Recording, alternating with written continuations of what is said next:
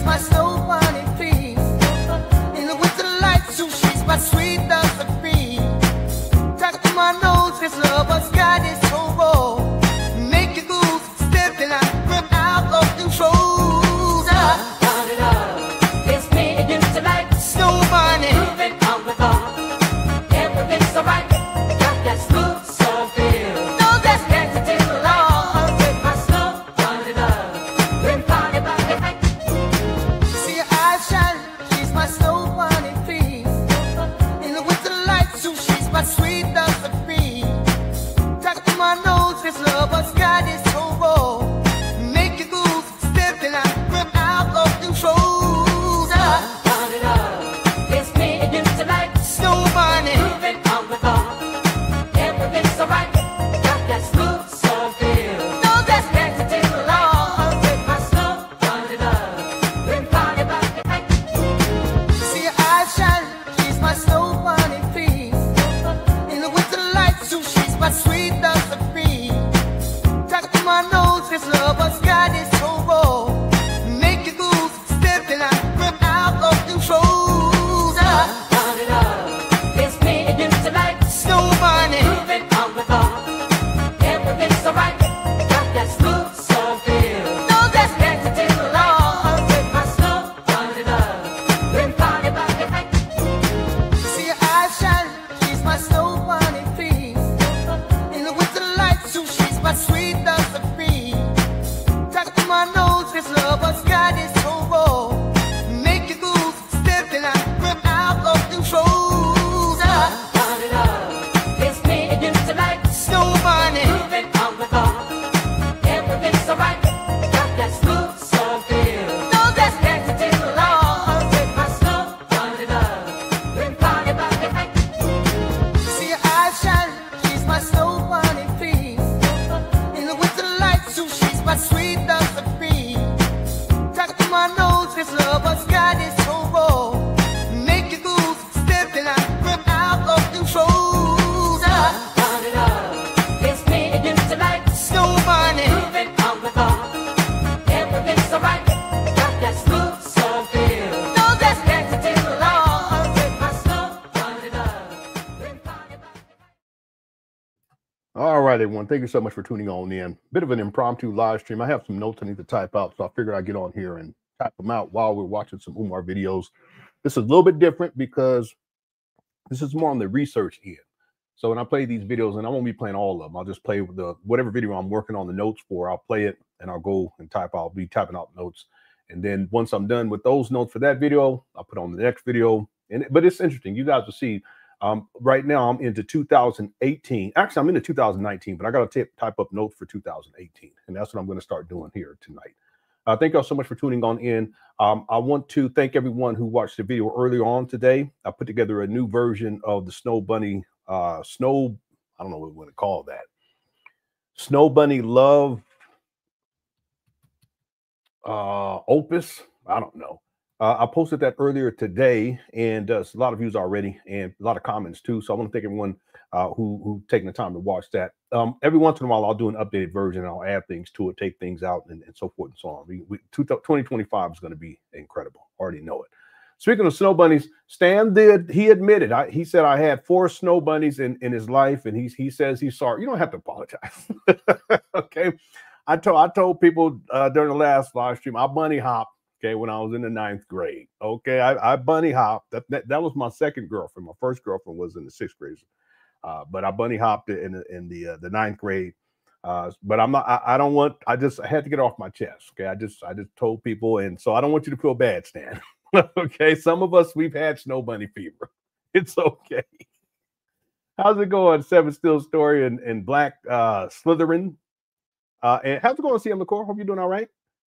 Yeah, you'll be president before FD. There's a poll up like, will I finish this documentary before Umar opens up FDMG? And the odds are that I will definitely finish this documentary. I'm projecting towards the middle of next year, maybe a little bit earlier, maybe a little bit later, but we'll wait and see as time continues to progress. Thank you, Eddie Word, for being here. I appreciate it. Your first girlfriend was okay. All right. Okay. You was a Supreme Commando. All right. That's G.I. Joe, not Death Row. That's not Serpentor. That's, I can't even remember his name right now. That's weird. That was my favorite cartoon. It slipped my mind. How's it going, Chris? Thanks for tuning on in. And Laurie, thank you for tuning on in too. Yeah. What's up, ADG? You got an eighth of a jar? I was watching those videos today when I was doing my editing. That's some crazy stuff in there. How's it going, Jay Smart? Yeah, the HVAC had to have a comeback. We'll get to the HVAC story too at a certain point. How's it going, Joshua? Thanks for tuning on in. Jackson for tuning on in too. Also, there was a super chat earlier before the show started from Boston, and he says excuses are the tools of the incompetent. I totally agree with that. And thanks for the super chat, Boston. I don't know if you're still here or not, but I appreciate the support. The thing is that Umar, not only is he incompetent, but he's a scam artist. He doesn't know what he's doing up there at FDMG. That much is clear. He's had these buildings for 5 years and 11 months now, 10 months and 3 weeks, and they're still not open. He conceptualized this in 2005. I got a video I'm going to show you all. It's around 2005. It didn't come online until 2011 based on my research. However, I will propose that it's closer to 2005 for a couple of reasons. One is because of how Umar looks in the video. But the other thing is that he says that he was in the UNIA when he did this video. It's a short video. It's like 13 minutes and 15 seconds. Again, it came on YouTube in 2011, February of 2020.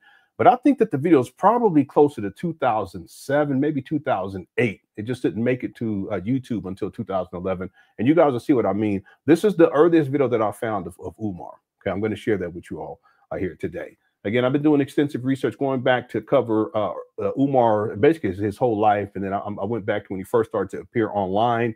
And I've been taking notes on all of this stuff and then saving videos, renaming videos for archival purposes. And all of this to be part of the effort to do all this research to be part of the documentary. Okay. I've already started on documenting. I've started on segments I share with members so far. How's it going, Swirl Girl? Thanks for tuning on in. Jimmy Jamboree as well. I'll be giving shout outs. What's up, Craig?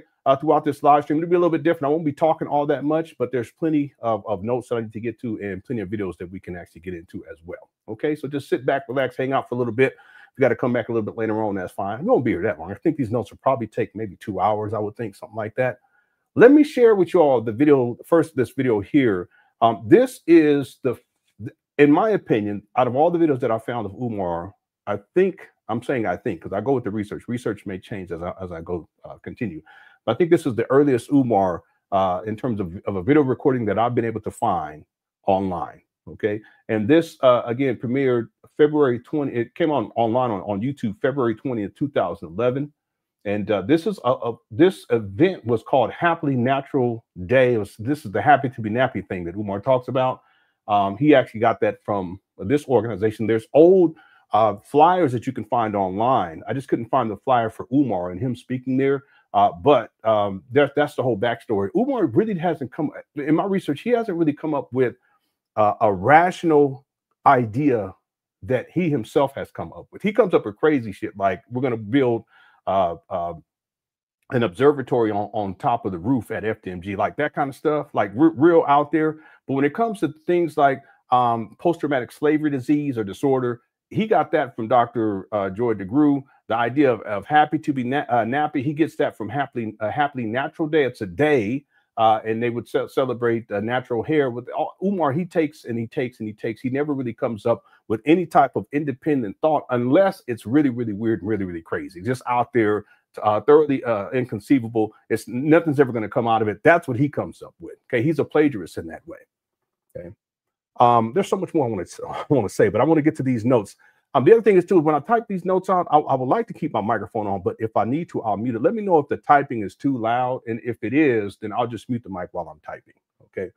All right. So let me play this video for y'all. This first video, it's 13 minutes and 15 seconds long, and this just gives you an idea, okay, of the research that's going into this. And this is much earlier on in Umar's speaking career, as it were. Okay, here it is right here. Let me know if you guys can hear the audio. Here we go. Umar Johnson, and I'm a member of the organization founded by the Right Excellent Honorable Marcus Mosiah Garvey, the Universal Negro Improvement Association.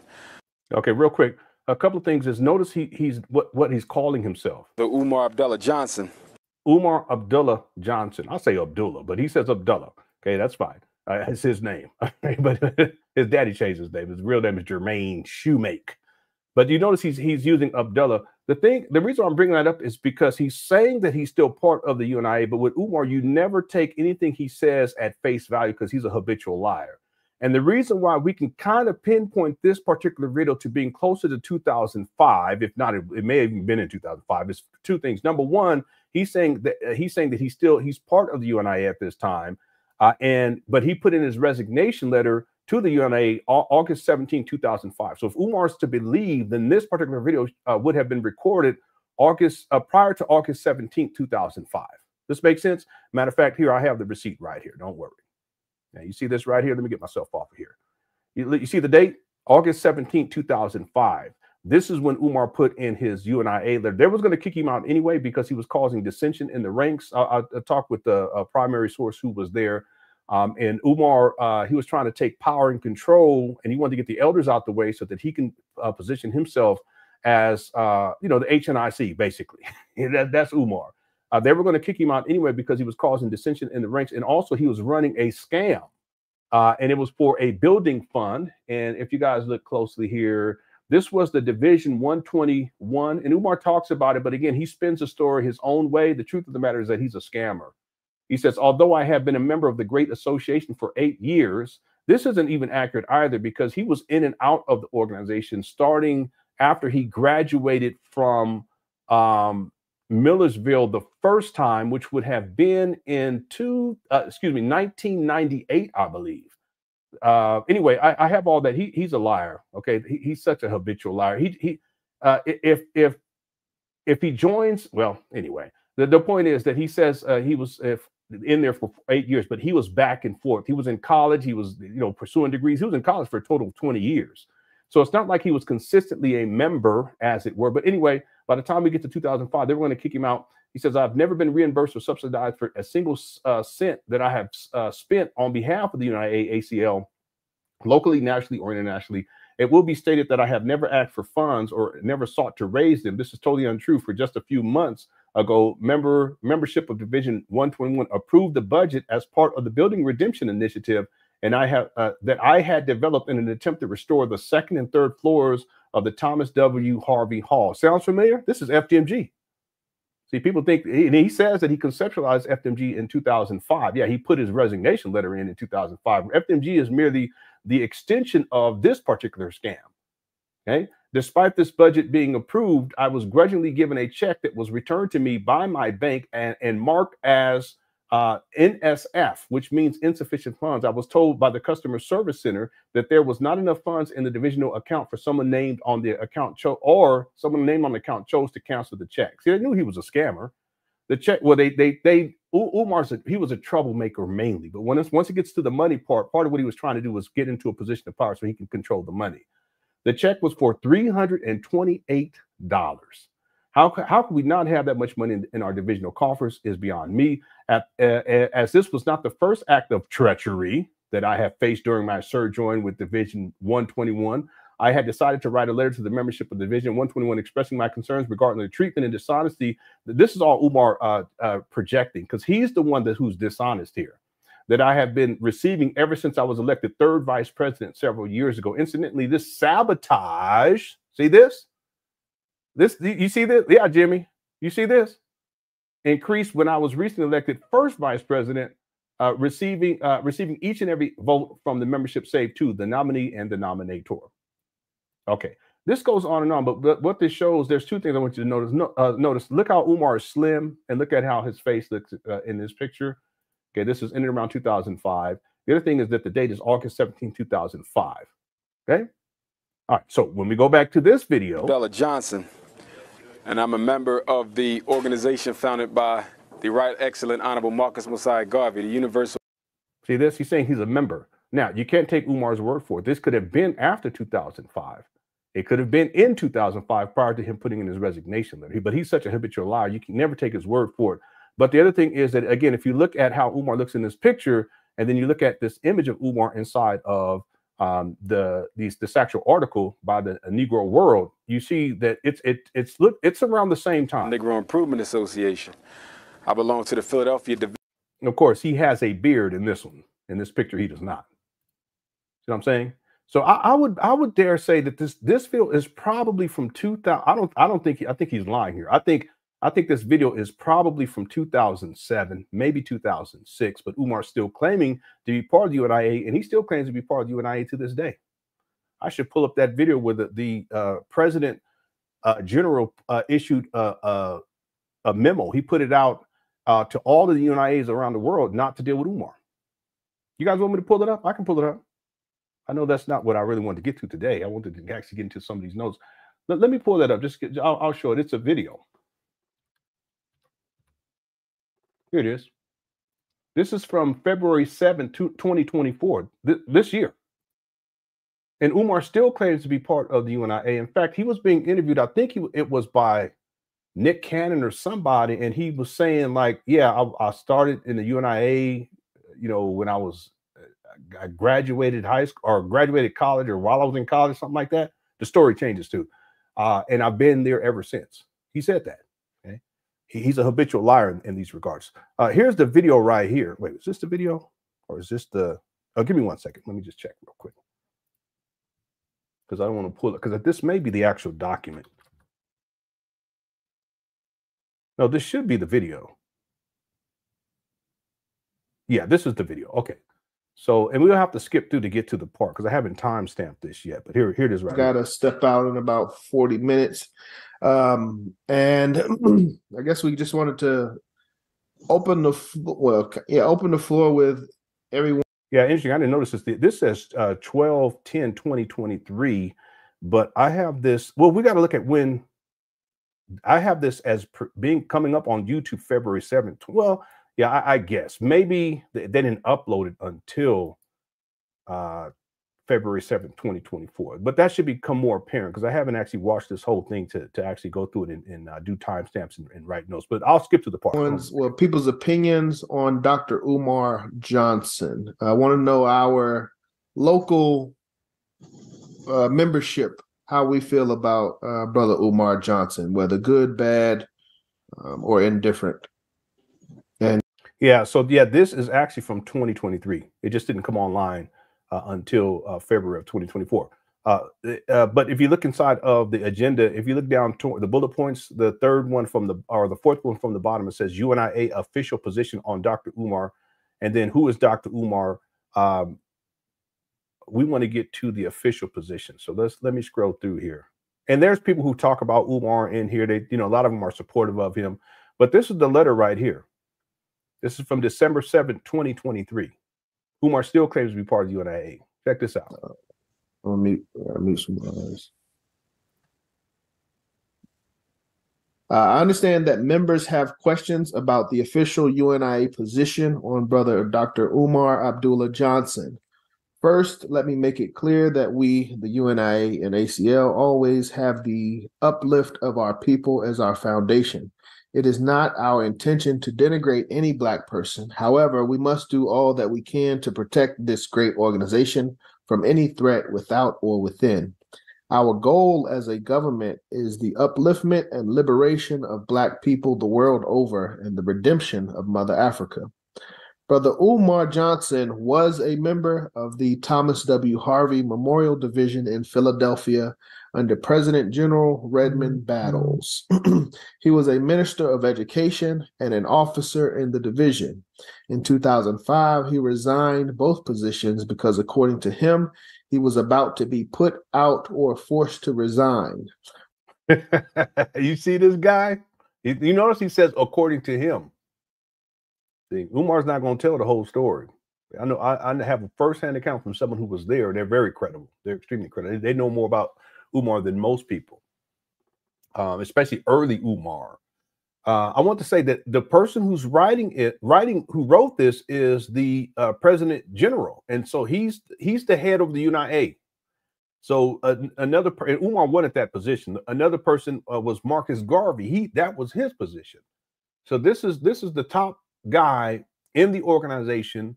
It's global, and he's the one who's writing this. Brother Umar stated in his resignation letter that, quote, even if expelled, I will always be a UNIA member, end quote. Since that time, Brother Umar has attempted to join other divisions of the UNIA and ACL. He seems to want to skirt the process and do things his way. As a government, we have procedures. You cannot just leave a division in bad or good standing. Yeah, I got to take a moment here real quick. Detroit, he was trying to get back into Detroit, and that's with that one other dude. Remember, I talked about him, Shabazz. That's why Umar was out there in Detroit a lot. He was trying to get into the Detroit chapter. Anyway, and join another. We have a transfer form that should be used. Someone who was about to be expelled, his words, needs to come before the HEC before being admitted to any division. That person also needs to face the division that he or she wronged. Our current Secretary General did reach out to Brother Umar when the Detroit division said he applied for membership. see what I'm saying? But you see how they're saying that he basically he has to apologize for the wrong that he did. He was trying to scam them out of money for a building fund, just like he's been scamming people for this FDMG school scam for over a decade now. See, let me just be clear about this. I've done extensive research. Again, I go back to the earliest videos that you can find of Umar online, but I go beyond that. I go back to his childhood. I go back to his father. I've researched his father. I've researched other people too. But in the documentary, I'm going to stick to his father. There's a whole segment. I played it for members. There's a segment where I talk about his father. It's relevant to Umar Johnson's early childhood development for different reasons. And if you've seen that segment as a member, you know what I'm talking about. But the other thing is that his father putting him into that military academy in the 9th grade, in around 9th grade, because Umar says 9th, he says 10th sometimes too, but I think it's 9th grade. That had a profound impact on Umar too, because it was a boarding school. Sound familiar? It's paramilitary. If you listen to Umar when he talks about FDMG, a lot of it is like corporal punishment, and we're going to pound their damn chests in. Someone made a very astute comment before. I can't remember who it was, but they said, well, maybe that's where Umar gets this idea of locking the boys in, turning the lights off, and talking about locking them in the school, turning the lights off, and playing capture the flag. Okay? On one hand, it's military, but then on the other hand, it sounds a little bit suspicious if you guys catch my drift. You see? And in that video, when Umar says that, after that, he pauses for a little bit and he said, but we have to make sure there's not any child abusers there. So I'm like, okay, why is he saying that? But the point is that him being sent off to that military academy, that also influenced Umar's conceptualization of a boarding school, because he's basically seeking to relive his own childhood trauma when he was sent away from his mama by his father, who wasn't even living in the home at that time, and was sent away to a paramilitary school, a boarding school where he lived there and everything was provided for him. And this set Umar on course to what he has become today. See? Fascinating stuff. Fascinating stuff. Okay, let's continue. Here we go. He did not respond to the meeting dates that were offered. We realized that a big name can bring in people to make our event successful. Nevertheless, there are many prominent Black scholars, entertainers, etc. a division can invite to participate in their programs. The UNIA does not need to depend on Brother Umar Johnson or any other person. Brother Umar and I have been on the same program on several occasions, but he has not once addressed me as the President General or shown me the respect as the leader of the UNIA. Okay, now part of the reason why is because Umar has always wanted to be in the position of power, and ultimate power. And because Umar believes that he's Frederick Douglass, and Umar believes that he's Marcus Garvey, then he believes that he should be the President General, to the point where and I've heard Umar say things about the President General, Michael Duncan, where he's trying to be, he's mincing his words. He's really being disrespectful, but he's just trying to be kind of cute about it, as it were. But this is, again, Umar, he was trying to cause dissension because he was trying, especially in Philadelphia, because he was trying to move up the ladder of the organization. The idea was that he wanted to get to the ultimate position of the President General. Okay, which is the position that Michael R. Duncan holds. So whenever Umar has been at the same program as the President General, Umar will not provide him with the proper respect. But it has more to do with Umar feeling as if the older statesmen in the organization need to be moved out the way, and that the younger people should be in their place, meaning Umar. Okay, even though Umar is not young. But again, this goes back to 2005. All right, here we go. The great association he claims to represent, claims to respect. I do not hold this against him. If The brother wants to return to the UNIA the correct way. We are happy to work with him. Until Brother Umar decides to do right by the UNIA, we ask all divisions to avoid using him for your events.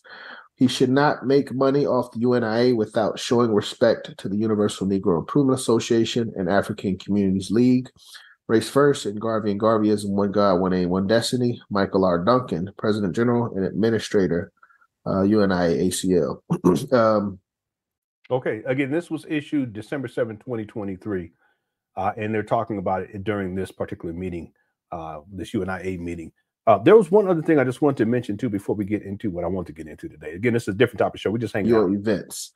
He should not make money off the UNIA without me as the President General or shown me the respect as the leader of the UNIA, the great association he claims to represent, claims to respect. I do not hold this against him. If the brother wants to return to the UNIA the correct way, we are happy to work with him. Okay, now if he's saying that Umar has to return the correct way, which is he basically has to put in another application and then put in a transfer, but then he has to go before, it's not like a judge, but he has to go before the organization and they have to iron all these issues out dealing with Umar. They go all the way back to 2005. But if the leader of the whole organization is saying that Umar has to go through this process to get back in, isn't that indicative of Umar at this time, or at least at that time, 2023, that he was not part of the UNIA? See what I'm saying? And yet I have plenty of times inside of my notes as I've gone through these Umar Johnson videos where Umar still claims to be part of the UNIA. See, he's a habitual liar. See, he put in his resignation letter in 2005. He has not been part of that organization. He tried to get back in Detroit. And see, but the way the organization goes, that all that information, if people are putting in applications and they're trying to sign up, that goes back to headquarters and they got this whole process they got to go through. And Umar's name comes up, and they already know about Umar. They don't want to deal with Umar. See, I would propose that even if Umar went through this process, they would probably reject him, or if they had him on board again, they would probably watch him very carefully and just put him in a position where he's not in a position of power. See what I'm saying? All right. So I just wanted to make that point, because in this video, and this is the video I'm taking notes on, I'm going to be typing out notes on this video, Umar, he claims to still be part of the UNIA, even though he put in his resignation letter in 2005. Here we go. By trade, I'm a school the Umar Abdullah Johnson. I'm a member of the organization founded by the Right Excellent Honorable Marcus Mosiah Garvey, the Universal Negro Improvement Association. I belong to the Philadelphia division. By trade, I'm a school psychologist. And in the city of Philadelphia, I'm the youngest of only 4 black male school psychologists, although Philadelphia is the 5th largest school district in the city, in America, I'm sorry. I actually happen to be a relative of that man hanging on the wall, Frederick Douglass, whose real name was Frederick Bailey, but he changed it to Douglass when he escaped to slavery, which is my family's name. He's actually a blood cousin. But I just want to give you some information. Okay, that's not true. He's lying. Daddy took a DNA test. They're not related. Anyway. That I hope can help you as you help children and families and parents in your communities and in your neighborhoods. School psychology, exactly what is that? The reason you probably don't know is because it was never intended for you to know. School psychologists are the psychologists who are responsible for evaluating children and determining whether or not they have educational disabilities.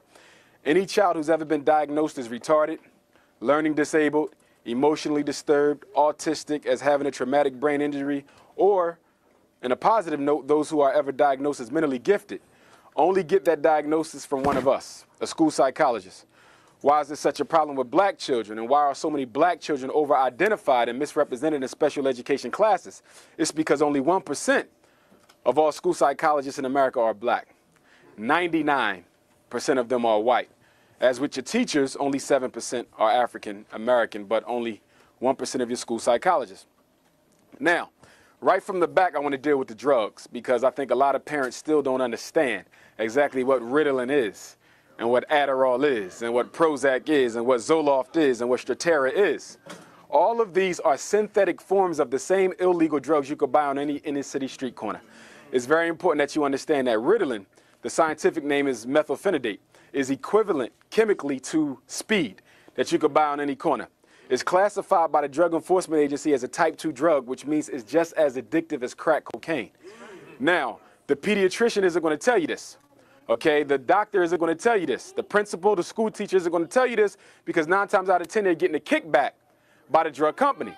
A lot of schools and school districts are actually subsidized and sponsored by these drug companies.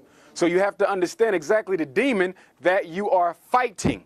But if you want to deal with the drug movement, you have to go back to the scientific study that was done by the United States government that gave birth to the drug movement. See, the drug movement didn't start 10 years ago. It actually started in the 80s, and it started with the National Institute of Mental Health. And what they did was, if you can think back a little bit to the 80s, you remember there was a big movement in American psychology and psychiatry to prove that black men were predisposed to be violent. If you can remember that, they said we had a gene that made us more violent than everybody else. Nobody wanted to look at the social variables, okay, and the historical variables that give rise to what we suffer.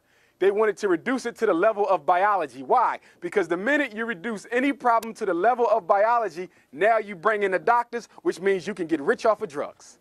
You have to watch that and be very, very careful about that. But anyhow, what the United States government said, and the man who was in charge of the National Institute of Mental Health at the time was a white man by the name of Peter Goodwin, I believe his name was. They said that if you want to be able to control the behavior of black kids in the inner city, don't study white kids and don't study black kids. Go to Africa and study monkeys in the jungle. This is 1980s. Okay. Now, they said because black people are so emotional and do not have the capacity to control their behavior because they're animalistic, because they don't have the capacity to control their behavior, if you want to control it, then you have to drug them. So every time you give a black child a pill, you are confirming the racist notion that says black people cannot regulate their behavior. And if you want to regulate it, then you must give them drugs. It's as simple as that. Now, they don't tell you about the side effects of these drugs. Number one, they all kill brain cells. To kill brain cells is to kill life. Yes, you have billions of them, but they can die over time and quite rapidly when you give people drugs, especially babies. Most of these drugs were designed for use on who? Adults. Nobody under 18 was ever supposed to be given one. But a few years ago, the American Psychological Association and the Food and Drug Administration said, now you can give adult psychiatric medications to 3-year-old black kids. Zoloft, Prozac, depression, black women, you have to be very careful about those because a lot of you are overdiagnosed for depression, okay? And what you have to understand is every last psychotropic medication that was ever put out in the market has been linked to what? Brain cancer. Every single one. And if you know anything about brain cancer, that's the one form of cancer, although most of them are mortal anyway, but that's the one form of cancer if you get, kiss it goodbye. Okay? Very important. We should not be giving our children drugs. Most of these drugs, especially in the minds of babies and in the bodies of babies, actually destroy the organs of the body. They mess with the liver, the kidneys, the heart. Believe it or not, they even cause the same problems that they're supposed to solve. Ritalin makes you hyperactive. Zoloft makes you depressed. Not only that, but most of these drugs have even been linked to an increase in suicide by those who take them. Most industrialized European nations do not allow psychotropic drugs to be given to their kids. If you go to Britain, they don't even give them out. But see, over here, it's all about dollars and cents. And to make a long story short, white people are making billions because you refuse to raise your children the right way. Bottom line. Why would you go to your enemy and ask them for help on how to raise a black child? That don't make no sense. And that's what's going on. See, in the 1800s and in the early 1900s, there was no such thing as ADHD. ADHD was put in the DSM-4 because it was lobbied for by the drug companies. They went to the American Psychiatric Association that relies on their money to operate and said, look, we need a diagnosis that can feed the prescribing of this drug. So they created ADHD. It's a joke. It don't even exist. Every day I got parents coming to me, Mr. Johnson, my son needed an evaluation. He ADHD. No, he not. 98% of all black boys who are diagnosed with ADHD also don't have a male figure in their life. What do children do when they don't get attention at home? They go to school and act out. Okay, they've been doing that since the beginning of time, but nobody was giving them drugs. But they're giving them drugs now because you begging for it. When I work in the schools, sometimes I got to fight the parents 3 times as hard as I got to fight the black man and the white man in white faces, or the white man in black face, the principals and the school teachers. Okay? Because they just as bad. They just as bad. Okay, once you put a black face on it, the problem normally gets worse because of your trust in the person standing in front of you. Well, he said worser. I'm gonna play the rest of this. I've already done the notes for the next video, but let me play the rest of this because just so you guys get an idea what I was talking about way, way, way back in the day. You have to stop trusting these Negro principles. I know they got Shaka Zulu on the wall. I know they wear kente cloth, the vests, okay? But they don't care nothing about our kids. Something between them leaving the hood and going to college. He said the vests. Okay. They're coming back, they lost something, okay? So you can't be trusting them with your children. One of the interesting things about the diagnosing and prescribing of drugs for kids, I was reading an article in one of the psychological magazines that I subscribe to. And it said that most kids who are prescribed drugs, the referral normally comes from either the teacher or the parent. Now that's ridiculous. Psychiatric drugs, but it's the teachers and the parent who driving the whole process. How can that be? You ain't no psychologist and you're not a psychiatrist. Exactly, and they're trying to reduce the numbers, okay? But I don't blame them. I blame the parent because even though black children make up about 75% of all special ed roles, guess what? There wouldn't be a black child sitting in special ed right now if it wasn't for a black parent who signed their life away. See, you can't put a black child in special ed without parental approval. You can't do it. You must get a signature. So behind every black child wasted in special ed is 2 Negro parents or one who let them go. What about these parents? Once you put them on the drugs. Yeah, one of the things you'll notice about Umar, he still does it these days, but I was taken back at the amount that he was doing, especially when he was talking. Nowadays, he's talking about crushing cookies and snow bunnies. But I was taken back by back in the day how Umar, when he would talk about children and parents, dealing with mental health issues or being misdiagnosed, et cetera, how much he would bash black parents. I mean, it's amazing. That's in my notes. I always outline him bashing black parents, him disrespecting black women, bashing black women, bashing black fathers, bashing black men, bashing celebrities, bashing entertainers. Give me 1 second. I'll fix this in a moment. You guys can still hear me though, so that's all good. He does this a lot. You know, he really he takes so much time talking, basically talking shit and making black people look bad, especially black parents. Meanwhile, he's a deadbeat. See, that's why I said when Umar Johnson fathers, when they say things like, well, you guys are criticizing the black man. Well, Umar criticizes everyone. A lot of what he says, most of what he says is disparaging towards black people. So when we call it out, somehow it's wrong. But when Umar does it, and he does it way more than anyone else I've ever seen online, especially disparaging black people. He does it more than white supremacists. Somehow he gets a pass. Okay, here we go. It's like the door of no return. Okay, because now what DHS does, and so you understand this, the National Institute of Mental Health is a subsidiary of DHS. Actually, the companies that push the drugs belong to the Department of Health and Human Services. See that. Now, once a child gets put on the... And Umar doesn't provide any proof of this. The other thing is that Umar Johnson, he's a conspiracy theorist. I was a conspiracy theorist too. So it doesn't mean that he's a bad person per se, but you often hear him say things, but he doesn't provide any type of source material. Whether it's true or not, he should have some source material. That's why inside of his books, there's no source material. A lot of the stuff, he makes it up off the top of his head based upon conspiracies that he kind of creates inside of his own mind. Very dangerous, in my opinion, because you're dealing with children's mental health. Sigmund said, does LenonHonor, are you open to a call? Not during this live stream. I'm going to live stream tomorrow and probably throughout the day. And we'll take calls then. We'll get back into going over more recent videos, but I want to take this particular live stream to get done.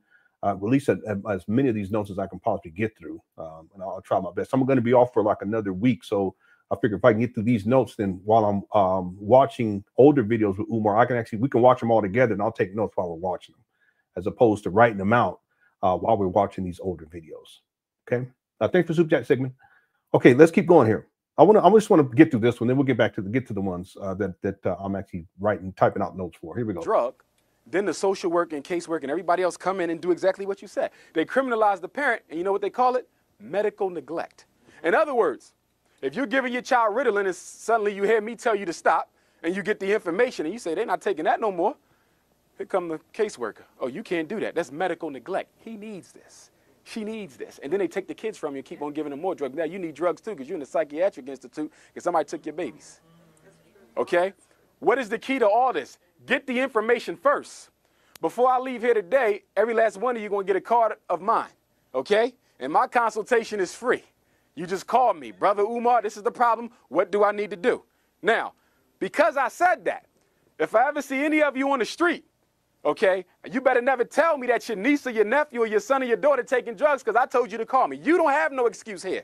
A lot of parents out there have excuses because they trust them black people in these schools who don't mean them no good.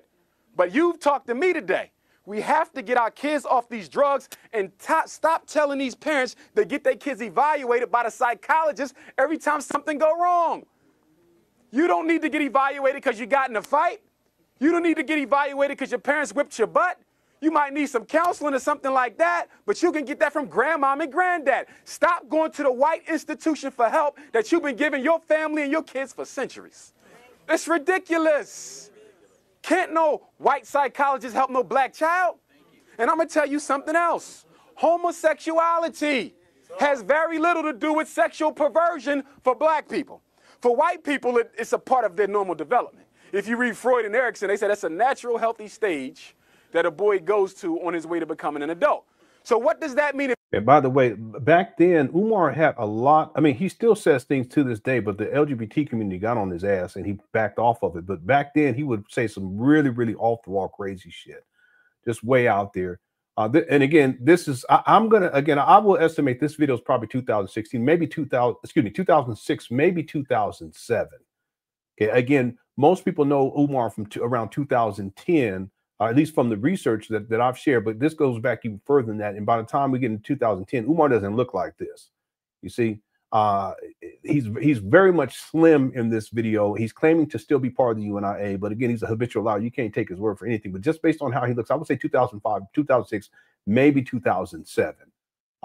Again, these days, he doesn't talk as much about LGBTQ in this way. He does take shots, but he's had a lot of backlash from the LGBTQ community, and because of it, he wasn't able to handle it all that well. So he doesn't talk this type of shit like he used to. Again, it's 2025 these days. Whatever y'all may think, human beings are human beings, and we should have love and respect for anyone, as long as they ain't trying to cause harm to other people, and as long as stuff is consensual amongst adults, then people should be able to live the life that they want to live. And again, if they're doing anything wrong, then that's a different thing. Doing something illegal, that's a different topic. But the way that Umar phrases things in these regards, very disrespectful and dehumanizing. It's just wrong. That shit needs to stop. It's 2025. Anyway, Umar needs an IEP test. He on the spectrum and he cracked. Now, let me say this. I don't think at this time, I don't think Umar was on that substance. I don't think so. I don't think he was. I think this happened a little bit later on. As I'm going through these older videos, you'll see the difference. You'll see the difference in how he looks. You see the difference how he acts to where he's at today. I mean, it's like night and day. You guys can even start in 2010. Somewhere along the way, he just got caught up in it more and more and more. Now he's a dope fiend. He go up to that school on Christmas Eve to live stream because he wants to get some money. He ain't got shit else to do. I mean, that's sad. It's really sad. It's a I can't even say it's a tragedy because it's his own.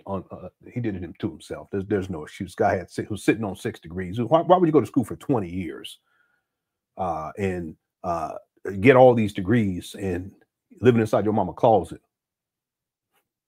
It's ridiculous. So that's on him. But the point I'm making is, I don't think at that time, I don't think he was on that. I don't think so. Now he could have been. He might have been dabbling here and there. This is speculation. You know how Umar, when he talks about Ritalin and all these types of things, there's something about it based on the trajectory of his life. I think him being in that sphere brought those things closer to him. And inevitably I'm speculating here that's what got him caught up. And then at a certain point, when he starts to come into fame, he's dealing with, traveling all over the place. He's in and out of hotel, motel rooms. He's dealing with women. He's dealing with strippers. And some of these women that, they might bring a little something along the way, because that's part of it. You see, let's not be naive. We're all adults here. And then it just got worse and worse and worse to where now he's basically a pookie. It's sad. It really is. Yeah. By the way, Umar, he's admitted to having ADHD.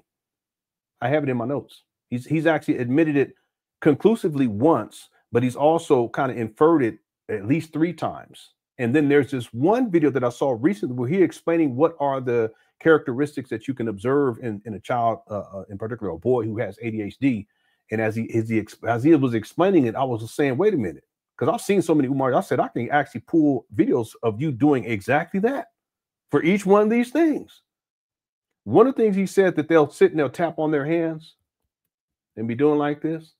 Well, I got a video where Umar, that's all he does for it's one of the weirdest shits you guys will ever see. He's sitting in a chair before a speaking engagement, and he puts the camera down on his hand, and he's just going like this, tapping his hand, going like this, tapping his hand. I said, boy, I'll have that in the documentary, because he starts breaking down this list, and I'll have one right after another one that shows exactly, because that's Umar. Thanks for super chat, Biddy Bobbity, Sasha Love. I appreciate it. And again, a Merry Christmas, everyone, and Happy New Year's coming up here too. We might do a marathon for the new year. Kev became a member again. Thank you so much, Kev. Hope you're doing all right. Thanks so much. Sigma says officially open season on this Payaso 2025, baby. Let's go. Yeah, it's going to be interesting. 2025 is going to be interesting, especially when it comes to Umar and his speaking engagements. If you guys are going to look at his speaking engagements and what he's listing, it's bare minimum. I mean, I've never seen it that low. And I've been following Umar for years. I've never seen it that. I mean, it's so thin. I mean, he's putting shit on there like, cemeteries. Like there's a funeral and shit. No, take all that off of there. The speaking engagements have dried up to the extreme. And as a consequence, that really puts added pressure on Umar, because he has to find a place to stay. Someone sent me something too today, and I don't know about the veracity of this. So, I didn't feel comfortable putting it and showing it to you all. I mean, I could, but I'm gonna choose not to, just to be fair to Umar. But I believe it. And someone was saying that it was a man that he said he has a friend that was dealing with Umar, and that Umar, what he'll do is that if he has a place to speak and they're not providing him with room and board, then he already has women that he can call to try to, because he's been traveling around a long time. He has women in particular cities that he can call that will let them stay with him. And some of them give the cookies, some of them they'll give him food, they'll give him a place to stay, et cetera, et cetera. But I heard stories about this, Black Anonymous, you remember, many years ago. So I believe it. I wouldn't be surprised at all, but I would have to talk with that person, the actual woman who's done this, and see if she can provide me with receipts that I can verify. But anyway, the man was saying that the woman at a certain point stopped having Umar as a guest because he was greedy, and he would just use up everything. He would eat up all the food. He would, in some cases, crush the cookies, and he wouldn't do anything in return. But that's Umar. He's a lazy sloth vagabond who likes to eat. And I can see him going up into some woman's house and laying around and just being sloppy and shit, not cleaning up after himself and eating up all the food. And then he goes and then he leaves. See? Now I could show it to you, but I ain't gonna do it because I can't verify that, unless I talk with the woman. And if she ever sees this video, want to reach out to me, you can email me, LenonHonor@yahoo.com, and I'll vet you and we'll go from there. So I've always been fair with Umar. And this to say that what we're talking about with his schedule and how things are shaping up, you can also throw in the school situation. 2025 is going to be very much interesting. And then, of course, the document, I think that's going to be a huge thing once it gets completed. By the way, I have to say this because I'm always fair with Umar, and I want to issue a retraction. And I'm going to do it a couple of times, too, because I think it's the right thing to do. I do have videos of Umar where he's taking video on his cell phone. He's taking video of women's body parts. I showed the example in the past of when he was on the airplane. I showed the example of when he was at the Frederick Douglass House. I have a lot of examples of him doing that to children. And in those videos, he is in fact holding the phone. However, the video that I showed that I said that he was holding the phone, I don't think he was holding the phone. And that was the one where he was in the slave dungeon in, I think it was in Ghana, Elmina slave dungeon. So I want to issue a retraction here. I apologize. I always try to be factual. I watched it because someone had said, no, they didn't think that he was holding the phone. I actually watched the video like 15 times to verify. And after I watched, I said, wait a minute, I can't say that I conclusively that he was holding the phone. And at this point, I don't believe that he was holding the phone. So I'm going to issue a retraction here, issue an apology, and it's the right thing to do. When it comes to Umar, I've always been fair. Okay. When I say something and I find out later based on the research, if someone corrects me, I'm open to the correction, and then I issue a public statement. And that's what I'm doing right here. And I'll do it a few other times as we progress through all of this, because I don't want to put anything on Umar that is not deserving. But I have plenty of other examples of him on his phone engaging in that behavior. The most atrocious ones is when he does it to the little girls. And he does it to at least one of the little boys. And when I saw that, I just turned it off. I said, I couldn't watch that shit. It infuriated me. The little boy was sitting at a table. Umar was sitting here, like he's sitting here. The little boy was sitting at the table on the edge next to him. And Umar takes his phone and he puts it under the table, and it's inside the little boy's crotch, and he holds it there. And yes, Umar's holding that phone. And I just turned it off. I said, no, I'm gonna have to come back to those and go through them. And once I go through them and I go through the timeline and put in my notes, I'm not gonna sit on that information. Again, I can't show that to you guys here because it's inappropriate, because these are children. In essence, they're victims. But once I have all that documented and I can actually have it compiled on as a list, okay, I'm not gonna sit on it. All right. All right. Thanks, Sigmund, for the super chat. And then Sigmund also says, I see him in public. He is catching. No, don't say that. Don't say that. Sigmund is playing. Okay. Sigmund is joking right now. All right. Let's just, I'm trying to. He says, all I got to say is this: don't come to South Central. No. He's just playing. Okay. He's playing, Sigmund. I'm going to have to email you about this, because you got to be careful now. You be. Right? Jackson said, I think he was being in college as long as he he needed something to keep him focused. Yeah, that's possible too. I've thought about that, because there are people who, when they're in college, that's when they get exposed to drugs. And I'm not talking about necessarily street drugs, but just drugs that, remain focused, drugs that keep themselves up because they have a paper that's due in the morning time, and they procrastinate it. There's a lot of people who that's when they get into the drugs. I knew people the first time I went to college, they never smoked no weed or nothing, but when they got there, it was a whole nother time, it was a whole nother scenario. But then there's also prescription drugs that people get into. And there's all types of things. I remember this one guy, I think he was Mexican. But he was in college. This was when I was in Oakland, and the year I met my wife, I can't remember what year that was, but anyway, he had a paper that was due the following morning. Real cool dude too. And he said he did ayahuasca, because he told us the following day, because we were asking, did you get your paper? And he says, yeah. And he said, I just did some ayahuasca, and I don't remember anything, but I got the paper done. I said, what? Because I thought ayahuasca would take you out. Maybe it was something else. I don't know, but he took something. But it was more traditional, what you would call traditional from that culture, whatever. And that's how he got his paper. He says he don't even remember writing the paper. He says after I woke up, and I don't even remember writing anything, but it was done. I said, okay. Okay, that's a very good comment too, right there, Jackson. A great observation. And again, Umar has issues with focusing. He has ADHD. He will not admit it.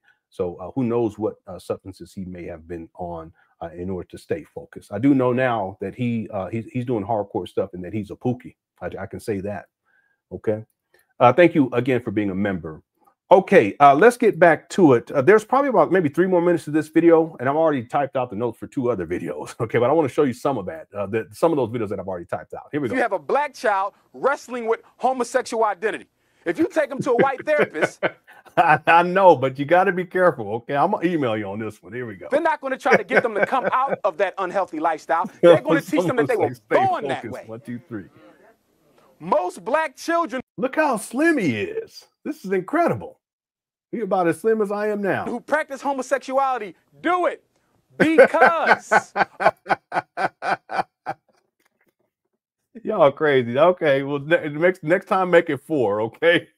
I know you barely had that, but next time make it 4. of a hatred for Y'all or a crazy. lack of love from a certain sex. Let me give sex parent. Let me give you an example. Here we You go. got a boy who never seen his mother in his life. Because of that, he might grow up hating women. And so therefore, he might decide that he's only going to be with men. Take a young lady whose father never been in her life, can't stand his guts. She might grow up hating men and decide she's going to spend the rest of her life with women. Very important that you understand this. It's psychosis at the back of all of this. Okay? It ain't no, I just want to sleep with girls and I just want to sleep with boys. Look at their history. You can see it so plainly. Also, a boy who never had his daddy in his life, still looking for love from that father figure, will go and get it from a man who can manipulate that into a homosexual relationship. Same thing with a woman.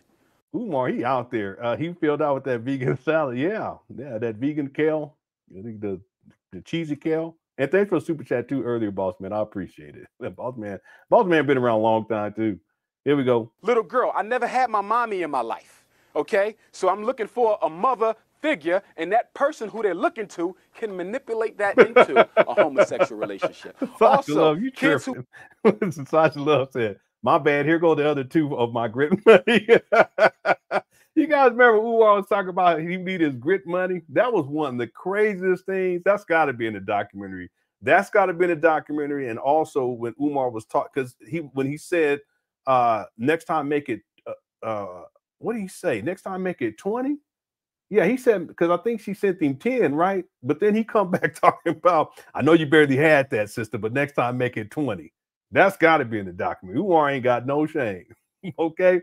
Thank you for the super chat, Sasha Love. Barry also says, why is Umar dressed like an inmate?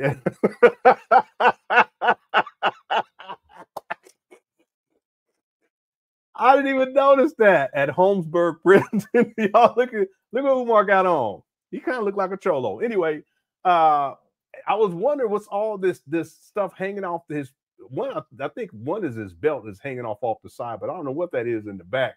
But he do look like an inmate. Yeah, my brother. Do you see the epitomosity that we need to bring to the people, my brother? Is well, let me do it. But first of all, sisters, first, I was thinking about this, my brother. Hold on. What? Now, what was it called?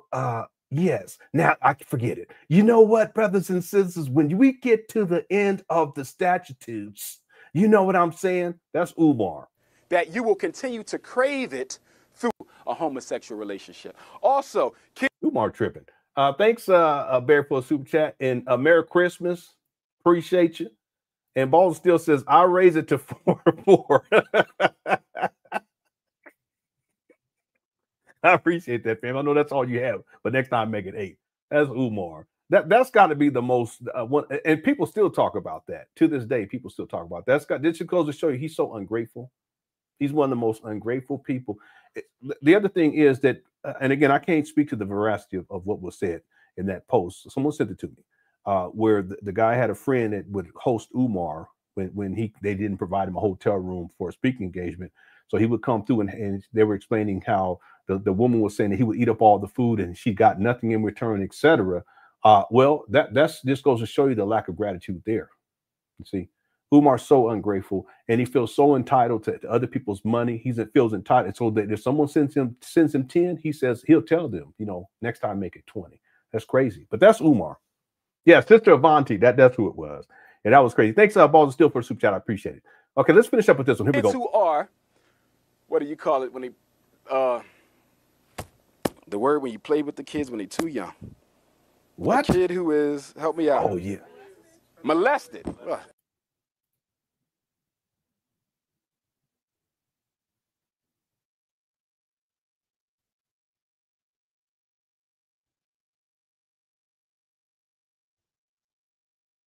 What you mean play with the kids when they too young?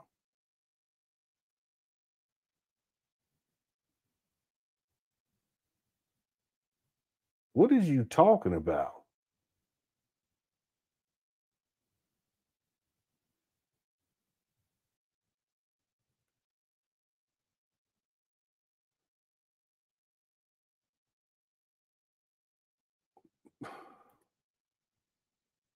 Been trying to tell you people.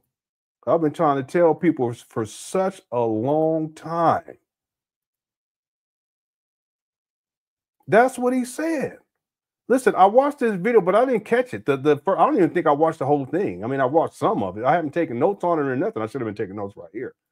But I told y'all he ain't got no business being around no kids. Remember, he said he want to cuddle with the kids. Let me play that back. This is some bullshit right here, Umar. Still looking for love from that father figure. Will go and get it from a man who can manipulate that into a homosexual relationship. Same thing with a woman. Little girl, I never had my mommy in my life, okay? So I'm looking for a mother figure, and that person who they're looking to can manipulate that into a homosexual relationship. Also, kids who are, what do you call it when they, the word when you play with the kids when they're too young.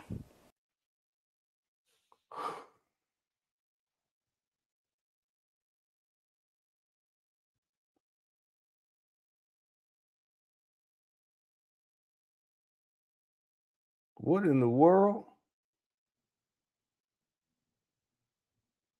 Versus what? When you play with the kids when they're not too young? What the fuck you talking about? I mean, it's already weird. Don't get me wrong. He ain't got, what is this? But even if you take it a step forward, just look at this one step. It's weird. It's just, I don't even like thinking about this shit. Let me play this one more time. Never had my mommy in my life, okay? So I'm looking for a mother figure, and that person who they're looking to. No. This is not AI. This video is, and most people have not seen this. Let me pull up my notes. This video is from. I think it was recorded in 2006, 2007, but it didn't come onto YouTube until 2011, if memory serves me right. Was it 2013? I can't even remember now. But I had explained it earlier on. This is not AI. This is Umar, and it's just that he's said all kind of stuff like this though. He said all kind of stuff like this in the past. It's just way out there. There's no justification for. Let me let it play straight through. Can manipulate that. Yeah, well, that's what I'm saying. He has supervised visitation with his kids, and there's specific reasons why. And one is if you're a threat to the child or a threat to the parents, or there's some issues dealing with. Anyway, let me just go ahead and let this play. That into a homosexual relationship. Also, kids who are, what do you call it when they, the word when you play with the kids when they're too young. A kid who is, help me out, molested. A child who is molested. Man, this is crazy. I'm gonna let it go. Something about the first sexual act of a human being, that no matter how much you hate that first act, that you will continue to crave it throughout life. So a little boy whose uncle molested him, although he hates the fact that this happened, there's like a paradox in the mind that he still searches it out. Man, this is some crazy, wild shit right here, Umar.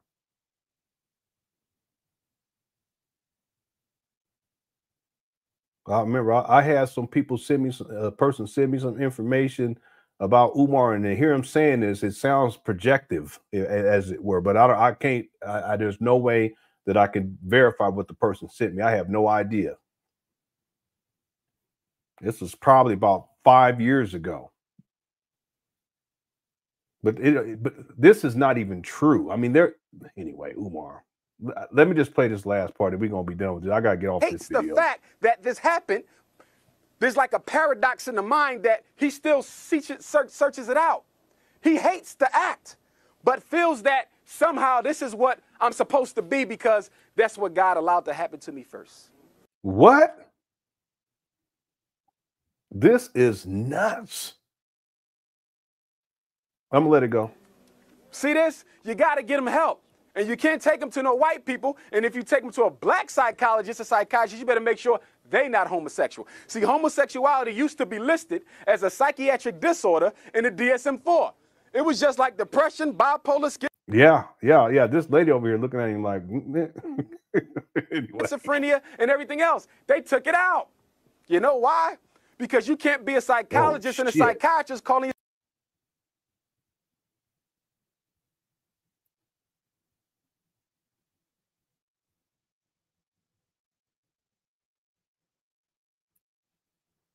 with women. Very important that you understand this. It's of all so plainly. Also, kids who are, what do you call it when they, the word when you play with the kids when they're too young. A kid who is. Oh no, Lord Jesus. Let's go. We got to get up off this video. Shit. Damn.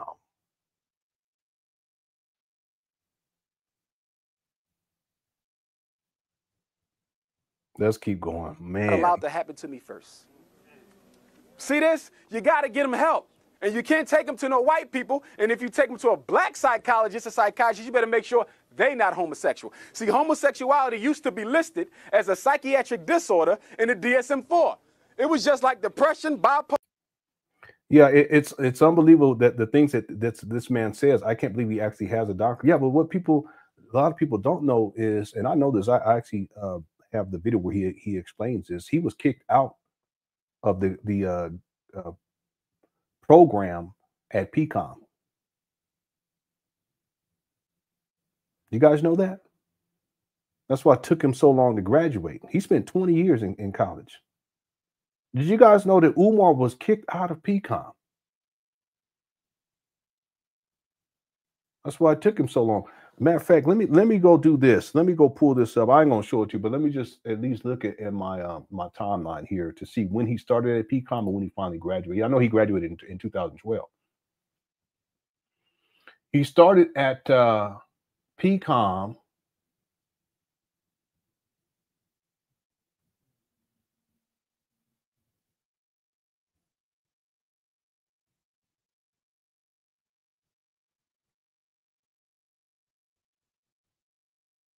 This don't even make no sense now. I'm gonna have to do some research on this. This doesn't even make any sense.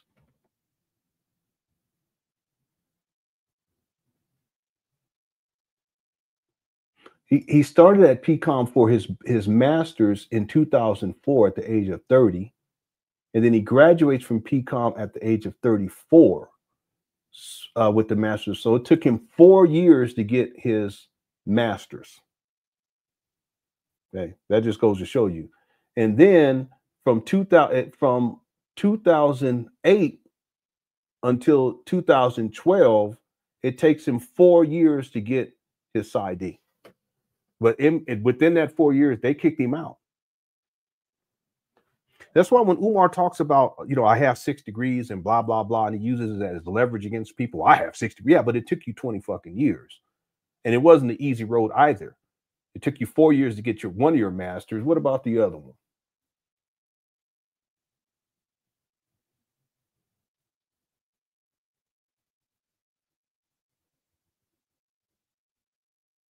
Yeah, I don't have it in my notes when he started the graduate program for Lehigh, but I do have it that he graduated in 2008. It would have had to have been after he graduated from Millersville, which was in 2000. And if we assume that he went right into it, then it took him 8 years. But I don't think he went right into it because that's when he started he started working in the Philadelphia School District. That was in 2001.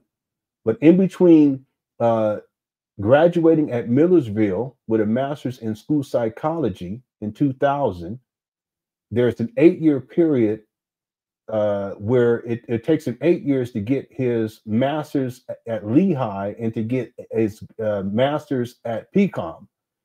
And then from 2008 to 2012, he's working to get his PsyD at PCOM. But that's 4 years, and during that 4 years, they kicked his ass out. I had a receipt. Don't worry. I got the receipt. In fact, that's something I recently, in one of these note packets I got to get to. I ain't even doing my notes anyway. It's all good. Here we go. All the schizophrenia and everything else. They What's took up, it Phil? out. You know why? Because you can't be a psychologist and a psychiatrist calling yourself a therapist, and you suffer from psychopathology yourself. It's projecting. So they took it out. Umar projecting, and that's it. That's the whole video that I have. Again, I think that this video is from 2006, 2007. It could be even 2008. But Umar says he's still in the UNIA. He put in his resignation letter in 2005. So based on his own words, this video would have to be 2005. I don't think it's 2005. But the point is that there's a lot that's revealed in here, including him talking about little kids that get whatever the shit he said. This boy did. This guy, he ain't got no business being around no kids. I've been telling people for such a long time. I'm typing out this note right now. It says goal of FDMG is indoctrination of children in the military style, and that's why basically FDMG would be function as a military academy. And remember, Umar, he went to a military school, a boarding school at that. All right. Okay. Let's reset for the next video if you guys don't mind. I know it really is. It really is. Let's do this and I'll set up the next video. Here we go. See her eyes shine, she's my snow bunny queen. In the winter light, so she's my sweet dove of cream. Talk to my nose, this lover's got its whole roll. Make it move, stepping out, run out of control. It's me against the light. Snow bunny, Moving on the bar. Everything's alright. Got that smooth soul feel. no, that's Dancing till the light. With my snow bunny love. Then party by the night. see her eyes shine, she's my snow bunny queen. In the winter light, so she's my sweet dove of cream. Talk to my nose, this lover's got its whole roll. Make it move, stepping out, run out of control. Bunny love. It's me against the light. Snow bunny, Moving on the bar. Everything's alright. Got that smooth soul feel. no, that's Dancing till the light. With my snow bunny love. Then party by the night. see her eyes shine, she's my snow bunny queen. In the winter light, so she's my sweet dove of cream. Talk to my nose, this lover's got its whole roll. Make it move, stepping out, run out of control. Bunny love. It's me against the light. Snow bunny, Moving on the bar. Everything's alright. Got that smooth soul feel. no, that's Dancing till the light. With my snow bunny love. Then party by the night. see her eyes shine, she's my snow bunny queen. In the winter light, so she's my sweet dove of cream. Talk to my nose, this lover's got its whole roll. Make it move, stepping out, run out of control. Bunny love. It's me against the light. Snow bunny, Moving on the bar. Everything's alright. Got that smooth soul feel. no, that's Dancing till the light. With my snow bunny love. Then party by the night. see her eyes shine, she's my snow bunny queen. In the winter light, so she's my sweet dove of cream. Talk to my nose, this lover's got its whole roll. Make it move, stepping out, run out of control. Bunny love. It's me against the light. Snow bunny, Moving on the bar. Everything's alright. Got that smooth soul feel. no, that's Dancing till the light. With my snow bunny love. Then party by the night. Yeah, Michael Jackson. His real name is what was his real name, Black Anonymous? It was Rico. Rico. So we call him Rico Jackson as well, lovingly. All right. All right, let me pull up the already typed out the notes for this, but I'll just give you guys some of the notes sections. Okay. This was when Umar was in Japan. Look at the picture in the back of Justin. Jesus. Boy, the irony. Here we go.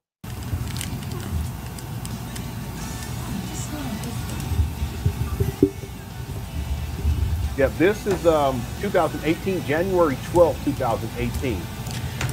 Yes. Hello, good morning, Blackened listeners, Blackened viewers. Welcome to another edition of JP Vibes, coming to you live from Blackened TV in Osaka, Japan. I'm your host, Louis, aka Jaja.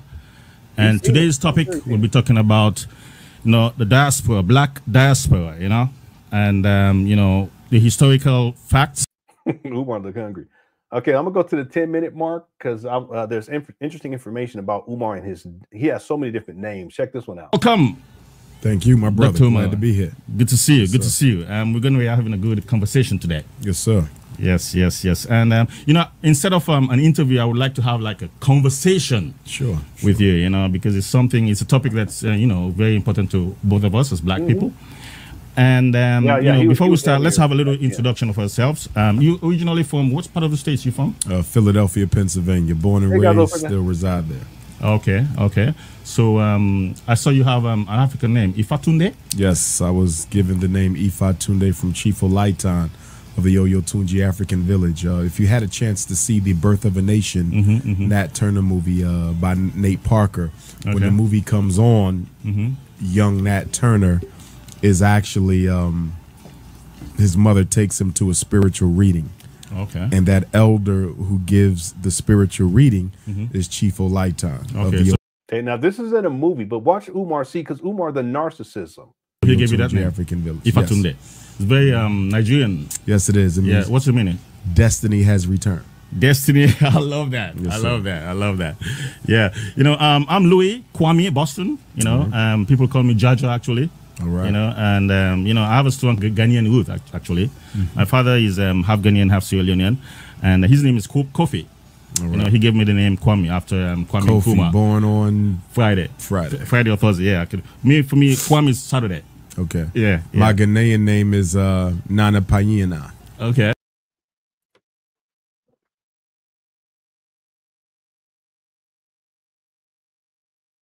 One day we're going to do a show and we're just going to do all of Umar's names. This guy has so many different names.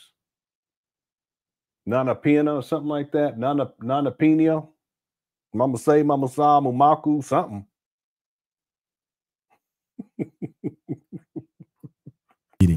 Okay. And that elder who gives the spiritual. Yeah, I love that. Yeah. You know, I'm Louis Kwame, Boston. Roots, you know, from the Maroons. Okay. You know, and her mother, my grandmother, brought her over to Sierra Leone. Okay. And you know, when she was like a little girl, huh? Okay. Yeah. Okay. And so I have both. You know, I have a strong Ghanaian root actually. My father is half Ghanaian, half Sierra Leonean, and his name is Kofi. Right. You know, he gave me the name Kwame after Kwame Nkrumah. Born on Friday or Thursday. Yeah. For me, Kwame is Saturday. Okay. Yeah. My Ghanaian name is Nana Panyina. Okay. Nana Pania. Nana Paniana. Something like that. I don't know. Yeah, any relation to Caesar? Probably. It's Umar, though. Okay, and then 1640. Check this out. What we should call ourselves.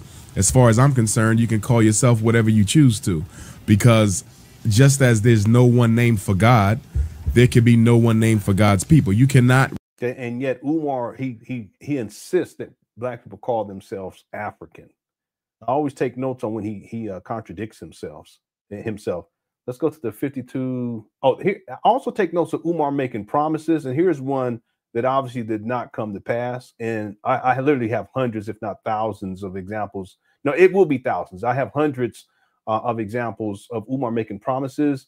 And I'm going to do a sequence inside a documentary where I show he makes all these promises of things that he's going to do, but he never does anything. Here we go. Concrete. Certainly. Yeah. Certainly. I think that's my take. What's your take on it? No, I agree with you. I definitely agree with you. One of the things I'm planning for 2019 is a Pan-African International Youth Conference. I'm going to do it on the continent. We're looking at Ghana, Nigeria, or South Africa potentially.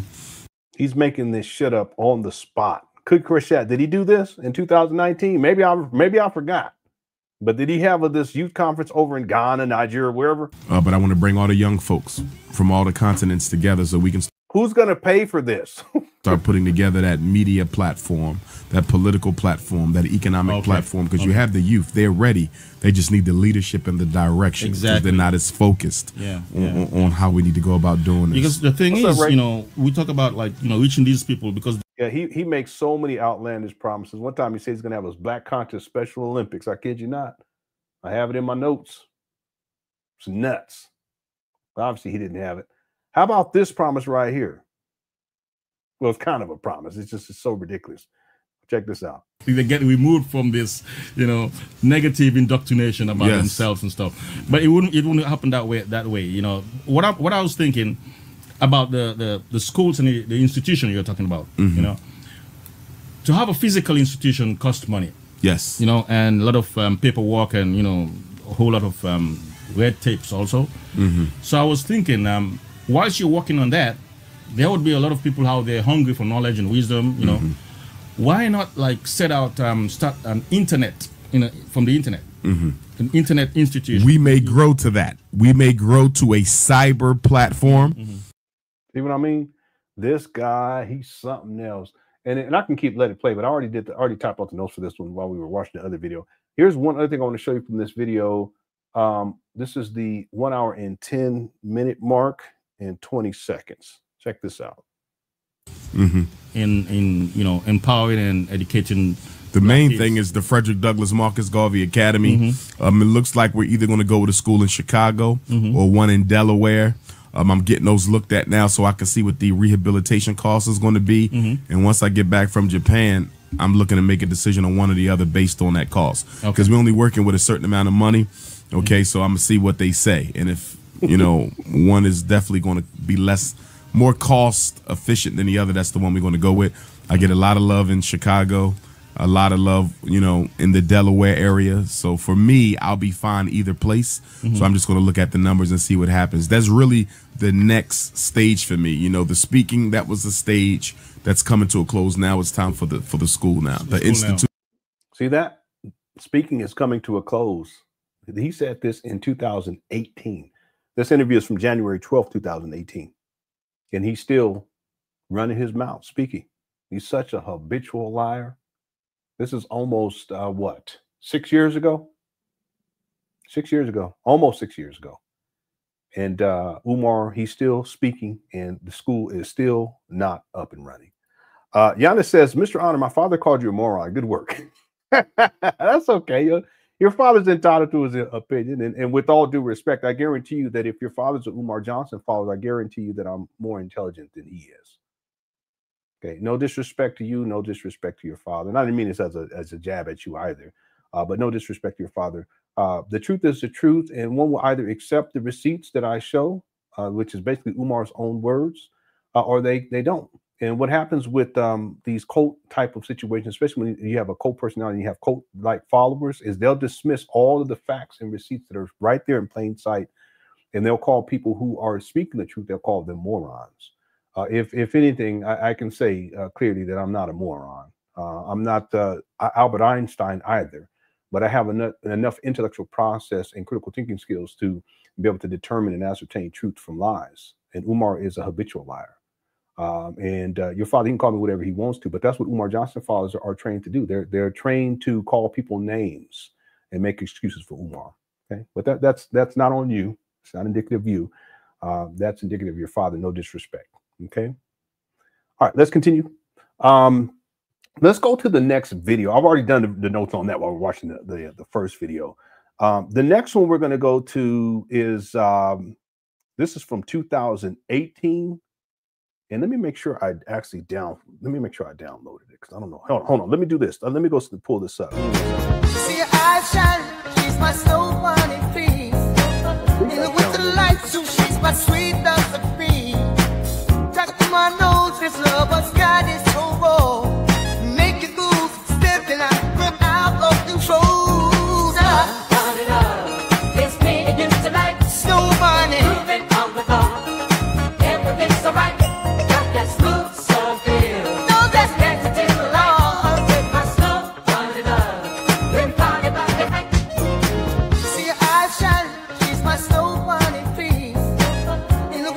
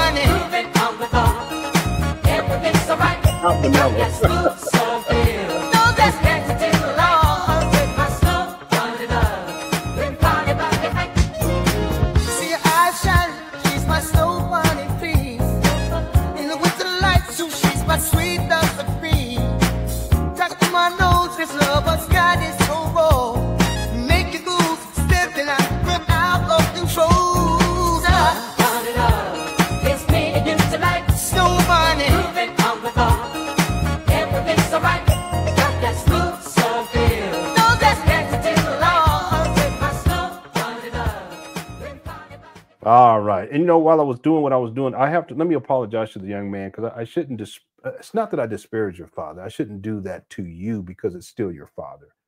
So let me apologize, because I shouldn't have done that. Okay.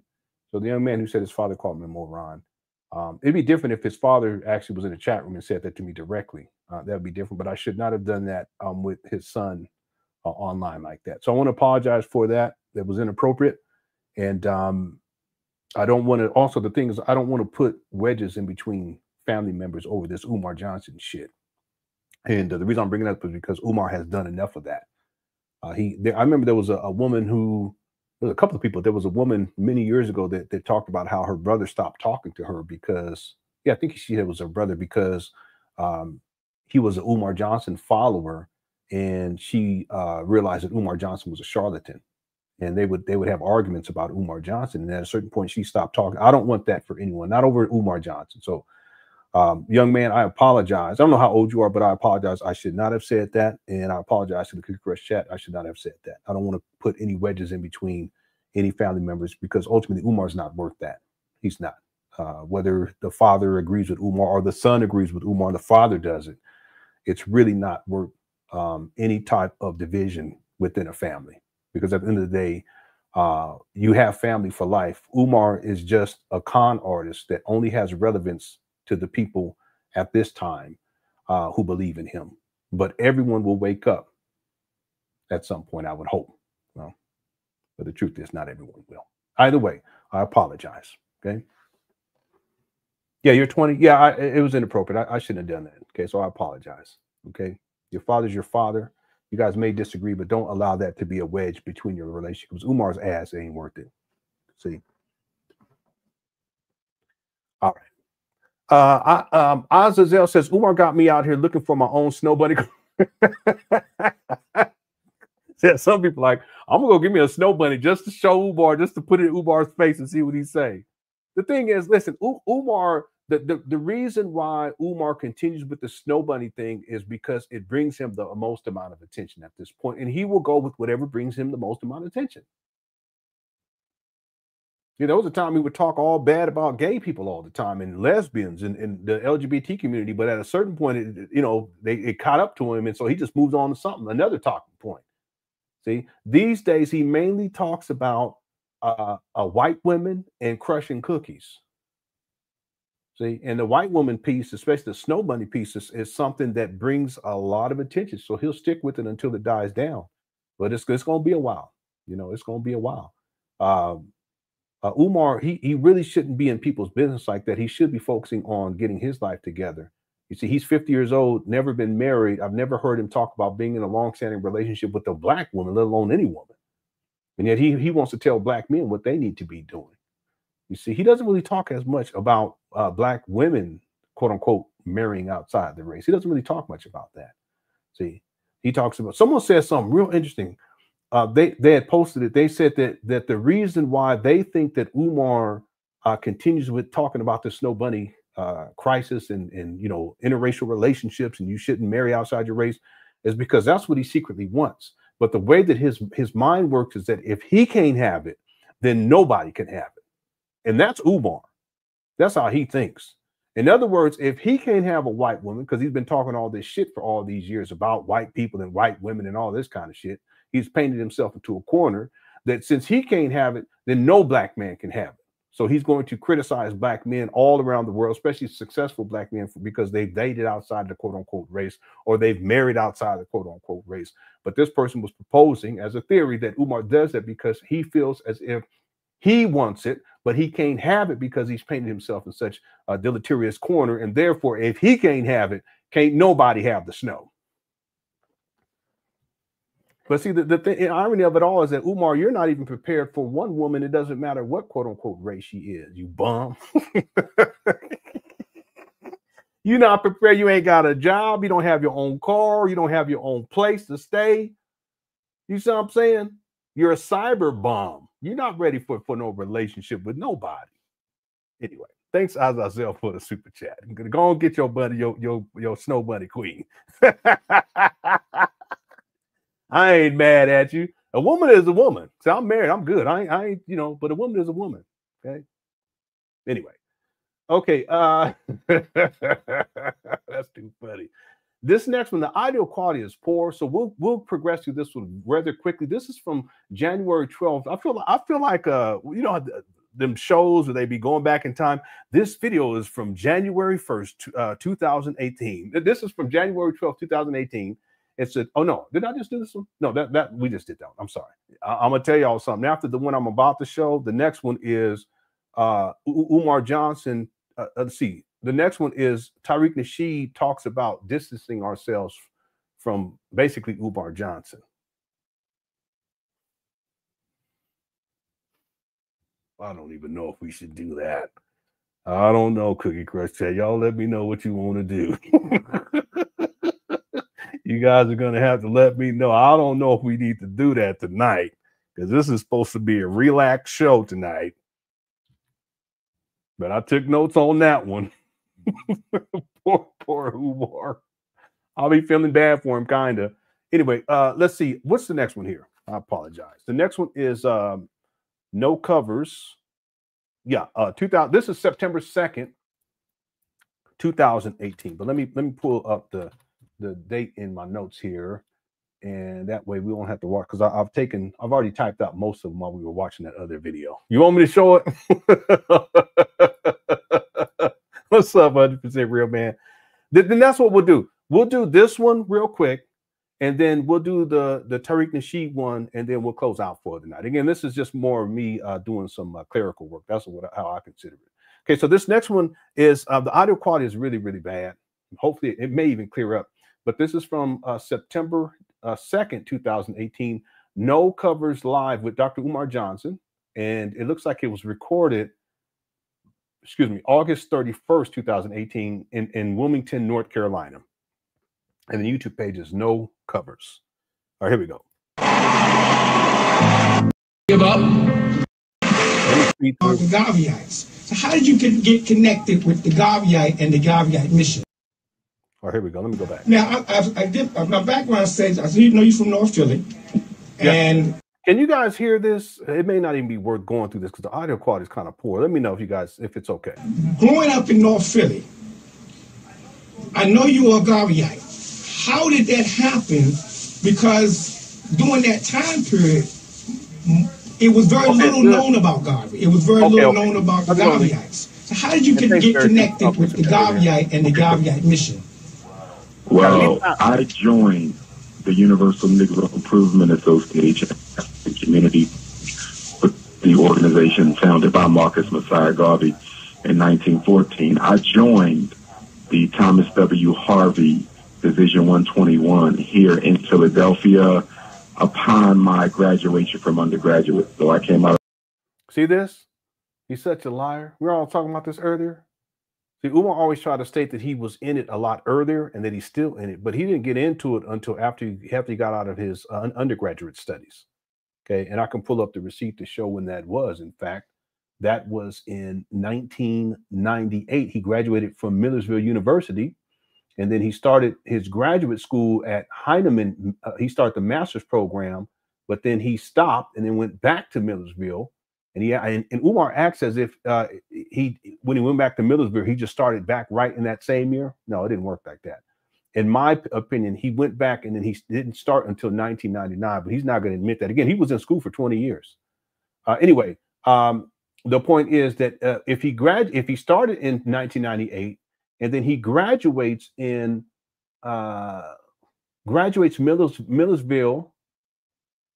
No, I'm sorry. He graduates from Millersville in 1998. That means that he started in the UNIA in 1998. Okay, but he'll make it seem like he was in it much earlier than that. Umar, he's a habitual liar. That's why I take these types of notes, because I'll provide these contradictions inside of the documentary.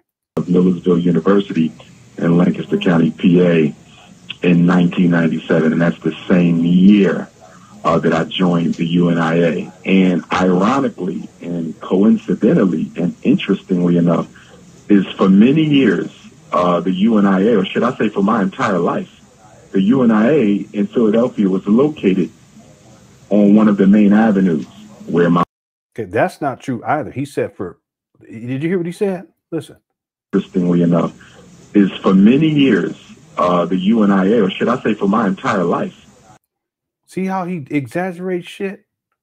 First he says for many years, but then he says for his entire life. What are you talking about? And see, he didn't live in Philadelphia from the time of his birth to the time until present. He lived in South Carolina. I think it's North or South Carolina. I have it in my notes. Anyway. The UNIA in Philadelphia was located on one of the main avenues where my mother did much of her shopping. And it was right next door to the sneaker store where my mother bought most of the shoes that I wore for most of my life. So yeah, see, now he's saying most of his life. See, but guess what? He didn't live in that same location for all of his life, based on what he said earlier. I hope you guys see what I'm saying. He just exaggerates shit. Instead of just saying most or some, he has to say all, and it's so unnecessary. Let me replay that. It just goes to show you, Umar. This is what I mean by someone who is a pathological liar. It's so fucking unnecessary. Just say, instead of saying there's 3 buildings, or excuse me, instead of saying there's 3 buildings at the FDMG, he has to say that there's 4. I actually have this. I have this guy saying that there's 5 buildings. I have this one video where he says there's 4. There's 3. If you guys go and look at Google Maps, I'm going to point this outside document. I've talked about this is what I mean. It's so unnecessary. He's a habitual liar. And what a habitual liar is they lie because they want to paint a particular narrative. Okay. In this case, they want to make things seem to be better than what they really are. We got 4 buildings. I actually have him say, I have a video where he says 5. I don't know if there's a video or a radio interview, but there's this another video where he says that there's 4 buildings. And then he starts to say, talk about what each one of these buildings, the name of each one of these buildings. He says the first building is called this, blah, blah, blah. And then the second building is going to be called this, blah, blah, blah. And then the third building is going to be called this, blah, blah, blah. And then he stops. He doesn't say anything about the 4th building because there is no 4th building. But it's to paint a particular narrative. And that's what he does here. Instead of simply saying, this UNIA building was near the sneaker store that was owned by Jewish people, and it was there for most of my life. No, he has to say all of my life, because this is just how that's what you call a pathological liar. Now, there's also a habitual liar. A habitual liar is someone who they just lie about stuff. Umar does this too, but I think he's more of a pathological liar. A habitual liar is someone, they'll lie unnecessarily about shit that's not even necessary to lie about. Oh, does Umar do that? Yes. But most of the time it's to paint a particular narrative. And that's when you get into someone who is a pathological liar. Okay. I thank you for including us in the journey of making this doc. Yeah, I think this is a good idea. I've been thinking about it for a couple of months now. And even if we get on here, like let's say for 2 hours, and then I just type out notes, and then we chat, we hang out, and then I can actually pull the different examples of what I'm taking notes on, and in preparation for the document, I think it's a good idea. And if people don't want to do it at a certain point, I'll just do it on my own time. But I would much rather be doing it and kicking it with you all while I'm doing it. Might as well. And then once I get these notes done. It's a whole bunch of them, but once I get these notes done before I have to go back to work, what I end up doing is the next videos that I take notes on, we'll watch them together, and I'll take notes live. Okay. Thank you again for being a member too, as well. Your kids will see this. I appreciate your membership. Giannis says, I'm sorry for my father's arrogance. I actually emailed you a month ago about this, so forgive him. God bless. Yeah, I think I do remember getting your email. I'm so behind on emails, and sometimes I read them and I'm going to respond, and I get other emails and other stuff. And so I don't respond to emails quite like I should. No disrespect to anyone. It's just my time commitments. But I do remember you sending, I think that was you, about your father and how you were, you can see the truth about Umar, but your father was a believer in Umar. Again, you don't have to apologize, and you don't have to apologize for your father. I do owe you an apology because I shouldn't have said what I said, because regardless of what your father thinks about Umar and what I think about and what I know about Umar, it's the difference between thinking, and knowing. Based on it, still should not. I should not put you in a position where you have to it puts a little bit of a wedge between the two of you, it's just not worth it. At the end of the day, he's your father, and even if he believes in Umar Johnson, who's a con artist, he's still your father. And more important is for you to maintain your relationship with your father, regardless of whether or not you believe Umar is a fraudster or he believes that Umar is not a fraudster. And I shouldn't have said that to you. It's just inappropriate, So I apologize for that. But Umar's still a fraudster. He's still a scam artist. Okay, I can say that with absolute certainty. I can say that. But no, you don't have to apologize for your father. You don't have to do that. I don't have to apologize for my father. Then you don't have to apologize for your father or your mother, for anyone. You apologize if you're in the wrong. And in this case, I was in the wrong. So I apologize, Shonda. Thanks for super chat too. And hold on to your money. If you're 20, just hold on to your money. You know what I'm saying? That's okay. I just, hopefully I'll see it in the chat room, and I'll you probably richer than I am. You probably got more money than me anyway. With all these kids. I'm just playing. Thanks for the super chat. Your kids will see this says each room is a building you didn't. Yeah. Well, see what Umar, this is what I mean by Umar. That's how he sold. If you guys go back to the beginning when he started talking about FDMG 2000, I'm talking about when he started fundraising for FDMG 2014, he comes up with that massive structure. It's a 500-acre compound that has a river. It's going to be a man-made river in the shape of Africa that surrounds it. It's going to have a baseball field, a football field, a sports track facility. It's going to have a landing, what do they call it? An airstrip, for airplanes and helicopters. A NASA building. There's going to be a zoo. There's going to be these massive dormitories. There's all of this stuff. A store, and it's on all kind of stuff. A hospital on a 500-acre. See, this is Umar. It's just habitual lying. It's just habitual lying. And then he just, over the years, he just condenses it. Then it becomes St. Paul's, and then it becomes these quote unquote 4 buildings in Wilmington, Delaware. And then it becomes 3 buildings. And it becomes 2 buildings. That's when he's only working on one side of the street. And then it becomes just the gym. You see, he never finished the gym. But that's what Umar does. You see, he exaggerates, but that's a selling point. He always oversells. Tariq talks about that too, how Umar oversold this whole idea. But that's how these con artists get people. They just oversell shit. It sounds incredible, but nothing ever comes into fruition. We'll get to that Tariq video after this one. Okay. Okay. Thank you for the super chat. I hope I didn't miss any. And by the way, I missed Tata's super chat. I don't know if she's here this evening, but I missed her super chat the other day. And I want to apologize. I'm doing a lot of apologies today. I want to apologize to Tata on that one. If you're here, I'll apologize. If you're not, I'm going to apologize next time I'll see you up in here, because I try to catch everyone. And I think I'm all caught up on everyone. Okay. Thanks everyone for the support. I appreciate it. Yeah, that's what it is, Ed. It's delusions of grandeur. It's part of the narcissism with Umar. And he never produces anything. He's like a head movie. That's what Black Dot called it. Anyway, here we go. The organization founded by Marcus Messiah Garvey in 1914. I joined the Thomas W. Harvey Division 121 here in Philadelphia upon my graduation from undergraduate. So I came out of Millersville University in Lancaster County, PA in 1997, and that's the same year that I joined the UNIA. And ironically and coincidentally and interestingly enough, is for many years, the UNIA, or should I say for my entire life, the UNIA in Philadelphia was located on one of the main avenues where my mother did much of her shopping. And it was right next door to the sneaker store where my mother bought most of the shoes that I wore for most of my life. So now he says most of my life. First he says all of my life, like his mama was shopping there. Then he says but it couldn't be all of his life, and that's why he corrects. He's such a liar because he lived in other places. He didn't live in Pennsylvania his whole life.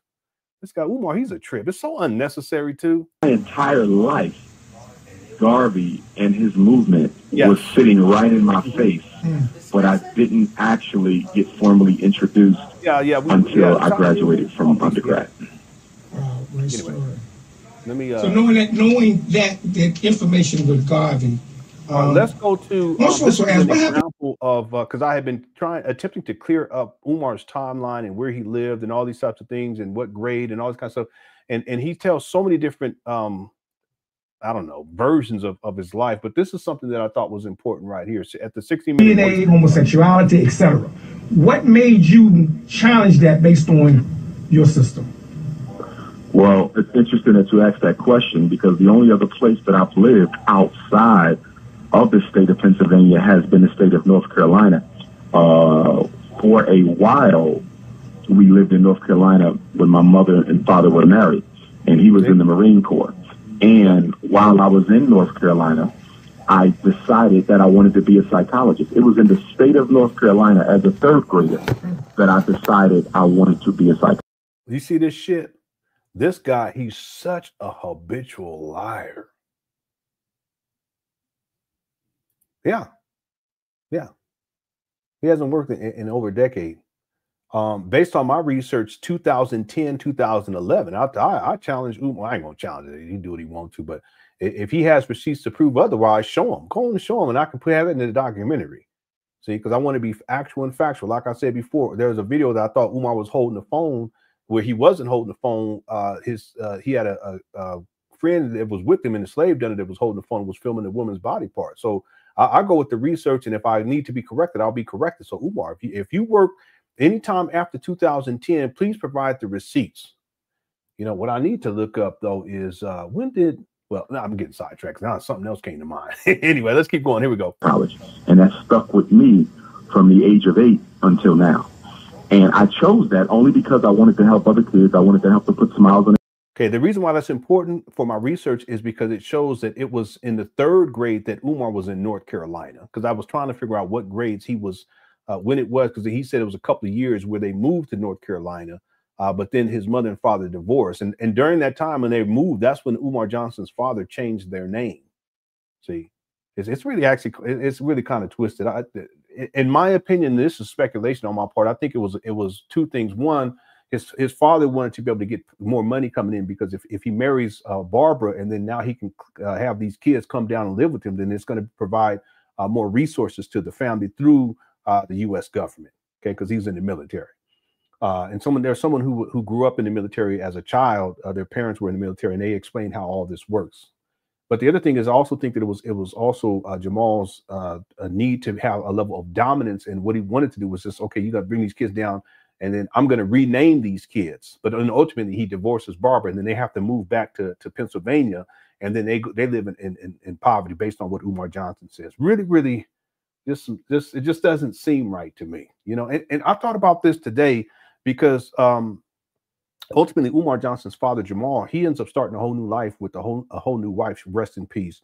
And he basically disowned the other side of the family. It's not that he wasn't dealing with them, but that wasn't his primary focus. So while they were still growing up in poverty, he he started working in he said that he worked for he said for a couple of years that he worked for Disney down in Florida. So at some point he had to have lived in Florida, because there's no Disney in Pennsylvania. And I have a picture of him when he was down there.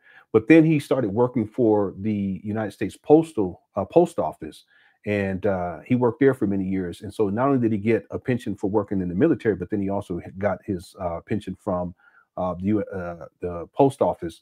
And so he's been able to, in his later years, live out a good life. Meanwhile, the woman that gave him all them kids in the first place, including Umar, she's living in abject poverty in Section 8 housing. I remember it bothers me now, because I remember there was a video where Jamal Johnson, Umar's daddy, he was hanging out with one of his friends, and they were in the car driving around just having a good time like they were teenagers and shit. And I'm just thinking to myself, you know, the woman that gave you the children in the first place, not only is she living in abject poverty in Section 8 housing, but Umar, your oldest son, is living off of her. So he'll talk. Remember, he was coming out to talk against Umar and some of the things that Umar Johnson was saying and all this stuff. He didn't say nothing about that. But that to me, it doesn't sit right with me at all. Anyway, I was the oldest boy, didn't have a big brother. You know, it was kind of lonely without that big brother. So I said, I want to be the big brother for others. Really, what Umar is saying is that he didn't have a father. Interesting. He didn't have a father who was there. His father was in the military. He was all over the world, including in Japan. The kids who need to talk, boys or girls. That's where the love came from, a desire to help. Now, you fast forward 20 years later, okay, now you're in college and you're learning. And then you're working as a school psychologist, and you're seeing how psychology, the field you chose to help Black children, is actually being used to hurt Black children. And that's where the mission married the profession. The mission married the profession because I said, wait a minute, I got into this to help people, but y'all just want me to label kids with learning disabilities that they don't even have. That's not what was happening at all. I've already explained this. What Umar was doing was that children who were being labeled, he was double dipping. So he was doing these evaluations, but then what he was also doing was trying to find children that he can go against the evaluation that other psychologists had given. And didn't that sound like Umar anyway? So he's double dipping because not only is he getting paid basically to do the work, or he's getting basic pay to do the work as a school psychologist to do the evaluations, but then he wants to go against other people's evaluations. So now he's going to get paid even more. He's double dipping. And so he would always go against what the other psychologists had said. And then there was litigation associated with it. You know, you should sue, because he used to talk about this a lot back in the day. He would tell in his lectures, he would say, and you know, you can actually get money for this, that if they misdiagnose your child or they didn't give them the proper resources, etc., that you can either get paid for this or you can force them to pay to have your child put into a private school. This was another scam that Umar was running back then. But it's still, the point is that it's still double dipping because he's still doing the initial evaluations for some of these kids, but then he's going against the evaluations of other professionals. And then by doing that, he's getting paid because he's now going to do another evaluation. And then if he can come up with an evaluation that's different than the other professional, now there's litigation that can, and then he would, I'm sure what Umar was, because he explained this, like it's like a scheme. He explains how, you know, and I'll tell you, this is what you need to do. And you need to go here, you need to do this, is to file this paperwork, and then you can take them to court. And then, and if you win the court case, I'm paraphrasing, you can get paid for this. And guess who's there to guide you along the way? Umar. And so at a certain point, what ends up happening is he did this so much. There's court cases you can find online too, and they refer to him as a doctor, when in point of fact, at that time, he didn't have a doctorate degree. He didn't get his doctorate until 2012. And part of the reason why, because he was misrepresenting himself as a doctor because he wanted to get paid the same amount of money that a doctor would be paid, as opposed to someone who had a master's degree. Umar is such a scam artist. So the way that he's framing this, it's not true to what really took place back then. And ultimately what ended up happening is, because the school district was having to pay out this money based on Umar's basically misdiagnosing children who had been diagnosed, they ended up firing his ass. They had security come, I kid you not, first-hand account. And this guy is extremely credible, okay? Security comes, they with the box, and Umar has to put all of his belongings in this box, and they take his ass outside to the parking lot, and he has to leave. And his reputation precedes him since that time, because no one's going to take on Umar, who's always causing problems, and then ultimately it gets to the point where the school district is having to pay out significant amounts of money to these parents of the children who were, quote unquote, misdiagnosed based upon what Umar was saying. And look at Umar now, batshit crazy ass. Can you imagine him back then? He was batshit crazy. He's always been batshit crazy. He's a schemer and scammer. You mean to believe, you think I'm going to believe anything that Umar says, whether it's in 2010 or 2024? This guy's been scamming since at least 2005. With the UNI, I already showed that at the beginning of this video. So what makes people think that somehow when all this was happening, he was legit? No, he was double dipping in the first place. This guy, he's been such a problem for such a long time. So that's why Umar, his career as a school psychologist, it's like 5 years. It's relatively short. He tries to act like he's still working as a school psychologist, but his reputation, Philadelphia School District ain't gonna hire his ass. Who's gonna hire him? Look at how he act, look how he behaves. And what school district going to, because they'll look it up. That's okay. Well, he has this. Okay. The certifications are outdated. He hadn't kept up with continuing education to keep any of his certifications, even though he says that he has certifications. Any certification, you have to keep up with it, and you got to make sure that you renew. And there's classes you have to take. There's, in some cases, tests you have to take. In some cases, you got to go to conferences, etc. Some of y'all know what I'm talking about. Has Umar done any of that? No. That's why you can't find anything online that shows that any of his quote-unquote certifications are up to date. You can't find it. But he still claims that he's a certified school psychologist. He still, all this shit, and I'm a school psychologist, I'm a school principal. I heard him say recently, not recently, but a couple of years ago, that he's still a school principal somewhere. school vice principal, this, vice. No. His professional career was minimal at best. He's a charlatan then. He's a charlatan now. Going all the way back to 2005. Now, how will this all end? Crazy crash out or silence? I don't know. With Umar, because of the narcissism, I highly doubt that it would just be silence. I highly doubt that. Crash out. We've seen him crash out to a degree. I think it's more than likely. Again, I'm just speculating here because I don't know. I have no. And this is just. I got to be honest. I didn't think that this shit was going to go on this long. Didn't.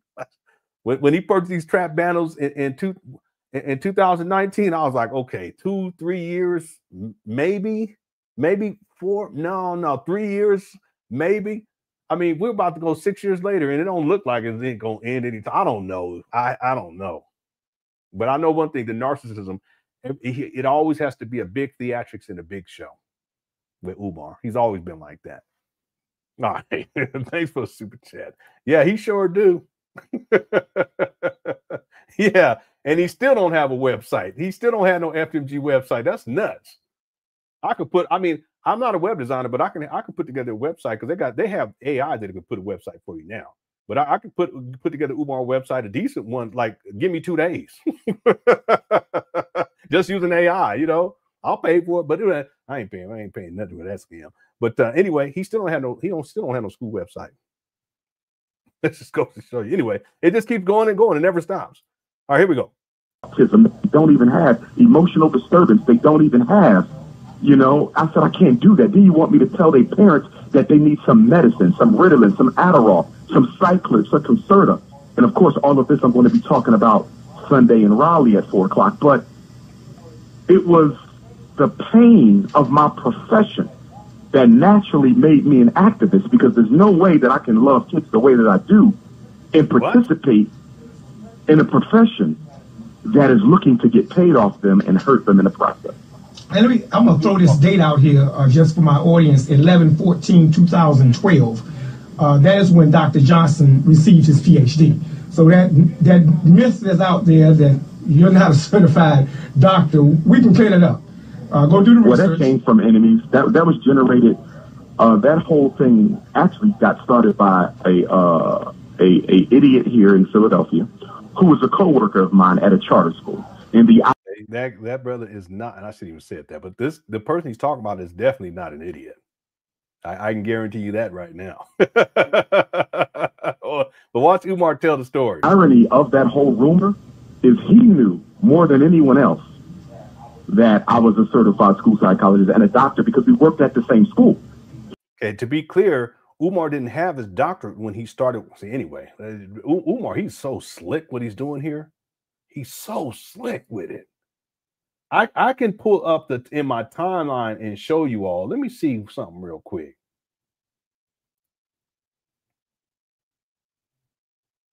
Oh, no, I don't even have that in here. I have to add that in here. Yeah, I don't even have this inside of my timeline. I have it in my notes, though. I could find it. But anyway, Umar, he's really spinning this story. Let's keep going. He was the dean of students, and I was the school psychologist. So when I needed to evaluate students, guess who brought them to my office? He did. So the same guy who started the rumor that I didn't have the credentials is the very same Negro who had to bring the student from the classroom to my office to get evaluated. And the reason he started that rumor is... Okay, notice how Umar is saying that he brought the child to be evaluated, not re-evaluated.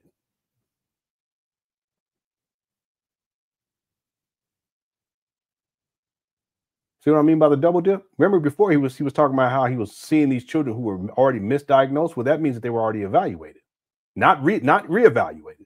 What Umar would do was he would find kids that he could quote unquote reevaluate, and then he would go against the previous the other professionals' evaluation, and now he's double dipping because not only is he doing evaluations on some of these kids, but he's also doing reevaluation on other kids. See what I'm saying? Boy, Umar, he's something else. He was jealous. He had written a book, but his book never became successful. He tried to start a speaking career. He never became successful. So I became what he always wanted to be. And that's why the lie started. And with black people, we never let the truth get in the way of a good lie. And it just got on social media and it picked up steam. and it just ran. And the interesting thing about it is it's so easy to verify that's what makes it so disheartening. It's not like it's a secret society to know who has a doctorate. All you have to do is pick up the phone and call the registrar's office from the degree granting institution. It's only a phone call to find out. Yeah, but again, nobody wants the truth to get in the way. Yeah, nobody wants the truth to get in the way of a good lie. Philadelphia College of Orthopedic Obstetric Medicine. I Googled it, and there it was 10/14/2012. The brother got it. What are they talking about? So let's go to. Yeah, and he got kicked out of that program too prior to that. That's why it took him 4 years anyway. Talk ADHD. I know you got this coming out. And for you all that's in the audience, Sunday, come go to Raleigh, get on the highway, get to Raleigh. I'll give you the information at the end of the show. Make sure you get there on time, get a seat. He's going to be in Raleigh on Sunday and hopefully be back in Wilmington sometime soon. But talk to us. This ADHD, this ADHD. The whole, give us a little synopsis of where it got started and why it is so dangerous for black folks. Well, number one, and let me say this, and thank you for putting that out there about Sunday. Just to let your listening audience know, I will be speaking in Raleigh for the first time in 3 years. Last visit was 2015. I'll be at the Smith Temple Church. 322. I want to play one other thing. There's plenty more, but I want to play one other thing because it shows Umar projecting, and I think it's one of the best examples of him projecting that I've seen. Say it all. He not with this group or he not with that. How are we ever gonna get past that? Because we all saying the same thing. You established it earlier. It's coming right from God. It's coming right from the root. But then someone will come and say, "Well, no, this fact didn't come. It didn't come from that. It's coming from the same tree." How can we get that tree to blossom together in this country? Because if we don't do this, we are gonna be extinct in a minute. Oh, without question. Without question. Here's the thing. Within the black consciousness movement, we have to weed out those persons who are sincere about doing something to solve the problem versus those who just want to talk about it. So you can make a lot of money talking about the problem. You can get paid doing all kinds of stuff talking about the problem. But how many people do you see in the conscious community doing something about the problem? You see all these brothers on YouTube. You see all these sisters on YouTube. You see all these elders on YouTube talking and teaching and exchanging data and facts and history and culture, but hardly none of them. And I work with most of them, so I can say this. Hardly none of them are part of any movement or organization for change. And if you don't believe me, take your own poll. Call them up randomly and say, can you tell me what you are doing besides running your mouth and sharing information to address this problem? They're not doing nothing because they're getting too much money just talking about it. So you got to get the action. Get those who want to do versus those who just want to say. You got to separate those out, brother, because too often we're putting everybody in one pot. For example, people ask me all the time, why you don't work with him? Why you don't work with him? Why you don't work with her? Because they don't do anything but talk. They're not workers. I have a grassroots resume. No, he doesn't. I have a grassroots resume. I could go on for hours about what I do and how I do it, and people don't even know I do it because it ain't to be applauded. These folks ain't got nothing they can tell you they do in the community or have done. Most of the guys with a YouTube platform haven't done anything in the black community. You see, they're just talkers, but most of us are not serious about doing work either. And when you're not serious, it's very easy for you to follow people who are not serious either. And let me throw this out here for those naysayers that may say, well, Umar does the same thing. I followed you over years, and you're one of the most conservative brothers when it comes to expenses, when it comes to bookings, and when it comes to what you're able to do. Because I know there are rates you could charge that would be extravagant. But that's not the issue, whether or not that's true or not. The issue is the talking. See, it's not about how much Umar is charging. The point is that Umar doesn't do anything. All he does is run his mouth. See, that's all he do is talk. Again, I've studied this guy extensively. No one can give me anything tangible that's relevant, that is impactful, that Umar has done outside of talking and running his mouth. Okay, no one can do it. None of you Umar Johnson followers, you can't do it. I've studied this guy extensively. to date, I have not found not one shred of evidence that would be indicative of someone who is doing something outside of running his mouth, and that's Umar. So as I do these notes, one thing that I always outline is I look for the contradictions, and also when Umar is projecting, and in this case, he's projecting. He's the ultimate runner of the mouth. Okay, that's all he do. Okay, let me pull up the Tariq Nasheed. I have part 2. I wonder if there's a part 1. Let me look for that too before we get started with this, and then we'll go through this video, and then we'll close out this live stream. I'll be back tomorrow though, and we can hang out again. Let's go. See her eyes shine, she's my snow bunny queen. In the winter light, so she's my sweet love supreme. Talk to my nose, this love has got it so raw. Make you lose, step and I'm out of control. Snow bunny, moving on the ball. Everything's alright. Got that smooth soul feel. No, that's dancing in the lawn with my snow bunny love. Been party by the night.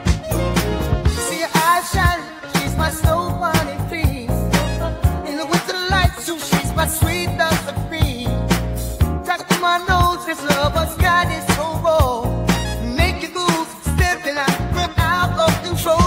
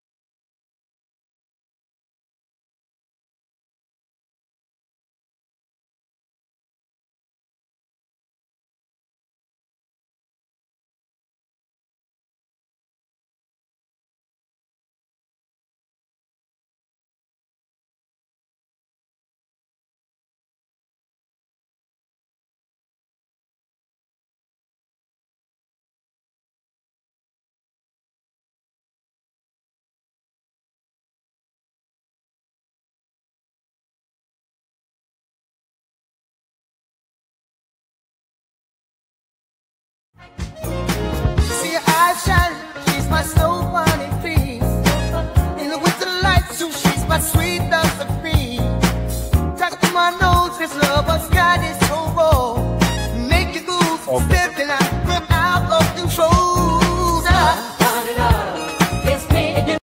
Okay, I think it fixed. I think I fixed it. Yeah, I don't know what happened. I must have pushed a hotkey and it switched the audio. Can you guys hear me now? It switched from my microphone jack to something else. Yeah, hopefully you guys can hear me now. Yeah, let me know if okay, cool. Thanks, Star Secret. If my audio goes out, type some stuff inside all caps. I don't know what I must have pushed in order to do that. I'm sorry, everyone. So what I was saying was that this particular video on Tariq Nasheed's page, it shows January 1st, 2018.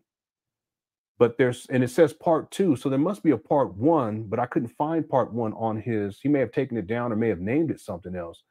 And then there's another video that I downloaded from someone else's YouTube page, and that particular video, that may be the part 1, but it's listed as something else. Let me try one other thing on Tariq's YouTube page.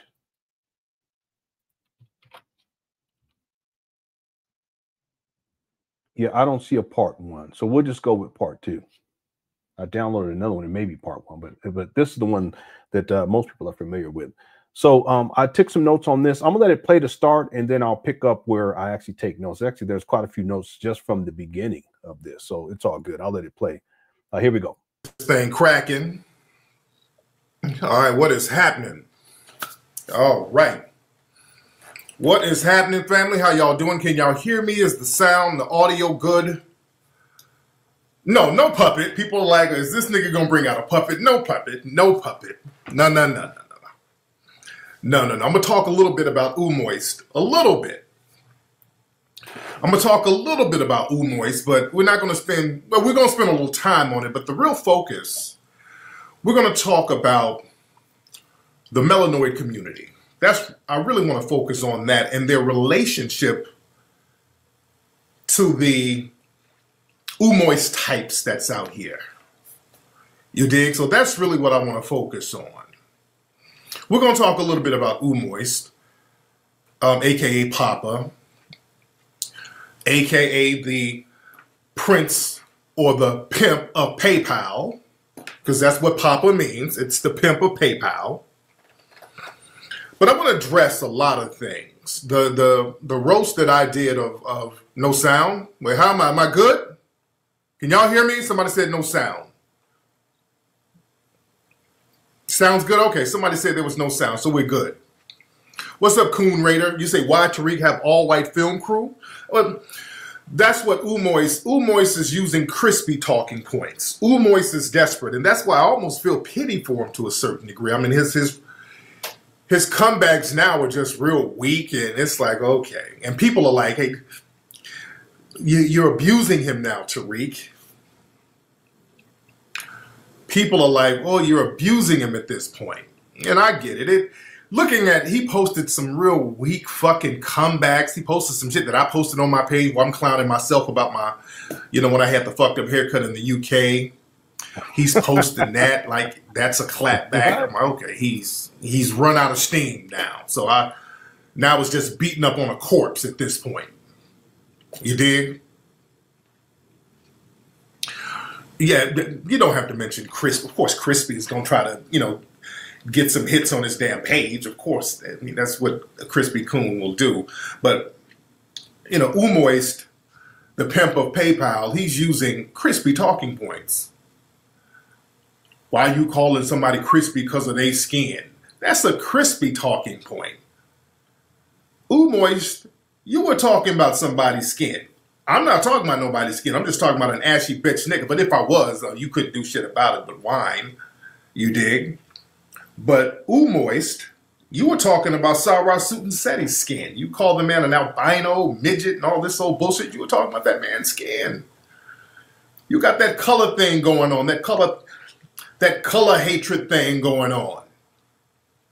That's probably why Umar got some shit, a lot of bad blood between him and his dad. His dad's a light-skinned dude with light eyes, and shout out to Sir Johnson the Elder. He seems like a very good dude. That might have something to do with it. But I digress. And I got my Freeway shirt on. Shout out to Freeway Rick. Shout out to Rick. I got to have Freeway Rick on ISM Radio pretty soon. Man.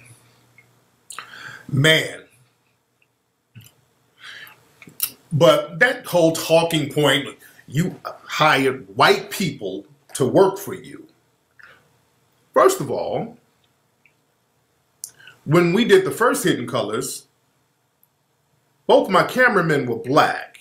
As a matter of fact, when we did the first Hidden Colors, Ron Johnson was the brother who filmed when I filmed Umar. Ron Johnson is black. Richard Hillary, my other camera guy who traveled all around with me, he's black. So black people did most of the filming for Hidden Colors 1. We got one guy in Cincinnati, locally, because I filmed Shahrazad Ali out there. But that's neither here nor there. These are just deflections, by the way. They're looking for anything. So this is just, you know, whatever. I don't even have to dignify no stupid shit like that. But the thing is, and I'm going to talk about business tomorrow on Dr. Boyce's program. What's up, Ola? We got Ola in the house. We got Ola in the house. See, all of these are deflections. These are deflections. Because I want to talk about business and how to run businesses. And we're going to talk about that on the business school with Dr. Boyce Watkins tomorrow. But for the record, I do hire black and white people. And the operative word is, or the operative phrase is, work for me. I don't work for them. You're going to either have people in the dominant society make you work for them, or they're going to work for you. There's two things. You're going to work for them, or they're going to work for you. I want them to work for me if it's going to be that type of exchange.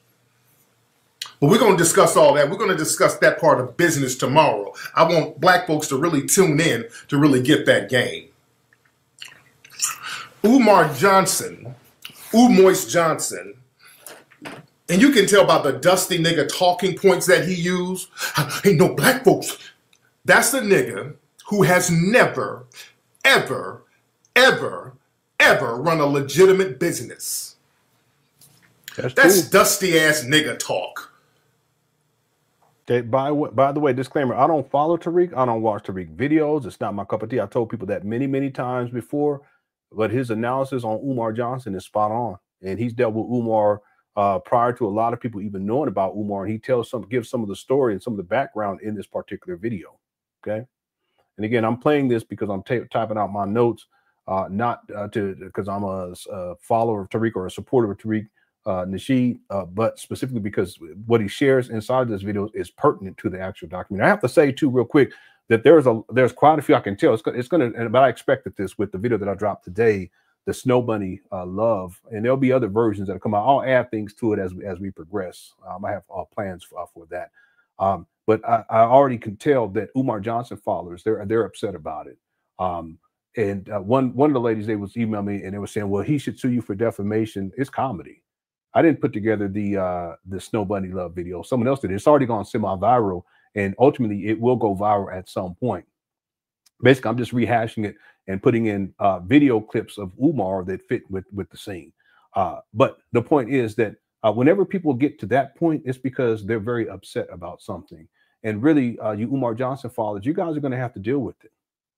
Okay, you're going to have to deal with it. I've already talked about this too, that if Umar ever took me to court for anything, in discovery, everything would come out. I'm talking about the school scam because that's my premise for everything. The reason why I talk about Umar mainly is because of this long con called FDMG. And all that would need to be done in discovery is for all of the receipts pertaining to donations, bank accounts, CashApp, PayPal, checks, money orders, potentially cash, PO boxes that he's used. You notice he doesn't use the Philadelphia PO box anymore because they sent him a cease and desist. They told him that he cannot collect donations at a PO box, specifically there in Pennsylvania. He's not supposed to be collecting any donations in Pennsylvania. And then the other thing too is in discovery, the IRS paperwork too will come out, and more specifically talking about how Umar he lied to the IRS about how much money he has received. Umar does not want to see me in court. So you guys can get all in your feelings about a satire video about Umar and his focus on snow bunnies, because that's all he really talks about these days. You can get all in your feelings all you want to, but at the end of the day, Umar Johnson is a scam artist. It's really that simple. But you guys get all in your feelings. But I anticipated this, and one of the reasons why I knew was because I started seeing all the comments that people were leaving to jump. And someone said, "I'm here just for the comments." Whenever it gets to that point and people are there just for the comments, then you know Umar Johnson followers, they're going to show up too. One guy, he said, "Listen, I'm an Umar Johnson follower and supporter, but this is funny." But it's strategic. There's more to this, and you guys will see as we progress further down the line. It's more strategic than anything else. And the idea is to get things ramped up, getting towards the documentary dropping, because by that time we want to have all eyes on this documentary, including you Umar Johnson followers who are all in your feelings right now. Poor things. That's on y'all. You guys are following a cult leader. Umar is nothing more than a scam artist and charlatan. And my premise is that the school funds, the money that he's collected for FDMG is the central theme with what I talk about. And that would be what would be explored in discovery. More specifically, bank accounts, donation records, receipts, both physical and digital. And once that comes out, everything that I've said about Umar being a scam artist will be proven to be true. Okay?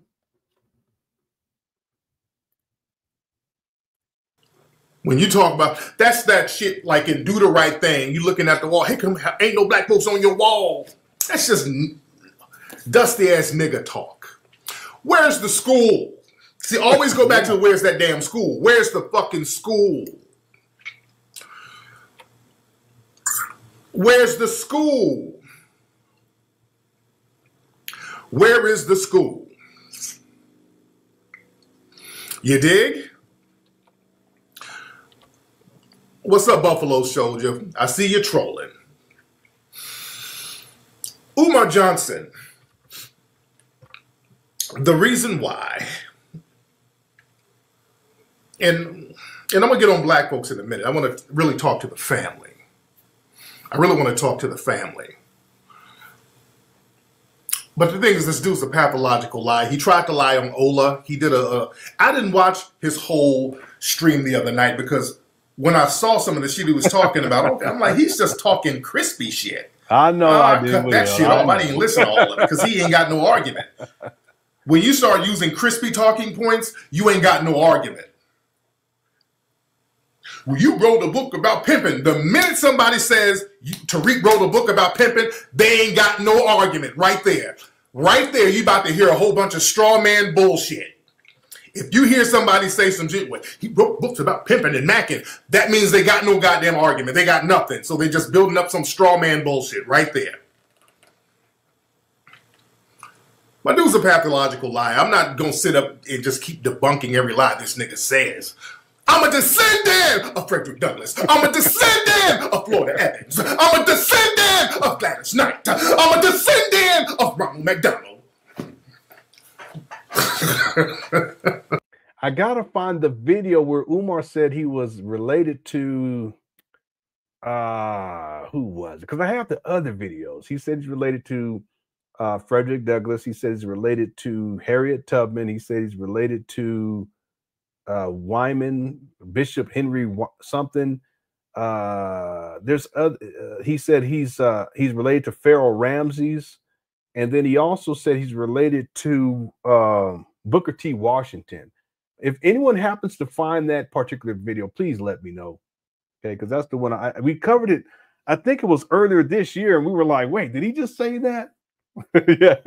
He's a descendant of Julius the Caesar and Ronald McDonald, Florida Evans. Don't put Shaka Khan in there. Don't do that.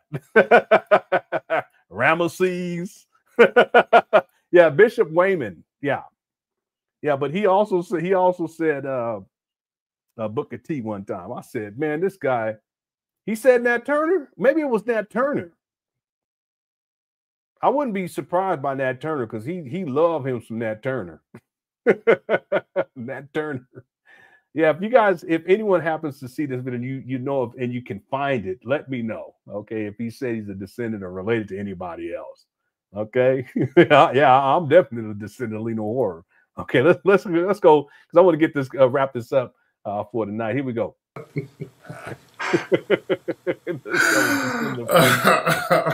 What's up here? But Umar said some shit. His whole thing now. He's talking about how he made Hidden Colors pop off, how he didn't know what the movie was about. He said he didn't know what the name of the movie was until after the movie came out. He didn't even know the name of the movie. You dig? And I'm like, what was the purpose of that lie? I'm like, what was the purpose of that fucking lie? That's just a bold-faced lie. Almost implying that he came up with the term Hidden Colors, the way he was sounding. I'm like, where's that lie going? What's that lie? Where are you going with that lie? That's interesting. And Ola hit me up like, Ola was like, hey, you know I got receipts. I got emails I sent this nigga. Okay, let me skip through. Let's go to the 15 and 20 minute mark. This was really interesting. Check this out. Umar, you know what it is? Umar has been a failure all of his life. And I want you to listen to this, Papa, because I'm going to psychoanalyze your little herpes mouth ass. Oh, no. Umar's been a failure all of his fucking life. Umar was running around Philly with that whole fake, I'm a kinsman of Harry Frederick Douglass! All that bullshit. That nigga's a failure all his fucking life. That nigga's a lifelong fucking failure. Child support cases, all fucked up shit with his baby moms, all that. But articulate dude. Articulate dude, but a fucking failure. Oh yeah, that money shaming shit. Umar's been a lifelong fucking failure. A lifelong failure. Just be real. Some niggas are just failures. Man. And the thing is, look, when I went out there to interview Umar in Philadelphia with Ron Johnson, the black cameraman, by the way. Umar had us meet him at this dilapidated fucking office. Office. And I'm using office in very loose terms. Because when we got there, it was like a storage unit, basically. Yep. You're like, oh, I haven't been here in a while. So it wasn't. Yeah, so I think what Umar was trying to explain it away by saying that he hadn't been there in a while. That's probably why. I mean, remember when Umar flipped his phone? That's Umar. Okay, he's used to living like that. I would not be surprised, and this is speculation on my part, but based on what my studies of Umar, and in particular the video where he flipped his phone, and then seeing him when he was supposedly looking at schools in different locations, and now he'd be real sneaky about it. There's one video he doesn't even say anything; he just walks around. There's no one to hit. And I thought to myself, did he break into this place? I believe that there was a time where Umar was living in abandoned spaces. I believe, this is speculation on my part, but I believe that there was a time where Umar was living in storage units. Again, Umar hasn't had his own place since 2019. And I guarantee you that he struggled mightily in terms of having a place to stay prior to that. And since 2019, he's tried to live in the FDMG inside that small gym for a while in 2019. But ultimately, it just got too cold. He tried to fix it up and all that stuff. So ultimately, what does he do? He goes and lives with his mama when he can inside that little closet. And I have the receipts. Don't worry, I have the receipts. I can actually put together a timeline without even showing you guys or letting you guys hear any audio, and just show video with screenshots, step by step, year by year, and you'll see when it is that Umar Johnson transitions from his own place of residence, where he got evicted from, to where he starts trying to live inside FDMG, the abandonment of the small gym in particular, to when he starts living in his mama's house. Step by step by step. I can go back even further than that though too. See, so that's why when Tariq mentioned that, to me, I was like, okay, that makes sense. And so I could see Umar, because he's a pathological liar. Tariq steps into that spot. His cameraman steps into that spot, and there is probably the shell, the shit's all over the place because it's like a store. You know how like the FDMG, the small gym, is Umar has turned that into a storage space too. The other side of the street is a storage space. Because think about it, Umar is not the type of person that's going to be paying for storage. If he can just put it inside these abandoned buildings, he'll put it inside the abandoned buildings because he don't even pay basic bills that need to be due, that are already past due up there at these trap bandos. See? That's how you know this guy's a scam artist because he doesn't even take care of his personal financial situations. So how is he going to be able to manage $2.7 million? You know, tricked off that money. See? And it's not going towards opening up a school or ensuring that Umar even has his own place to stay. That just goes to show you where his mind is at. Every day he's hustling. He's just trying to get some money every single day so he can continue to live out his self-destructive lifestyle. It's been going on for such a long time. I don't know when Hidden Colors, the first one came out or the second one came out where Umar was in it, but I'll end up getting to that in the timeline at some point, and then I can cross-reference other receipts that I have and figure out where it was that Umar was staying at that time. But I'm not surprised that he had a storage space spot as a quote-unquote office. It probably wasn't even an office. It was probably just a storage space that Umar had shit in there. And then when Tariq shows up, Umar has to explain why it is that everything looks so disheveled. So he says, "Oh, I haven't been here in a while. That's the reason why it's the way that it is." I wish Tariq would elaborate on this particular topic in and of itself. Give a date and what year this was, what day this took place. I'm talking about the actual recording. With Ron Johnson, the black cameraman, by the way. Umar had us meet him at this dilapidated fucking office. What's up, man? Morris World TV is in the building. I'll be watching your videos. Man, I've been watching you for years. Did you know that? My wife, she be cracking up at. She think you funny. I don't think you funny. I don't think you funny. I'll be getting jealous and shit, because she said one time Nappy Yankee.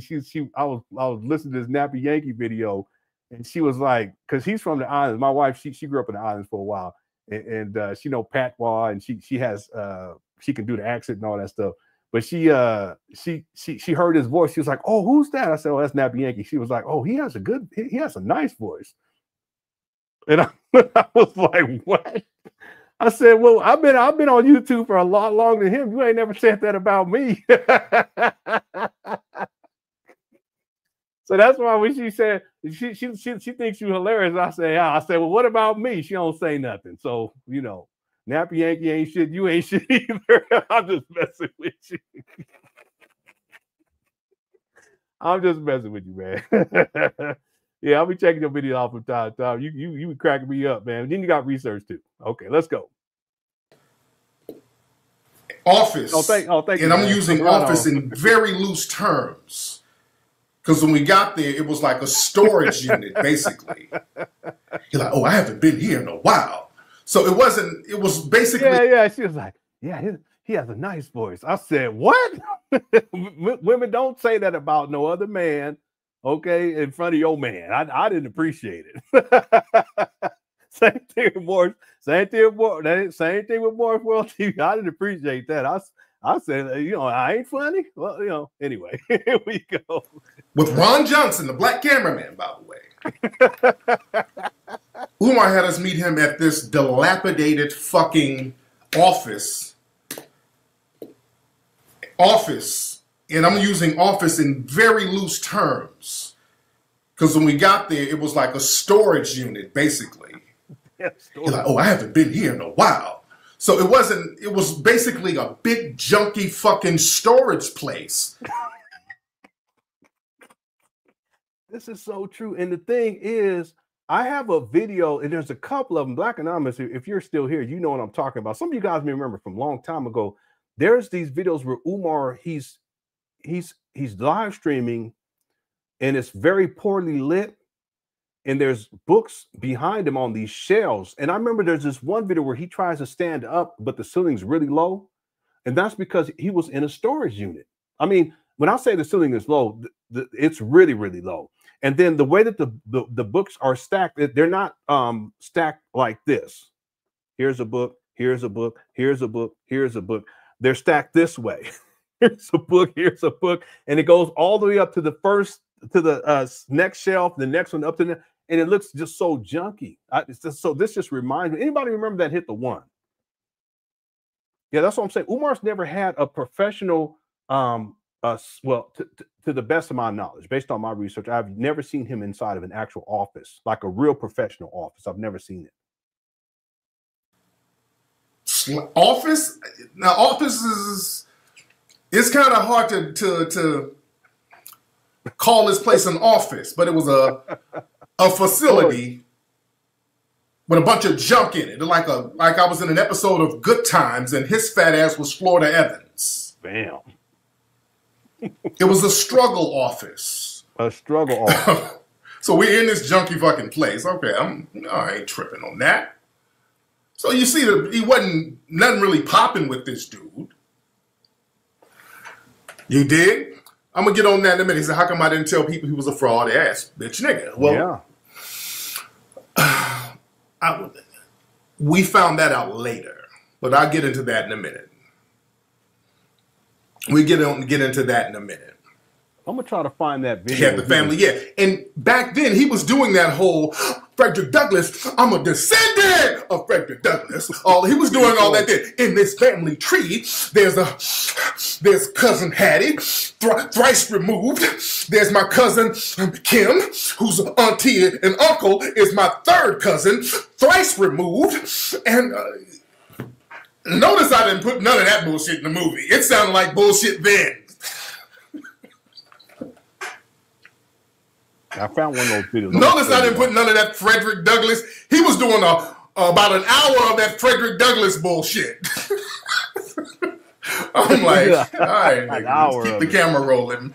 Well, I'm deleting this bullshit. This don't sound right, but all right.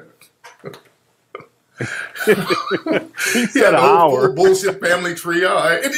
I'm a hustler, so I kind of know niggas when there's when something don't sound right. That didn't sound right. I knew then something wasn't right with that. But when he was talking about the schools and okay, that's some good shit. That's good right there. But that old Frederick Douglass shit, I don't know. I don't know. All right, let me give you guys some examples of what I was talking about earlier. Here's one of them. Peace and love, black families. The Prince of Pan-Africanism, Dr. Umar Johnson, King Kong Consciousness. We are in the building for another weekly Black Parent Teleconference, Underground Railroad, where we help black parents rescue their sons, their daughters from the evil machinations of the oppressor. We help them free their children from special education. I remember he was calling this the Pan-African Library or something like that. Yeah, it is. It's a storage unit. That's what it is. Because there's this video. I don't know if I have the video, but he's sitting in there like this. And then he stands up and you could see the ceiling. It's like the camera, he adjusts, I think maybe he adjusts it. He adjusts the camera or something like that. And when he does, you can see the ceiling right up at the top, right there above that top shot. And then there's another, I think that's the same video. I can't remember. This is such a long time ago. There is a video where the camera pans up and you can see the ceiling. It's a very low ceiling. And then there's also one where he tries to stand up and you can tell that this isn't like a normal room, you know, and you can tell by the lighting too, very poorly lit. Like who would have a library in a poorly lit room? You just wouldn't have that. That makes absolutely, because you got to read, right? It makes no sense. And it's not necessary. We help them free their children from ADHD, from conduct disorder. Yeah, give them the steps that they need to take. Here's another one. Sure you mute your phones, no background noise, no speakers as well. Okay, before we get started with the first question, I want to first say a very, very special thank you to Sister Linda, who is the owner of Kesey Kids LLC, a black woman owned. Yeah, he was promoting this. I remember this such a long time ago. Well, it's not that long. This is 2017, but I remember this video. I felt something. I guess if he could talk in words. I'm sorry. Intended in the chair of the. We can get the baby acquainted, because I'm just like, I don't want to strip the baby.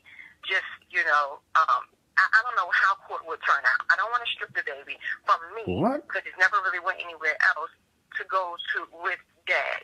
I haven't gone through these videos in my, because these videos are harder to find. I got so much work ahead of me. I don't think I've gone through these.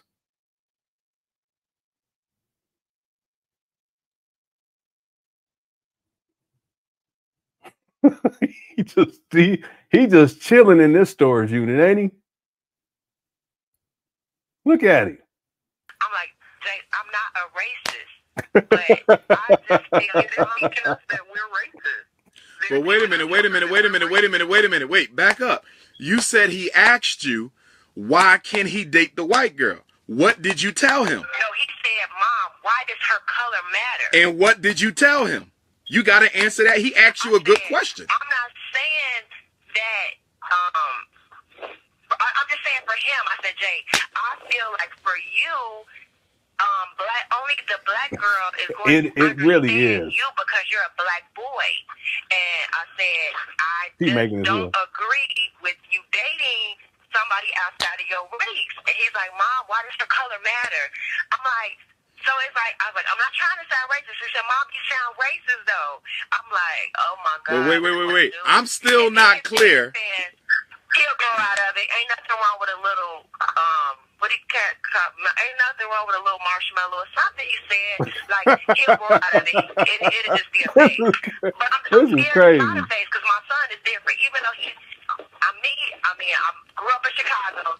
I'm not posh, but I'm not, I'm not from the hood. I'm not in between. So, he grew up around the whole family. Like, we're mostly all black. So it's just like, why did my son, out of all people, I don't even know how this even happened. So I don't even know what to do. But I don't think your answer was sufficient. When he asked you, why does color matter? You said, I'm not trying to be racist. That means you went on the defensive. That shouldn't have been the answer. I'm not. Oh, another one. It shows that no matter how educated you are, so let's keep on going. So the government says it is owed $115 billion in child support. But it is owed this money by men who earn less than $10,000 a year. Let's keep on going.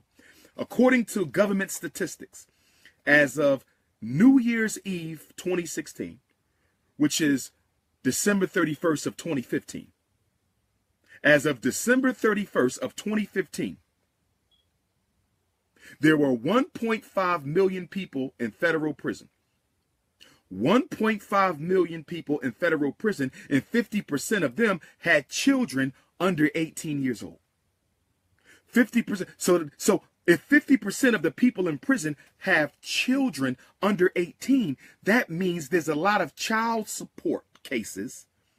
There's a lot of child support cases that are finding their way into the prison. And what I find to be so criminally unfair, we know the number is higher today. Oh, black man, you need to know. Yeah, I was trying to find this other video where he was in a storage unit too, and he just looked. Anyway, let's go back to this. So we got to start winding this down. Here we go. I'm a hustler, so I kind of know niggas when when something don't sound right. That didn't sound right. I knew then something wasn't right with that. But when he was talking about the schools and okay, that's some good shit. That's good right there. But that old Frederick Douglass shit, I don't know. I don't know. But the thing is, when the movie came out, man, that was Umar's come up.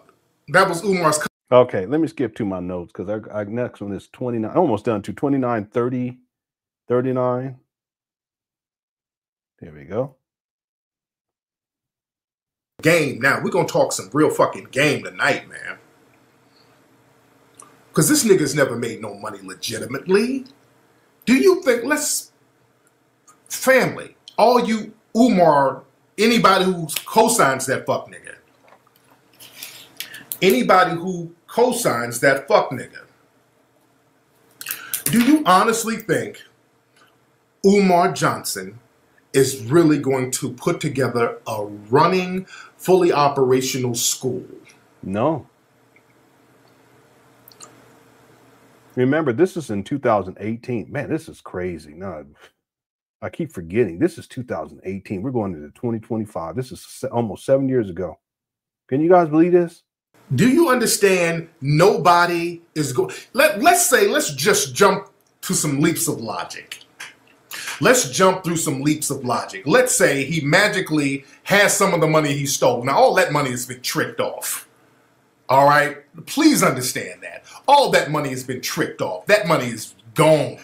That money has been tricked the fuck off, man. That money's been tricked off. But let's say in a parallel universe, some money pops up and they go get a little bullshit building somewhere, which will never happen. I'm just giving a hell of a hypothetical. So they get a building somewhere and they try to get the licensing and the permits and all this old shit. And when people look at this dude's record, look at all the fraudulent activity, and just kind of look at his behavior. Excuse me. His shit is lawsuits waiting to happen. Yeah. Umar Johnson is a class action lawsuit waiting to happen. I'm talking from a business perspective. I run businesses, so I know how the laws work and how business works and how employees work. Family. This whole thing in Philly where they're looking at his license,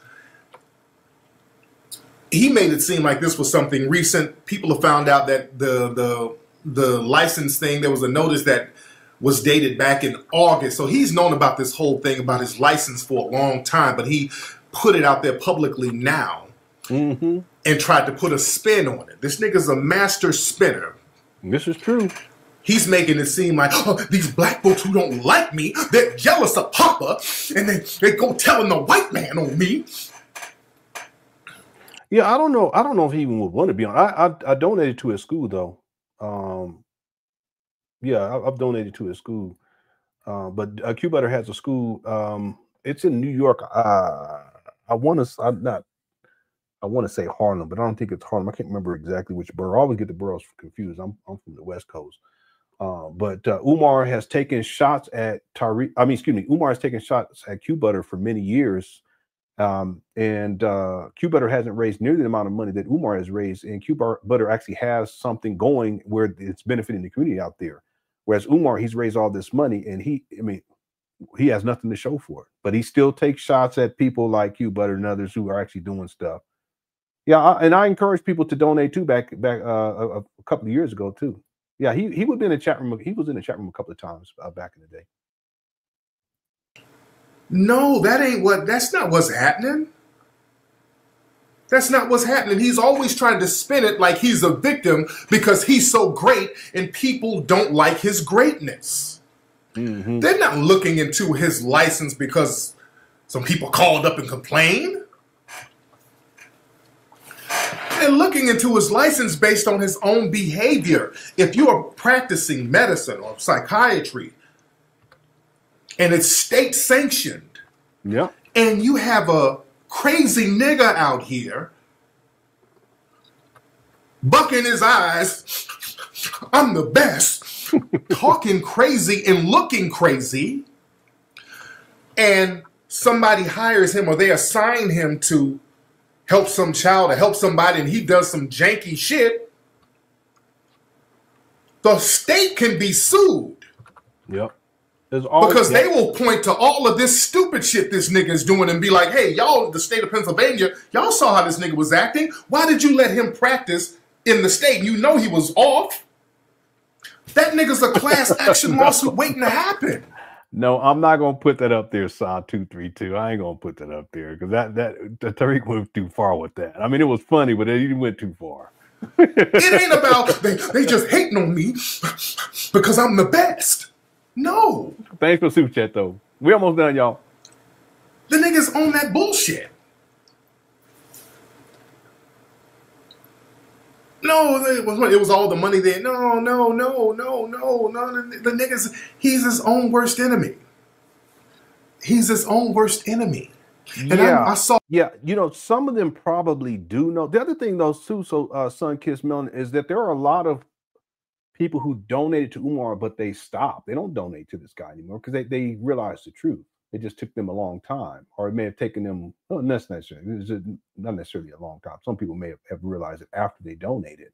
That happens. I mean, we get caught up. Like I've talked about this in the past. Like I used to promote people a lot and support other YouTube pages and all that stuff. But it was one of the worst decisions that I've made since I've started covering Umar.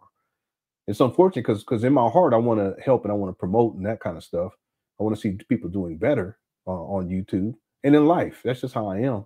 But then on the other hand, you have to be careful. And I was not wise enough back then to know it. But then you realize it, and then you have to make the appropriate adjustments. The thing is that with some of these Umar Johnson followers, they may not know about Umar's past and his history, and you know him being a deadbeat, and him having supervised visitations with at least one of his daughters, and all the other stuff that we've talked about based on the research that we've conducted. They may not know about it, and so they continue to follow Umar. But then there are some that know about it, but they simply don't care. You know, and then there's some who donated back in the day, but then they found out this type of information and they don't donate anymore. That's why Umar always has to create a new a demographic of people. It's not even demographic. It's let's just say a demographic within the demographic of Black people. He has to find new demographic within the demographic to exploit, and that he just runs that hamster wheel every single. That just goes on indefinitely. That's what Jay Morrison had to do. You know, he came up on so much money with that Tulsa real estate scam, but he can't go back and scam those same people anymore. So he has to do lesser types of scams.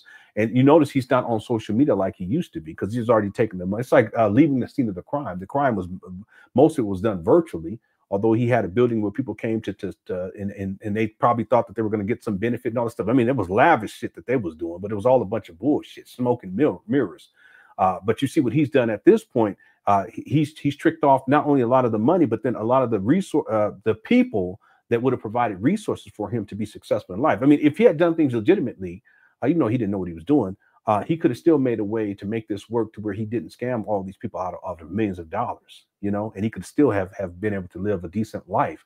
But these types of people who are criminal minded, have criminal records, they're out here simply to exploit Black people. Some of them, they have narcissistic personality traits where they see human beings as just being resources. Nothing is ever going to be enough. They say, okay, if I had $1 million, I would do this. Okay, well he had, I can't remember how many millions of dollars, $11 million, $12 million, still enough. He's going to end up right back where he was at in the end. I guarantee it. Just like how he started, he's going to end right back, and then he's going to still, he has to run on that hamster wheel over and over again. That's what Umar Johnson does. And then, so what happens is, as he's running on that hamster wheel, there's people that filter in and there's people that filter out. There's people that filter in and people that filter out. And Umar always has to find new people to filter in. See? And that's what he's doing. He's been doing that for quite some time. But there are people they learned a long time ago, and they don't support Umar, they don't donate to Umar. But what Umar does is he gets on the Breakfast Club. Okay, new people. He gets on different platforms. You have large following, and new people come aboard. They don't know the history. That's why the documentary is going to be important, because I'm going to cover his whole life.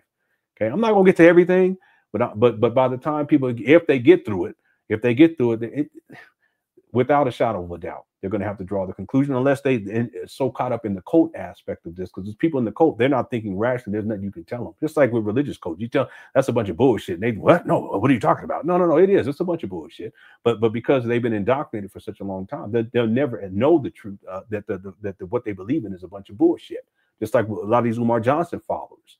Like, for instance, there's a lady today. She had been a subscriber for like 7 years, but I think she probably subscribed in and around, or she probably subscribed before. No, it would have been before I started covering Umar. But then when I started covering Umar, she maintained her subscription on my YouTube page. But she's obviously an Umar Johnson follower. She was offended by the video that I posted earlier today. I expected that, because this is all strategic leading into the documentary. We need all eyes on that type of stuff. People think that, okay, that's funny, blah blah. Some people get offended, but ultimately they're still viewing it. See, the point is that even that woman, she doesn't realize the truth, you see, because it's not even about that video that I did today. It's not even necessarily about this particular live stream.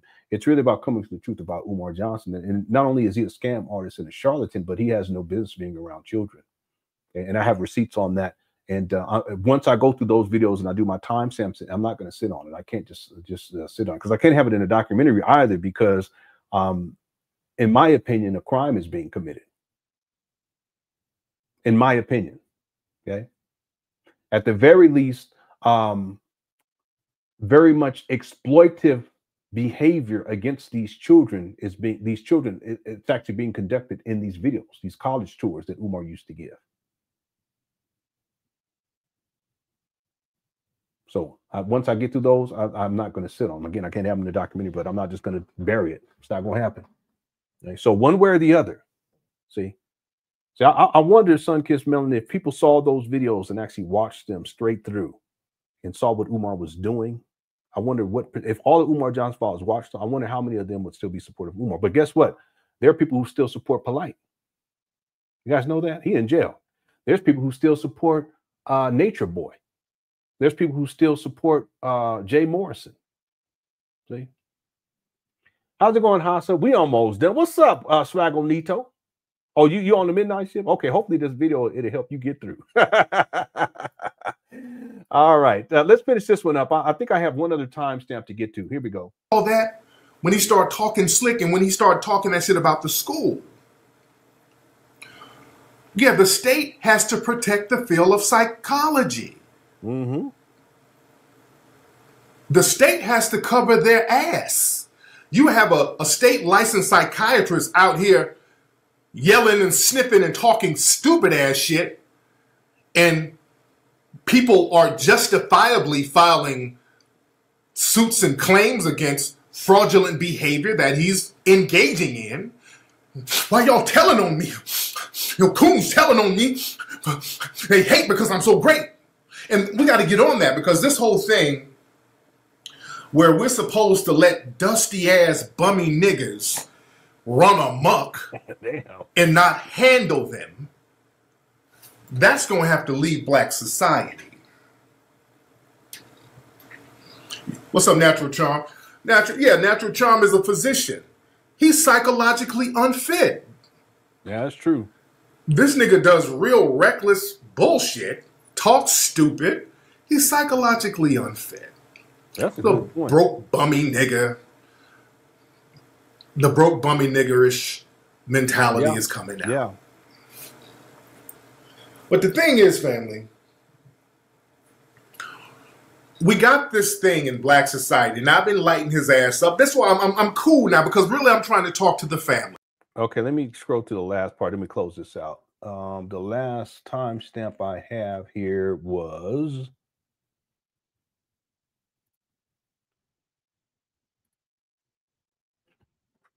46:30, and then we'll close this out. 46.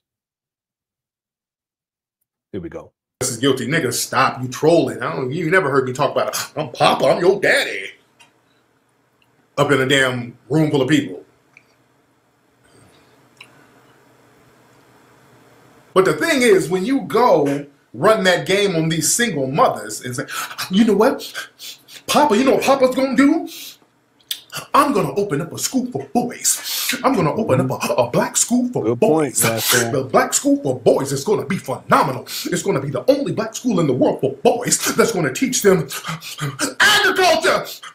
It's gonna teach them economics. It's gonna teach them military science. All that yelling, you do all that yelling and shit. You know that fuck nigga does all that yelling. And if you're a single mother used to being in church, yeah, he yelling, girl, yes. Yes, Lord Jesus, you better preach. I'm going to teach you labor. I'm going to teach you agriculture. I'm going to teach you space exploration. I'm taking you to the moon. He did say he... Umar's going to take us to the moon.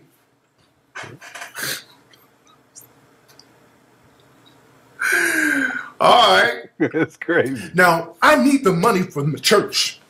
I need the money. I need this money.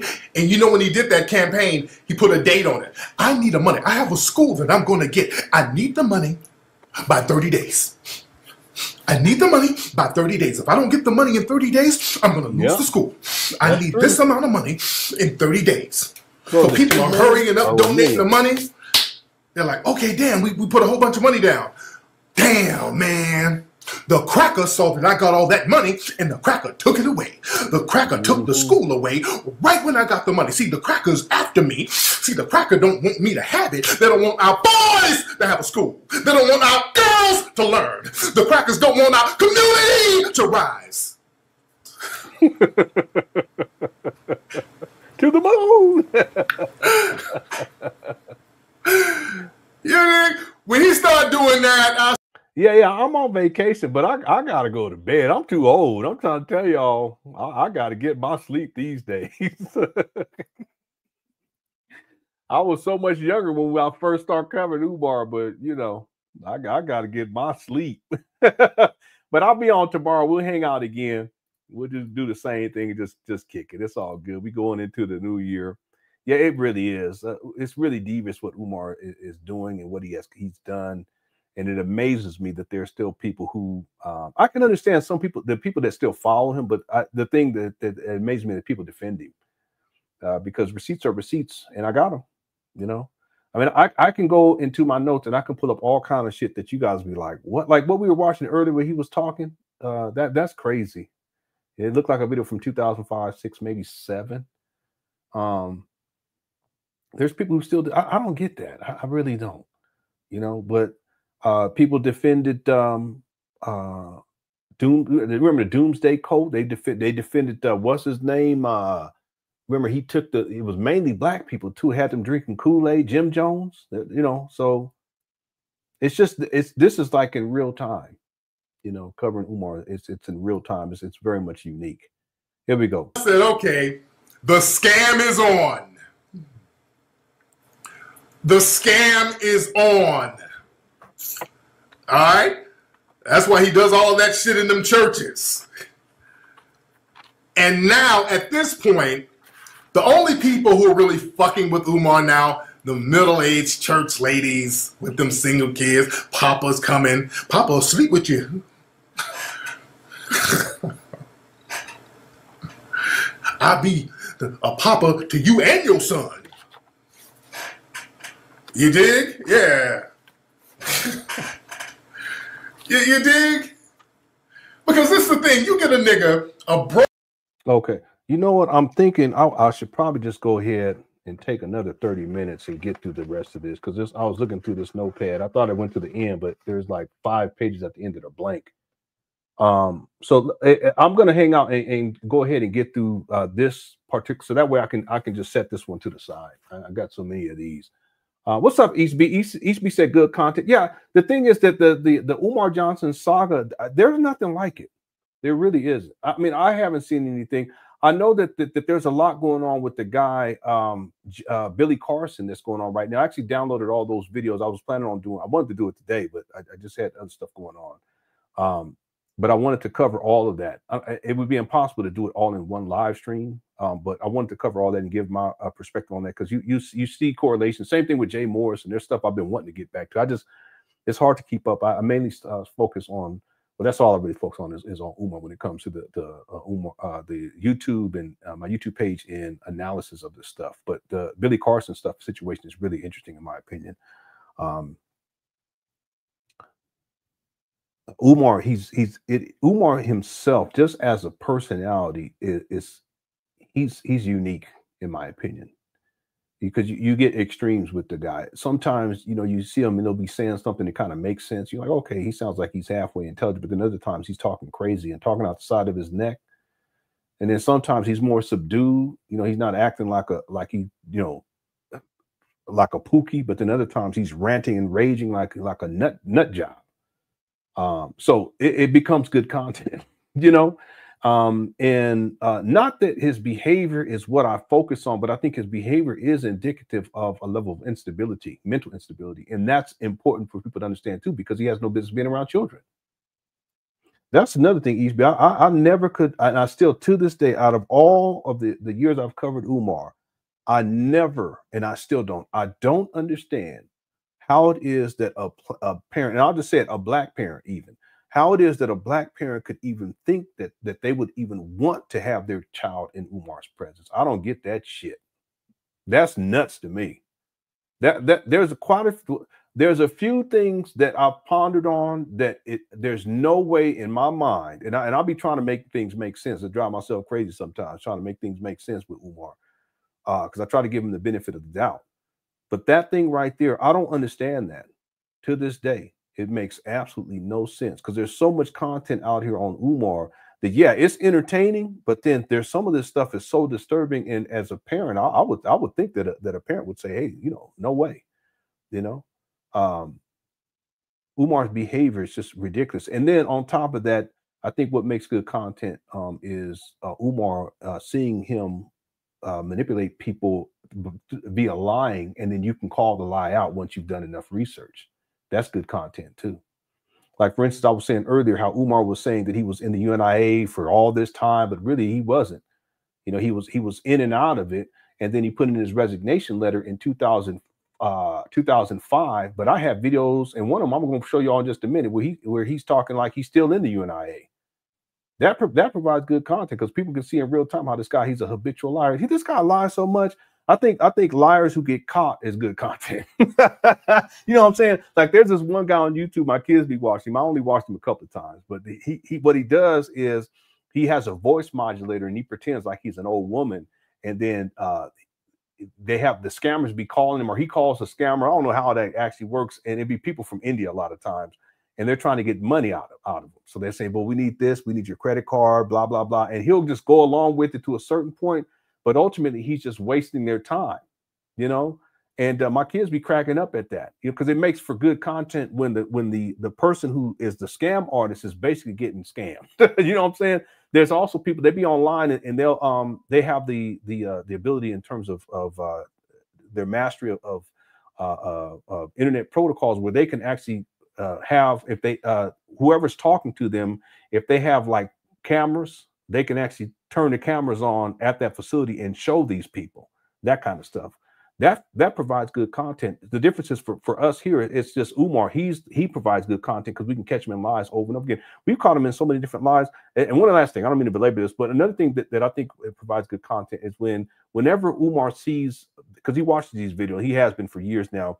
When we say and we tell him, I'm saying I'm talking about as Cookie Crush chat community, if you will. When we say stuff like he needs to do this and he needs to do that and he needs to do that, and then he starts doing the shit, that's some good content. And I've said it many times. You Umar Johnson followers understand that Umar would not have done a quarter of the stuff that he's done up within the trap bandos to give the illusion of progress if we weren't on him about it. So we've done y'all a favor. See, that provides really, really good content. Okay. All right. Thanks for super chat, East B. Yeah, I want to go ahead and get through the rest of this. So, what's up, Cheryl Secondborn? How you doing, man? Yeah, Merry Christmas. And we about to be coming up on a new year. Yeah, blessings to you and your loved ones. Okay. So I'm gonna go ahead and I'm gonna let. Actually, I think that was it. I'm gonna pull up the next video. I've already processed the notes on this one, and there's only, I think, 2 sections in here. Actually, 3 sections in here to take a look at, and then we'll go to the next one. So that was the Tariq Nasheed one. I mean, the video is a lot longer, but I only focus on things that are going to be pertinent to the documentary, and then I'll pick things out from all of these notes. And as of today, I have the document is 178 pages and 31,344 words. And so I anticipate this to grow and at least double by the time. I don't even know if it's going to be necessary to get through all of the videos, because really I just need to get up until like 2020, 2021. That'd be more than enough to get the documentary done. Okay. Cheryl Secondborn says, I've said it before, if you put some black power talk behind it, some black folks will fall for it. Yeah, that's part of this is part of the problem with the internet-based conscious community, because I spent time in the conscious community going back to 1994. But it's different. You had people actual buildings you would go to, and people would give talks, and then there'd be study groups and books you would read and all this kind of stuff. With the advent of the internet, anyone can talk that black power talk, and they could be literally living in their mama's closet. I mean, think about that, Cheryl Secondborn. See, back in the day, you couldn't get away with that shit. If you're living like a bum, because everyone would know that you're living like a bum. See, because you have to meet people, and they're gonna see you here, they're gonna know where you live, because it's all community based. Whereas with Umar, he has the internet, He living like a bum and has been for a long time, but people don't see him while he's living like a bum. Well, we do. I mean, because he's flipped that phone, etc. See, but because the internet actually it allows for further reach, but it also allows for separation, if that makes sense. So what Umar has done, and many other people have done this too. Charlatans, Polite was acting like he was rich. That he was never rich. He was a broke bum too. Did you guys know that about Polite? That guy, he was a broke bum, but he put on the same thing with Jay Morrison, broke bum. But they put on this air that they have all this money, and they're making all this money and dressing in suits and blah blah blah. See, that wouldn't have, back in the day when we were coming up, that people wouldn't have believed that shit, because you would have to deal with people on a one-on-one basis because the internet wasn't there. It just wasn't there. See, so that's what you're saying here is absolutely true, and what has contributed to people being able to use the whole Black Power talk to manipulate Black people and ultimately scam them is the internet. They've used the internet to do that. Well, back in the day, it wasn't like that at all. I mean, I used to listen to people. So a lot of the people I used to listen or I used to go in here talk and stuff. They're not even alive anymore. But what has happened because of the internet, you have anyone, they can get up online, they talk this Black Power talk, or they talking about, yeah, you know, the Black woman is God and all this shit. Meanwhile, they got all these baby mamas don't take care of their kids. See, Umar's an example of that. He panders to Black women when he needs to, you know, because they're his main support base. But ultimately, he ain't got no respect for you Black women. He's more concerned with your fat asses. I have the proof of that too. Don't make me pull it up.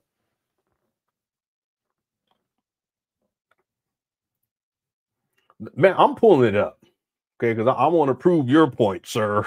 I'm gonna prove your point. Hold on one second. It's like the video I'm about to show. These are the types of videos I don't understand how these Umar Johnson followers could. I just don't get it. Where do I have this one right here? I don't even know what that one is. Let me pull that one up too. Might as well. Hold on one second. Because I don't even know what that is. I don't know why I named it that. Maybe I misnamed it. Maybe that's why.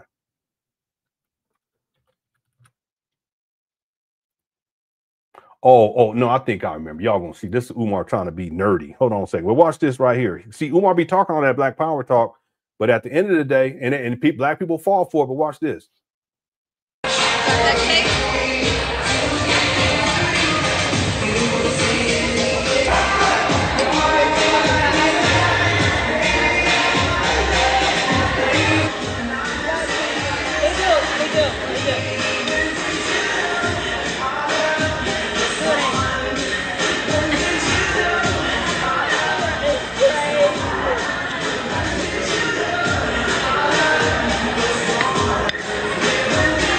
She had a fat ass. Shut up. And you know what's funny? When I'm in the line, I can't look at their ass because all the guys is looking at me and I'm going to look at their ass. So I can't even get a look at it. No, you can look at their ass. Why you can't look at her ass? Not appropriate. Wait, so you put the look out of here. Do you watch it to see what you going to look at? All the dudes watching, when the girls come in the line, they're looking for you. So what? And I wanted to see her ass, but I couldn't look.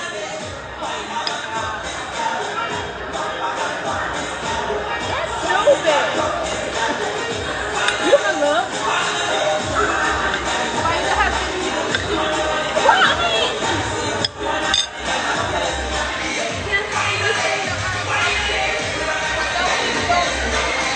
Oh yeah, that was cute. You know, and initially I thought that he didn't know that he was live streaming, but I found the actual video because I had the audio, but I had gotten it from the video. And you notice at the beginning, he looks into the camera.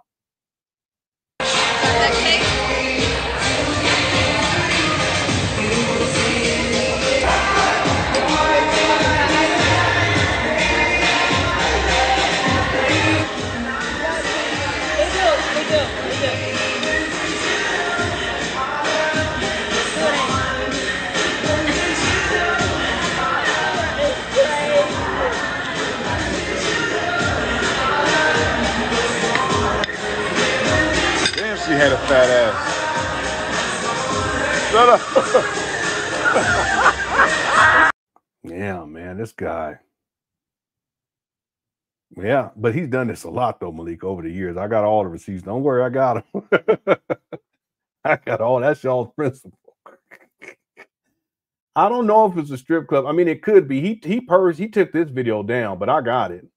Okay, and it's the audacity of this guy. He actually knew he was recording. I actually thought he didn't. He didn't know he was recording. It could be a strip club. I don't know. I mean, there's not enough evidence here to be able to determine that, in my opinion. You know, I could take the video and run it through a processor to brighten it up in there and see if there's anything we could see. But based on what I see in here, it's fairly dark. I don't know. It could just be a regular club. It's like what I said earlier, and you know, I always have to be careful. I issued a statement. I mentioned there's this video I'd shown it recently the other day where Umar's in a slave dungeon, and I believe that he was holding the camera and was recording the woman's backside, but it was actually someone else. So I had to issue that retraction. I'll issue it a couple of other times too, moving forward, because I don't want to put anything on Umar that he doesn't deserve. And I'm always fair. And if I make a mistake, and I'm always open to correction, then I have to come back as it's just the right thing to do and issue a statement on it in a retraction. Okay, but this right here, I could take it and run it through video processing to brighten it up to see what I can see in the background, but there's no way to tell, in my opinion, by just looking at it right here. Anyway, I was shocked that Umar actually he actually knew that he was live streaming. I assumed that he didn't know. So this goes back to what Cheryl Secondborn was saying. I've said it before. If you put some Black Power talk behind it, some Black folks will fall for anything. And someone else was saying that if a person shows you who they are, okay, believe them. And it's very true, very true. And someone also mentioned about the women. They were like, no, you should be. Yeah, this again. These, and I don't mean to say it this way, but those are not the quality of women that we would want, let's say, our sons to marry. I'm just going to say it that way. I mean, I can use much harsher words, but they're backing this type of bullshit up. But who knows? Who know they? I mean, ain't no telling who they are. You catch my drift. This is the other video. I don't know why I archived it with this title, but let me see what he talking about. Let's be honest. We ain't ready for it either. We got some stuff we got to do because slavery has taught us to sexually objectify the Black woman's body. So let's be honest. Now I know why I did it, because this will be an example in the documentary of he'll talk like see Cheryl Secondborn. Let me read it again. Let me read it again. I've said it before. If you put some Black Power talk behind it, some Black folks will fall for anything, including these clowns like Umar, who will sexually objectify women while live streaming. But then in another scenario, he's up here talking about how we shouldn't be sexually objectifying Black women. So which one is it? See, again, you throw some Black Power and everything else, all this other stuff, him talking about fat asses, that all of a sudden that don't matter. But then he gets up in front of these women talking about how we shouldn't be objectifying. You all see this shit? But fellas, let's be honest. We ain't ready for it either. We got some stuff we got to do because slavery has taught us to sexually objectify the Black woman's body. So when we see a Black woman, we don't see a queen, we see boobs, we see breasts, we see hips. That's what slavery did to us. So we have to de-objectify the Black woman's body. Like people often say, like the children in school, they say, Dr. Umar, in Africa, do the women walk around with their breasts out? I say, yeah, some places they do. Most places they cover it up though. They say, well, ain't that kind of nasty? Ain't that? I say, no, because the breasts are not for sex. Breasts are for feeding children. But the European objectify the Black woman's whole body. And so now the breasts are now sexual, when before breast was about life. Okay? Umar. Anyway, I'm just going to let this go. The buttocks was never sexual. You were just calling it a fat ass in the other video. What you talking about? You know, I didn't archive this one either with the time, with the date. Maybe I did. Hold on. Let me go find. I'm going to let this. But it is now. So you have to look at the perversion that has taken place amongst us as a result of slavery. It ain't got nothing to do with slavery. Damn, she had a fat ass. Shut up. Hey, you know what's funny? When I'm in the line, I can't look at their ass because all the guys is looking to see if I'm going to look at their ass. So I can't even get a look at it. No, you can look at their ass. Why you think look at her ass? Not appropriate. Right. So you out of here. You watching to see what you gonna wear. All the dudes watching, when the girls come in the line, they're looking through you. So what? And I wanted to see her ass, but I couldn't look. The buttocks was never sexual, but it is now. So you have to look at the perversion that has taken place amongst us as a result of slavery. But fellas, let's be honest. Now I see what I'm doing there. Wow. You know, and I don't know if I are, because this looks like a much older video. Yeah, well, I'm not going to be going back trying to find it. I know that because I don't put in so much time getting to this point. I'm into 2018 going into 2019. But I can always play it without with just for this purpose. You know, I can play the video of him talking about fat asses, and then I can say, but back then he said this. But he's such a hypocrite. Yeah, he said buttocks. The buttocks. No, Umar, what you were talking about was the fat ass. Now stop it. That's what you were talking about. All right. Yeah, I know. Umar, he's something else. He really, but that's what I'm saying. He really does. He's good content in these regards because he's such a hypocrite. And there's so many examples that I can point out. I'm not going to be able to point out everything because there's literally hundreds of examples that I've already seen. But in the documentary, I'll make sure to point out as many as I can. Thanks for Super Chat, Cheryl Second Board. I appreciate it. Yeah, the buttocks. Okay, so this is what I'm going to do. I'm going to play this other video, and I'm going to let it play while I do these notes, and then we'll start to wind down the show. I just want to get through these notes before we close out. That way I can be done with this particular notepad. Here we go. Your ancestors, and whether you walk in your path or not, because some of y'all a little off, and they will tell you. This video, this was Umar in the Bahamas, at the University of the Bahamas, and this is from July of 2018, July 4th of 2018. Okay. You're off a little bit. They will tell you, you're supposed to take a job somewhere. Don't take it. They'll tell you, you had one too many abortions, young lady. Your great-great-grandma ain't feeling you. You're going to have to offer a major sacrifice. And it happens. Brother! What?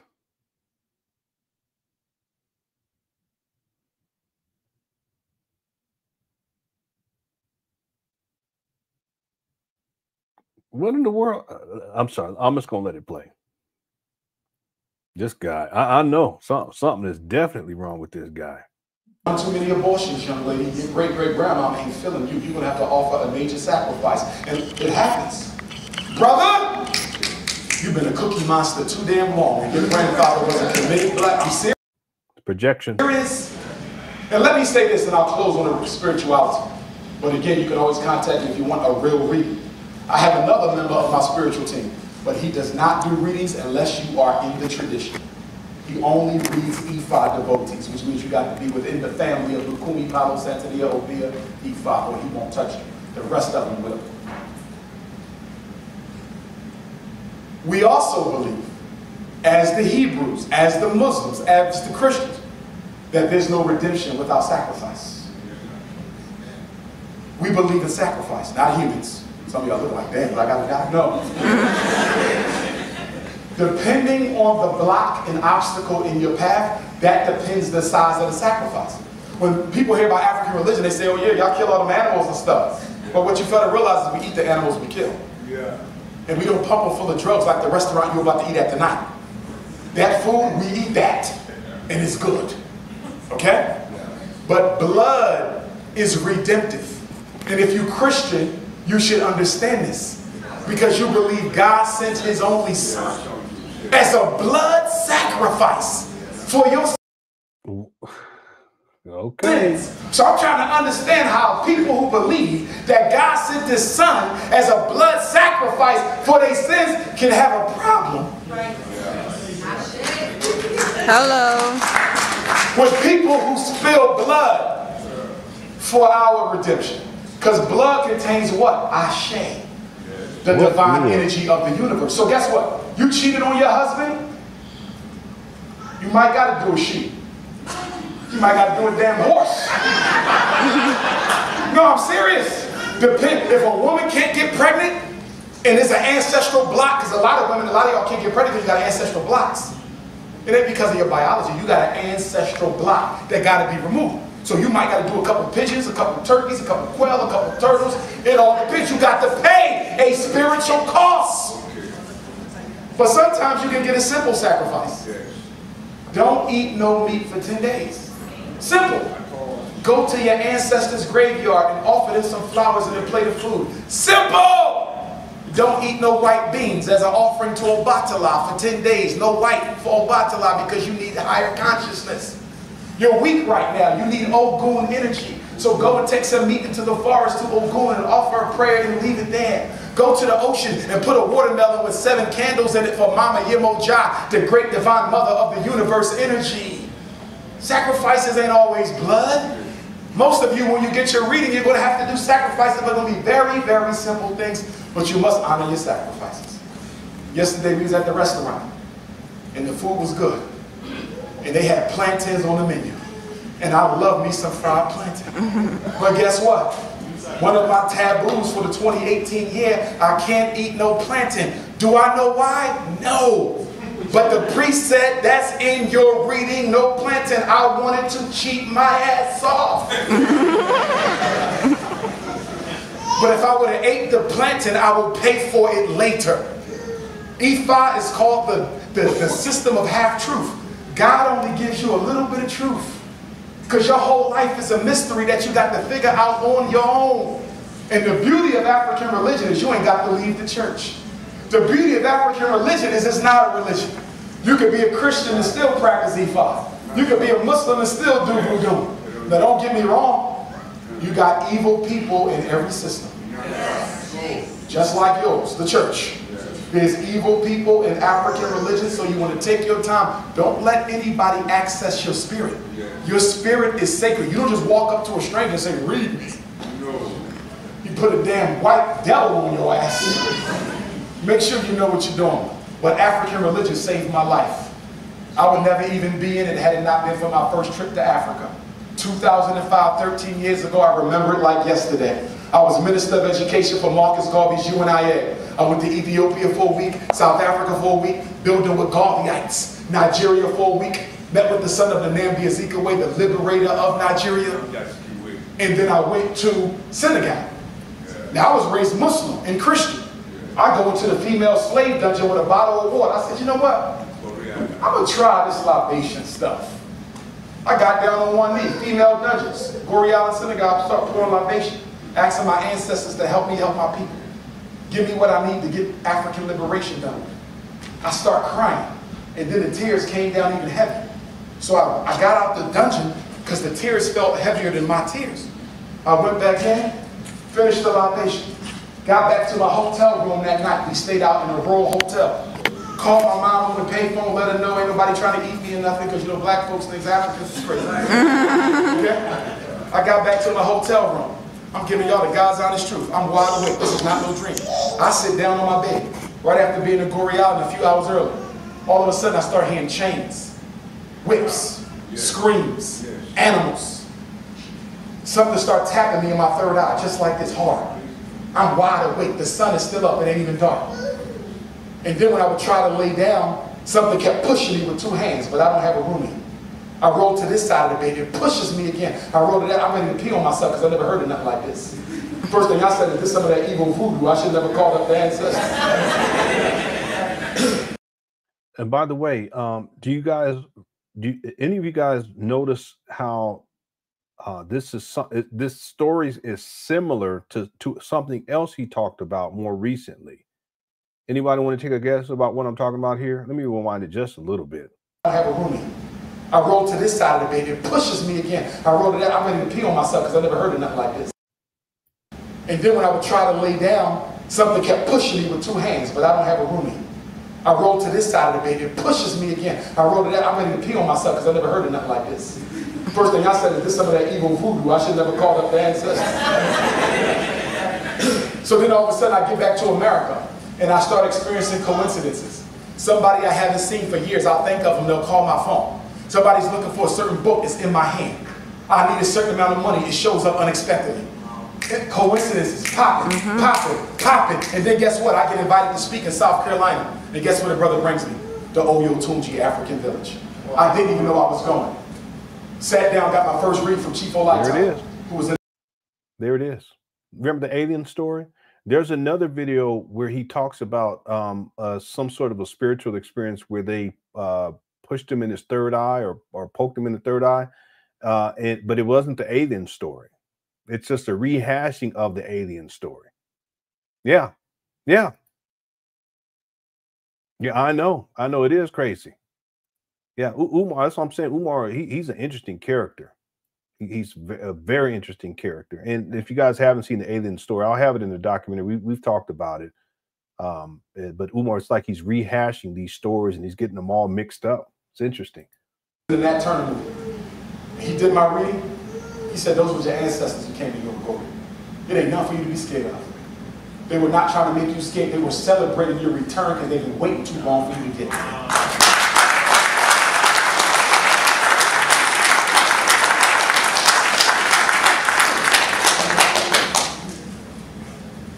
5 years after that, I get a phone call from a brother in Chicago, African Hebrew brother, Dawa Israel. He says, somebody just sent me an article you wrote on special ed. I have a talk show in Chicago. I can't afford to get you here, but if you can get here, I want to put you on my show. I said, Chicago?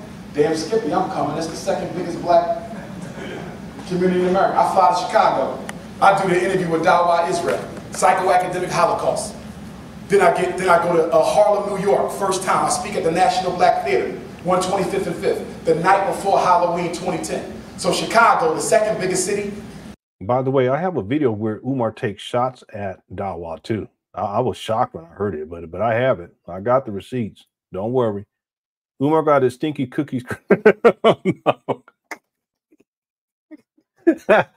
Everybody with that Paul Moody, he has a joke about that. He was talking about how people get abducted.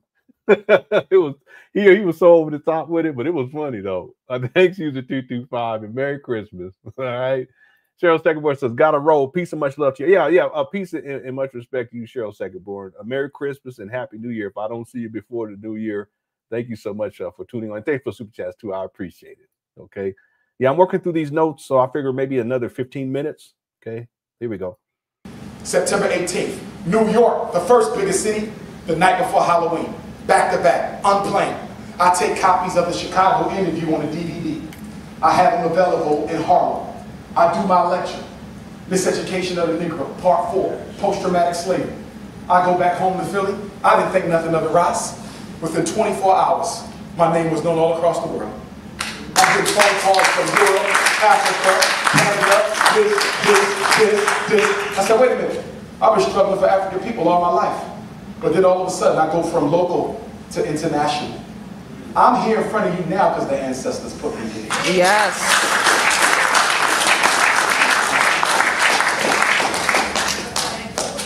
And I ain't never turned back. And I got a lot of hate along the way. I got elders, people who y'all love in America, who hated on me behind my back.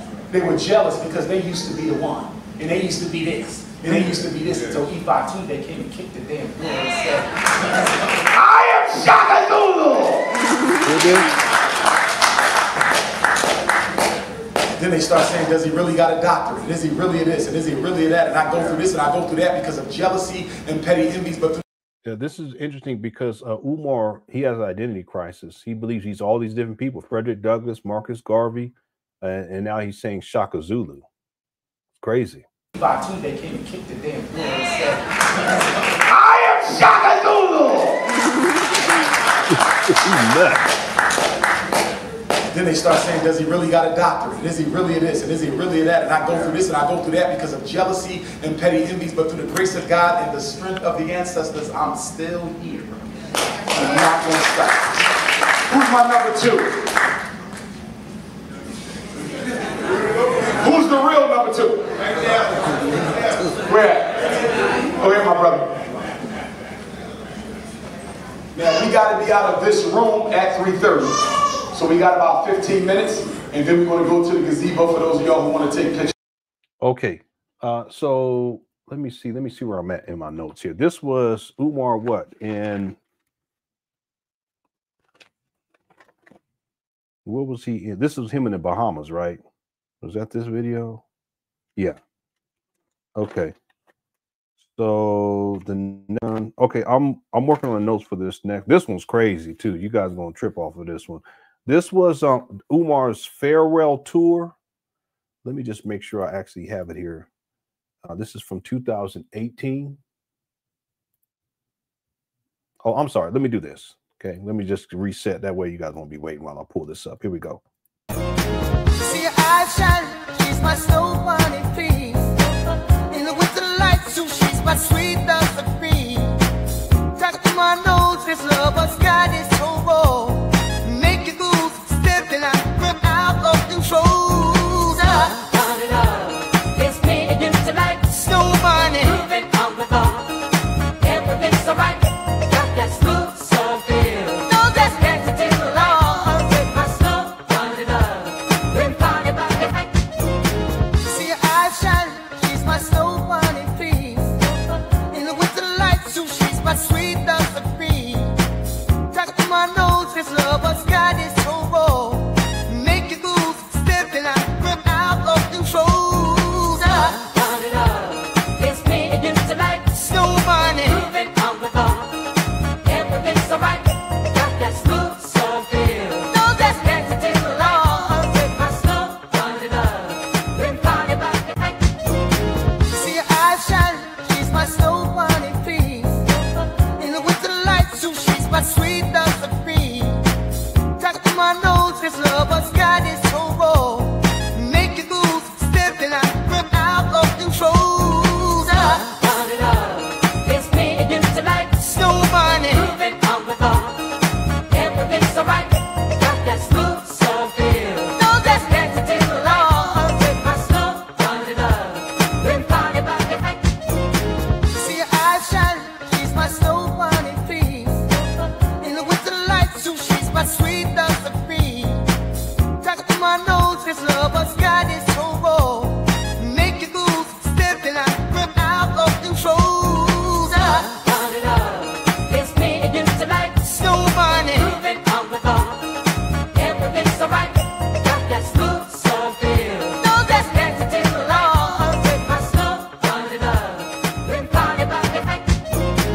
see your eyes shine, she's my snow bunny queen. In the winter light, so she's my sweet love supreme. Talk to my nose, this love has got its so raw. Make you move, stepping out, from out of control. It's me and you tonight. Snow bunny, Moving on the bar.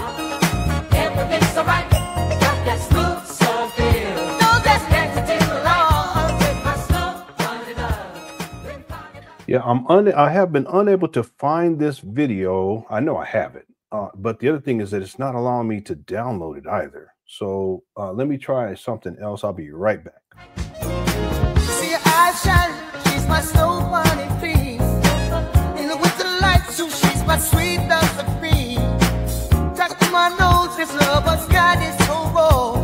Make you move, stepping out, from out of control. It's me and you tonight. Snow bunny, Moving on the bar. Everything's alright. Got that smooth soul feel. no, that's Dancing till the Lord with my snow bunny love.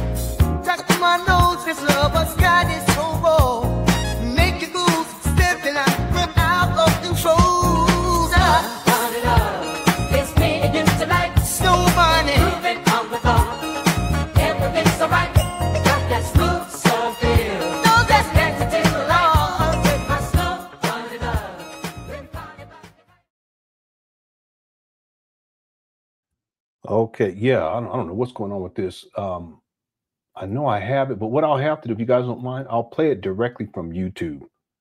I don't know what's going on here, but I know I downloaded this before because I've actually watched it a couple of times. Okay, so this one is a bit crazy. This will be the last thing, I think.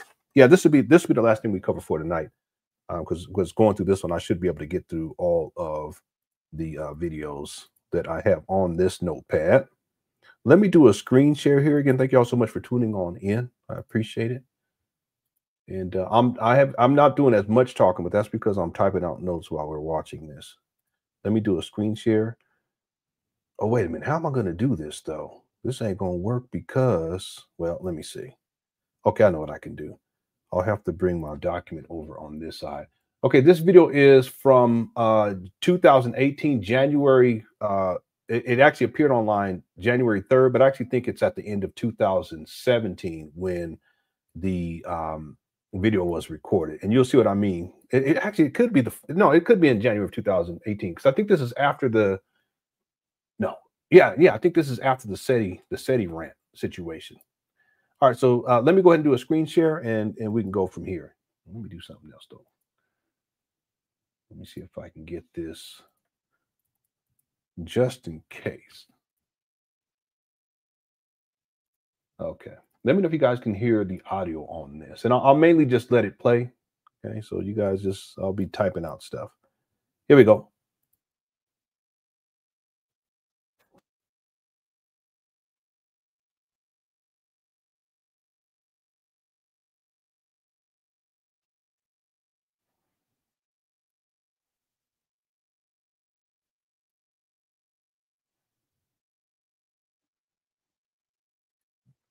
Yeah, it's not. Hold on one second. Did you guys hear? Something's going on here.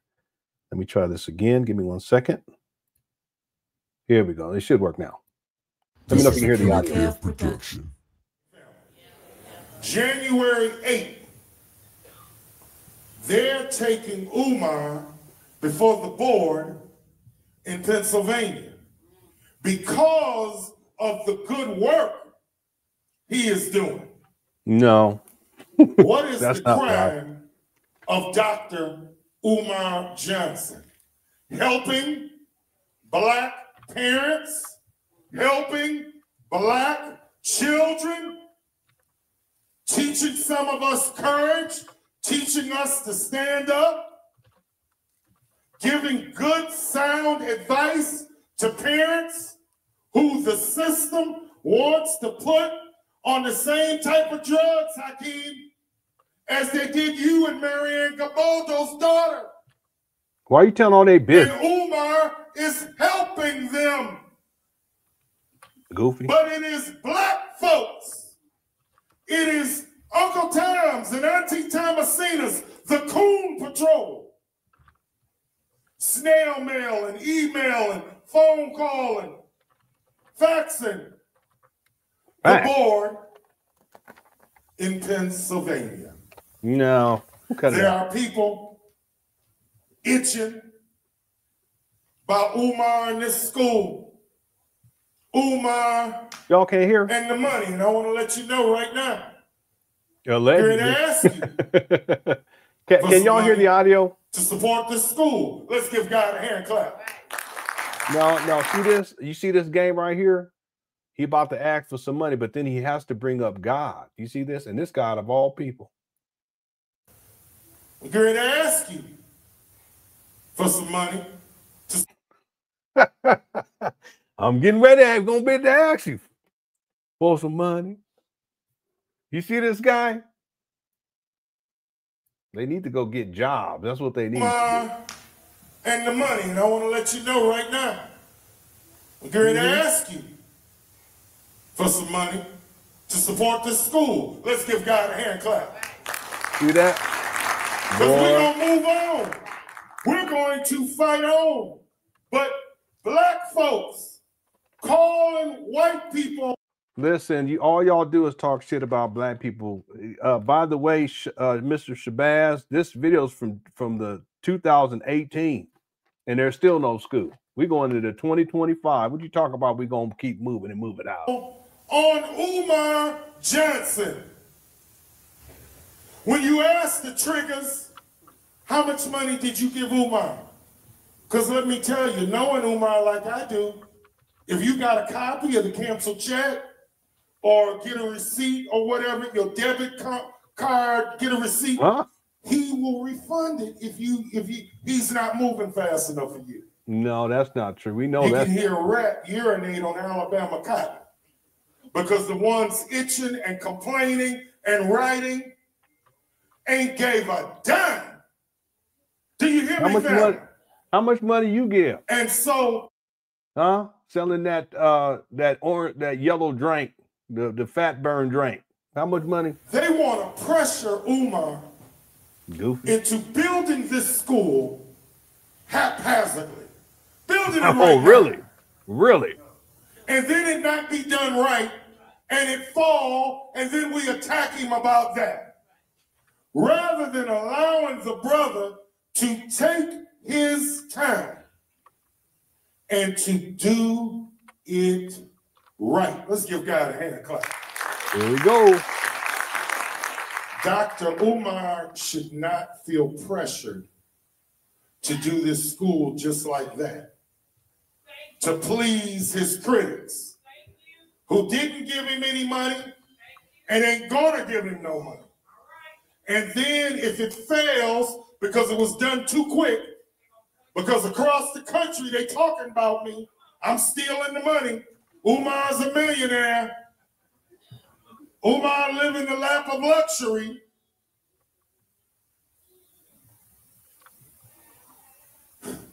They gonna do that anyway. What are you talking about? Take your time, brother Umar, and let's build the Frederick Douglass Marcus Garvey Academy properly so that we can teach these babies love of self and knowledge of self and the art of war. Let's give God a hand clap. We're welcoming a bad brother. One of the baddest brothers on the planet right now. I was telling Doc earlier today, I don't know who is hated more, Farrakhan or him. I mean, really. Pages and pages and YouTube channels, thousands, dedicated to attacking and blasting this man. Tonight, family, how many of you got Facebook, Instagram, Twitter? Tonight, before you go to bed, please go on there. Tell them you saw Umar, you met Umar, you heard him for yourself, and you're down with Umar. And then tomorrow, let us call that board in Pennsylvania and let them know that we support Papa, the Prince of Pan-Africanism. Somebody say Black Power. Black Power. Black Power. Let us welcome the Prince of Pan-Africanism, Dr. Umar Johnson. Put your hands together for Brother Malik Shabazz, the minister. Put your hands together for the minister, Black family. That's not his name. Y'all hear me okay out there? One love. Thanks for coming out. And thanks for coming out in the cold. I got one question before I get started, Detroit. Do black folks ever get used to the cold? No. Okay, I just needed to know that. Because I wasn't sure. I asked the same question in Chicago early this week during Tuesday, but I want to thank y'all for coming out in the cold. It means a lot to me because you didn't have to crawl out that bed. I've been getting so many texts from people who I thought were supporters of mine. They said, Doc, I want to come see you, but it's just too cold. And I said, if I can get out my bed and fly 500-600 miles from Houston, Texas, and get out my bed to come see you, why can't you get out your bed to come and see me? But you. Yeah. By the way, while I'm doing these notes, I can't see the chat room. I'm coming in just a second. I think this is I think I spoke in error. I thought this was after the SETI rant, but I actually think this is after the Tariq Nasheed rant. I think that's what this is because I'm looking at these notes and he's taking shots at Tariq Nasheed throughout this particular video. I'll let it play. My loyal supporters, so give me a hand. Give yourselves a hand. Give yourselves a hand. I appreciate it, brothers and sisters. It means a lot to me. I am planning to stay in Detroit for about 2 or 3 days longer after today because I'm trying to finalize this school hunt.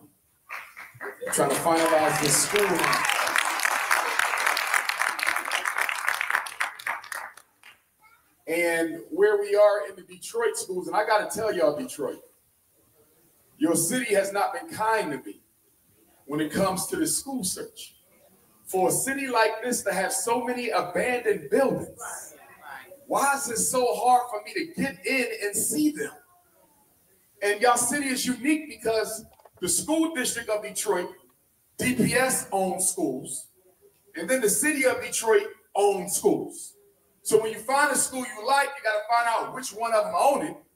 And although it's easier to get into the schools owned by the city, the schools that are in part, you know, it may well, it's hard to say. See, I think that there are real life ramifications for what Umar is doing. It's just they're not out on the internet. See, let me give an example, or it's not. It may not necessarily be evident stuff that most people would see. For as an example, Umar, despite collecting all this money for a school that does not exist, he still is homeless.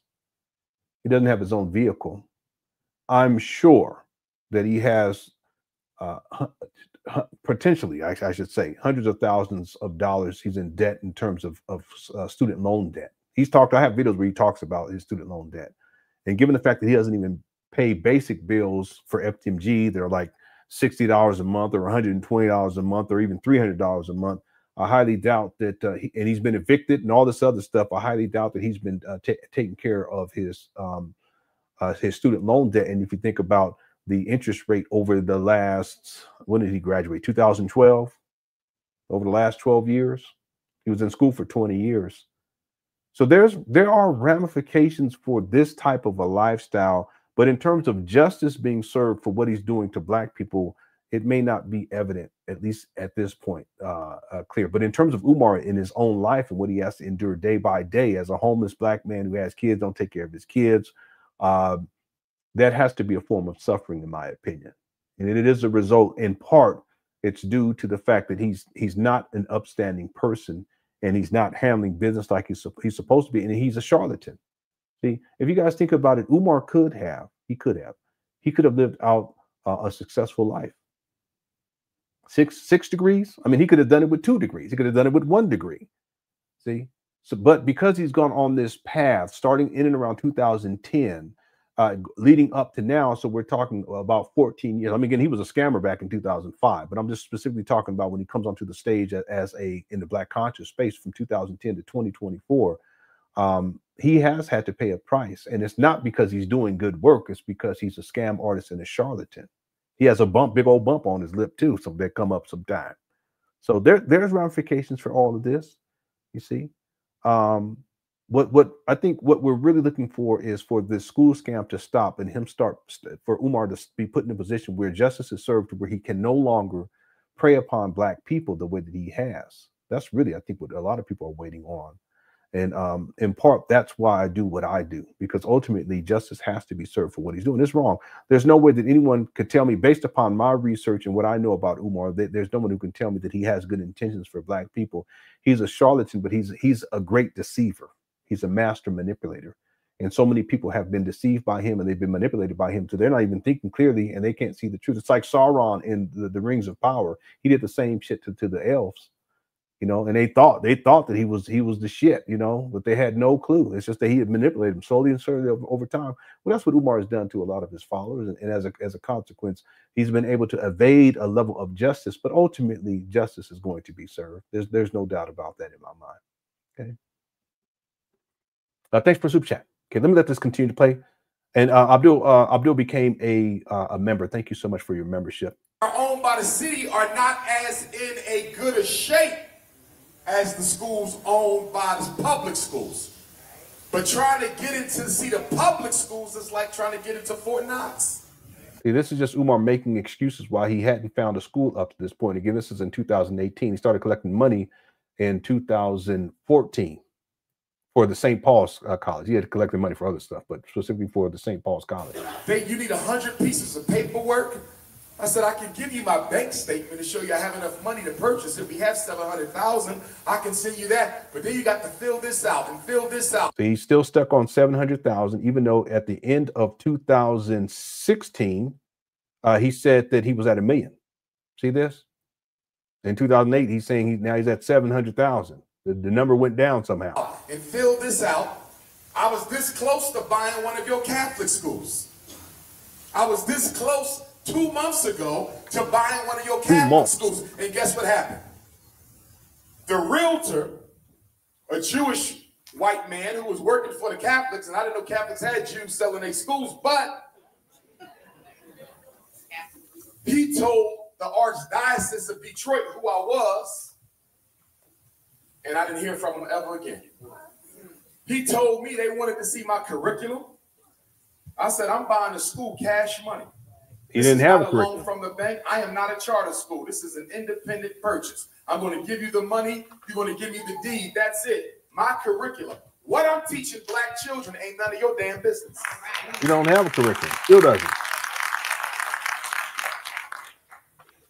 And although none of those Catholic schools was what I was really looking for, I would have settled for it, brothers and sisters, because I was able to afford most of the ones he showed me. And they were in half decent condition. But once they found out I was the purchaser, they shut me down. I had a school in money earning Mount Vernon, New York, Catholic school. Last year, I was going to lease it. They shut me down when they found out who I was. So the Catholic schools, which are in much better shape than the public schools or the schools owned by the city, they're not going to sell to Dr. Umar Johnson. Now, some of you remember the old Aisha Shule building, right? That's one that I'm looking at. I can afford to buy that. But the city is telling me that we just can't sell it to you. You got to put together a proposal and send a proposal to the city. And we have a real estate committee that's going to review your proposal to make sure your usage of the property is in the best interest of the community. And then we take a vote on it, and we have to vote to let you buy the damn school. I'm letting y'all know this. I'm typing out these other notes from the Contra Stripper interview. Most of you guys haven't heard this. She's breaking it all down. She has said after the event, this was an event in Fort Lauderdale, Florida. This is February of 2015. Umar invited her out to eat, but she didn't go. And then Umar wanted her to wear a sexy dress and then make him a home cooked meal and give him a massage. He's such a loser. Anyway. Because not all of you here are supporters of mine. You support coons and con artists. You don't support people who do work. Look who's talking. See, I'm in the streets working. You don't want that. You just no, want to you're sit not. on YouTube and watch people talk black.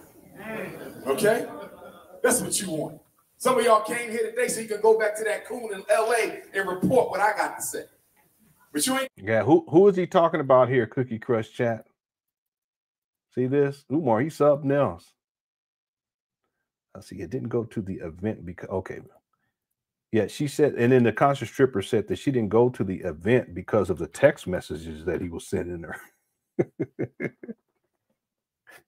All right. Anyway, this is a whole nother topic. We're not gonna get to that one today. No, he's not talking about me. He ain't talking about me. Who is he talking about? He talking about Tariq. And throughout this video, he takes shots at Tariq.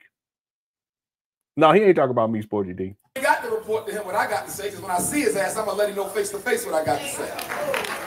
Okay? He definitely ain't talking about me. I know that for sure. Marshmallow ass, big old pudgy. But getting back on topic. Up here looking like Auntie. You need to cut it out, Auntie. Brothers and sisters, I was in Chicago Tuesday, as I said. It is a school in Chicago that I can afford. It's owned by a private owner. It's not owned by the Catholic Church. It's not owned by the city's public schools. And it's not owned by the municipality of Chicago. That's one in the pocket. But I want to be honest with y'all.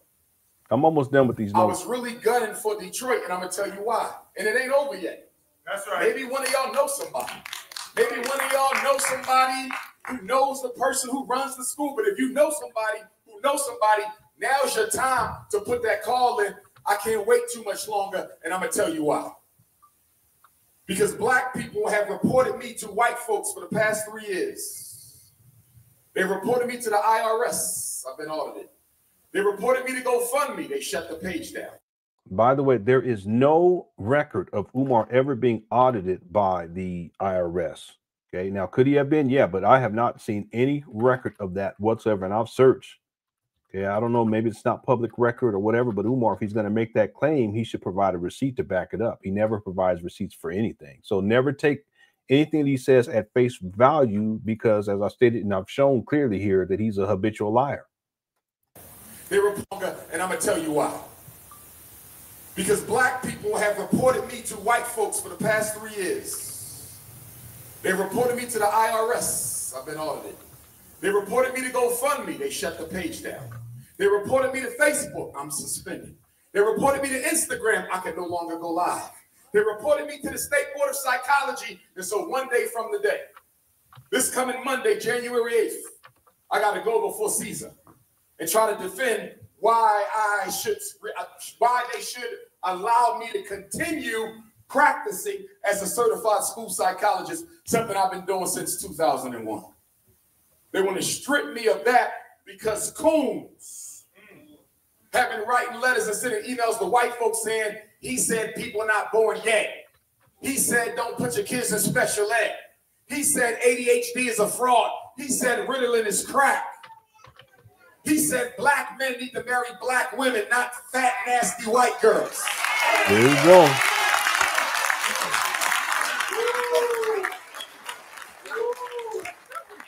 My views are unorthodox and non-traditional. And so they've gotten so many complaints from y'all. And you know what's so bad? Guess where a lot of complaints came about? It wasn't about my views on homosexuality. Or should I say the truth of homosexuality? It wasn't on my views about interracial marriage. Or should I say the truth about interracial marriage? It wasn't on my views on ADHD, or I would call it the truth about ADHD, because I only give you the truth. But so many of the complaints came from my Tuesday morning black parent telephone call. Are y'all listening to me? Black people was on my Tuesday call, which I used to help y'all for free. Okay? And they would listen to the call, and then they would tape it. And they would send snippets of how I've been helping y'all help your children, and they were sending that to the white man. I lie to you not. And because they were sending it to the white man is now saying you were giving out clinical psychological advice. Absolutely. Textbook narcissism, gaslighting, and self-absorption. I mean, it's all intertwined. Yeah, this is so very true with Umar.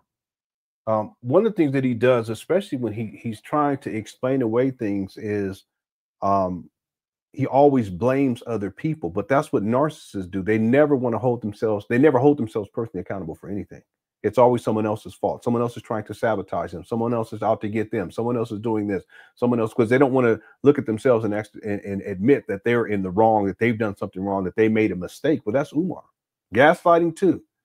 You know, he'll say things, and I know that it's not true. I already know, but he wants people to accept a whole different alternate reality about life or whatever it is that he's talking about. It's just gaslighting. And I've seen him do this so many times.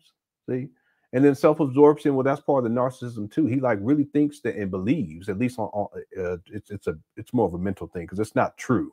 But he believes that he's this great leader. You know, he believes he's Frederick Douglass. He believes that he's Marcus Garvey. He believes that he's related to all these great people. That's just self-absorption. It's all about him. But it's weird because with Umar, you would think that if he thinks that he's all of the well, how can I say? Because it's not that he's all these great people. That's the part of the illusion. But if he believes that he's so great, then wouldn't he have something that he can share with people, or things that he can share with people that would make him great? He's so self-absorbed, and yet he hasn't done anything. Well, I mean, really, what has Umar Johnson done?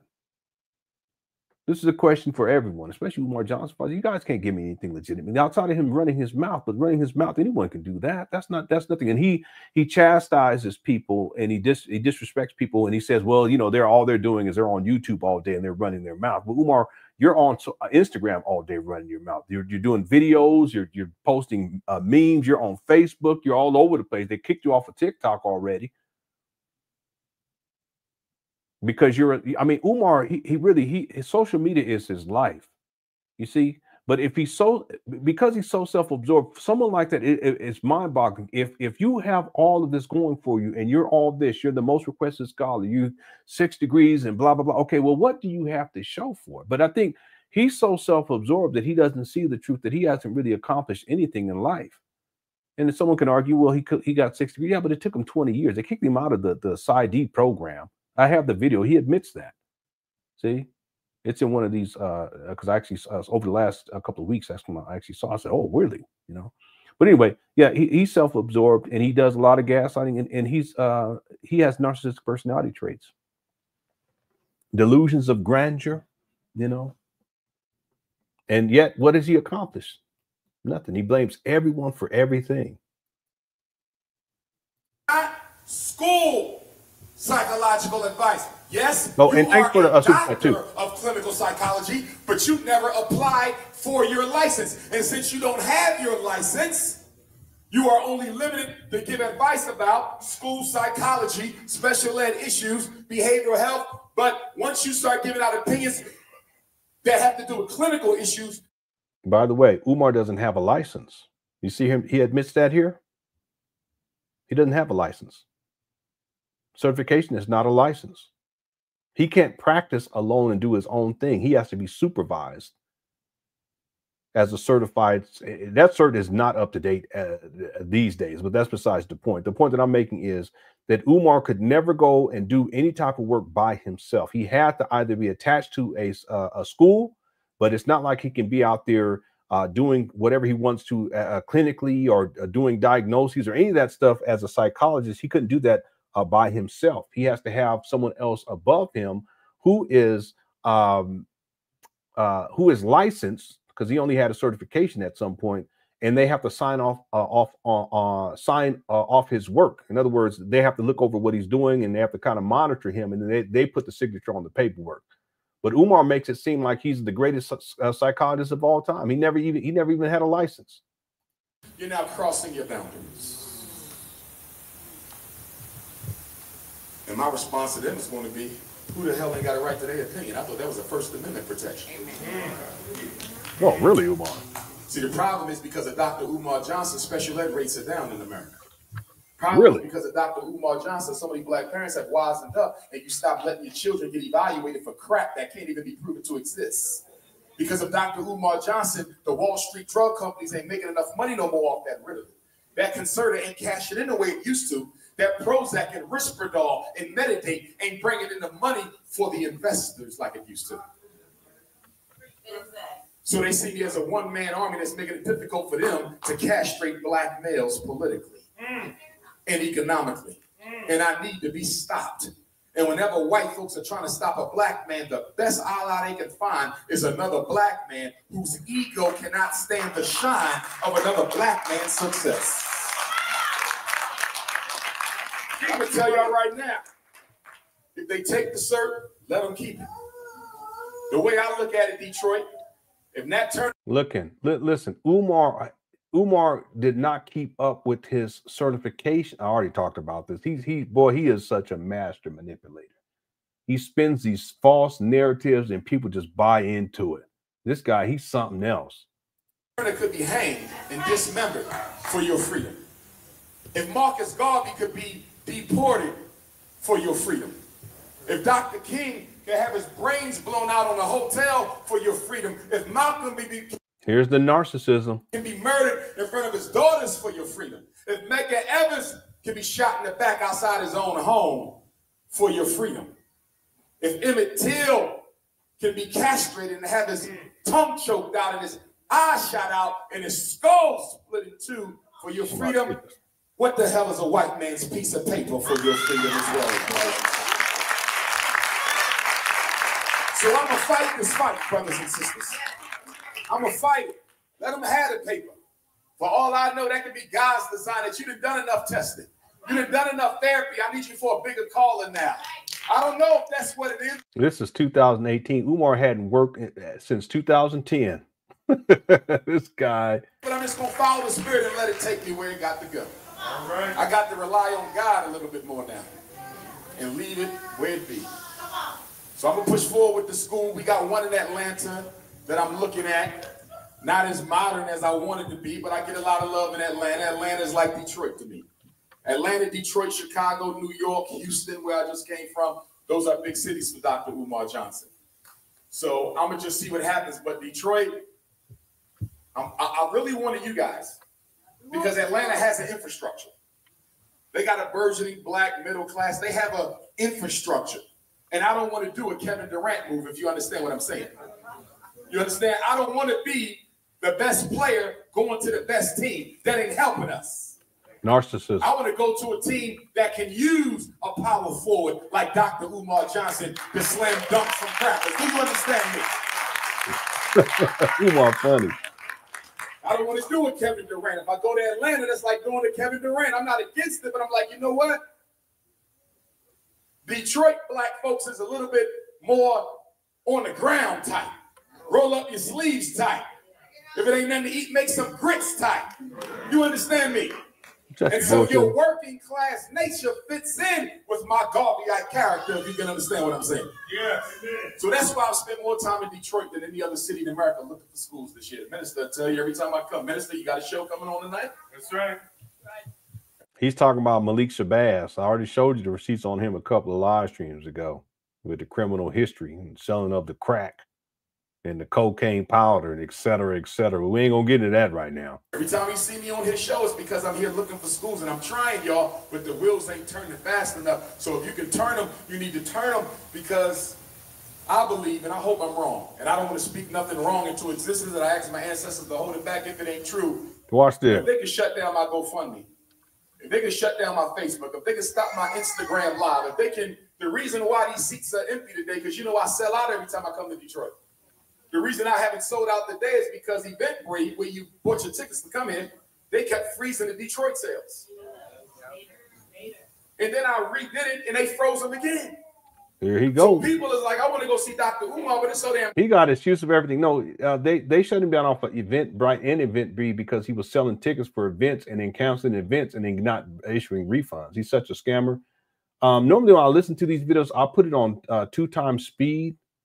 But in this case, it may be, I'm going to put it on 1.5 because you actually have to kind of get acclimated to listening to it in 2.0 double time. But this is half the speed faster at least. Okay, so just be mindful of that. And I'm almost done with my notes and we'll close this out. Cold, I want to get out there and be told I can't come in. So because they kept freezing the sales, people thought we were sold out already. Right. There's people who would be here in your city who ain't here because online the sales have stopped. And normally when the sales stop, it means I sold out because I normally do when I come here.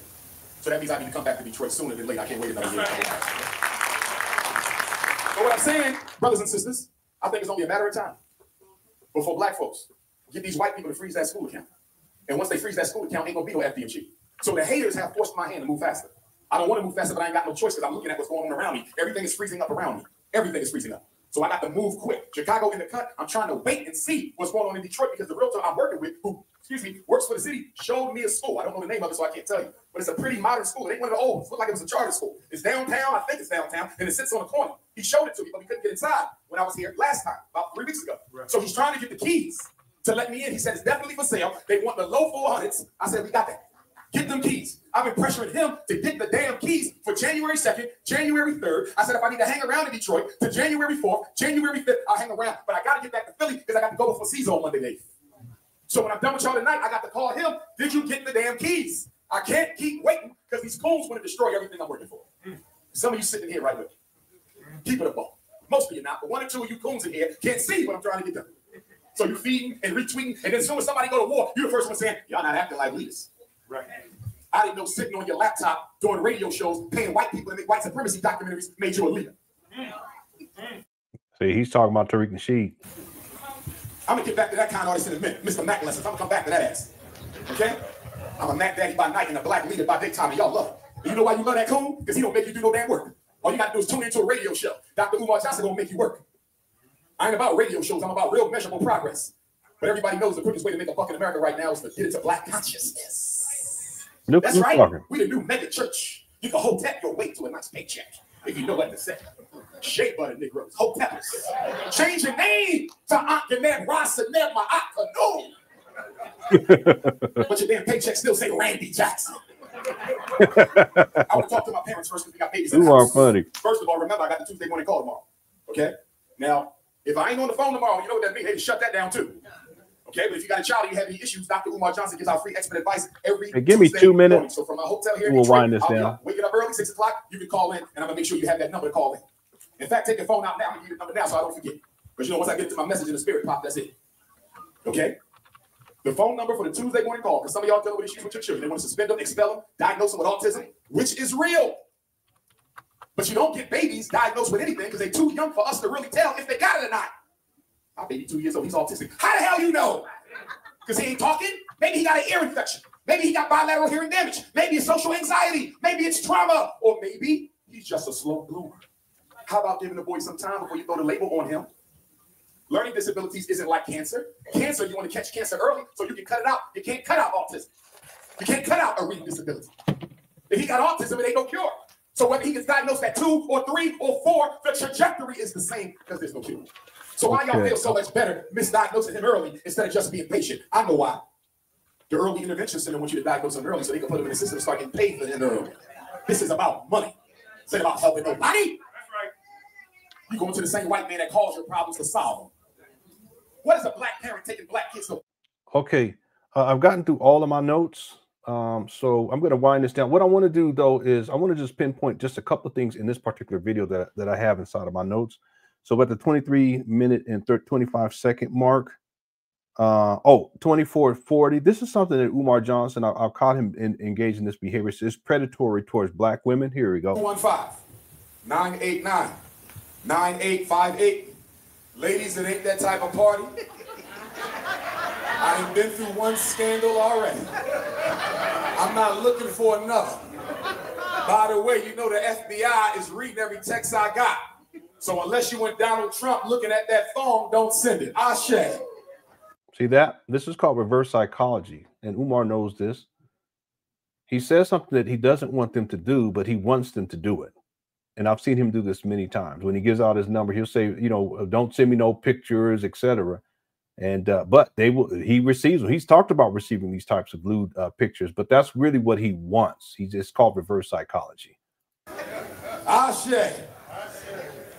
Now, parents, I want to give y'all some rules you need to use to control the schools. Some rules you need to use to control the school. Rule number 1, stop telling the school all your family business. So we're going to go to the 31-minute mark. I want you to listen up well. I know you're proud to be a single mother.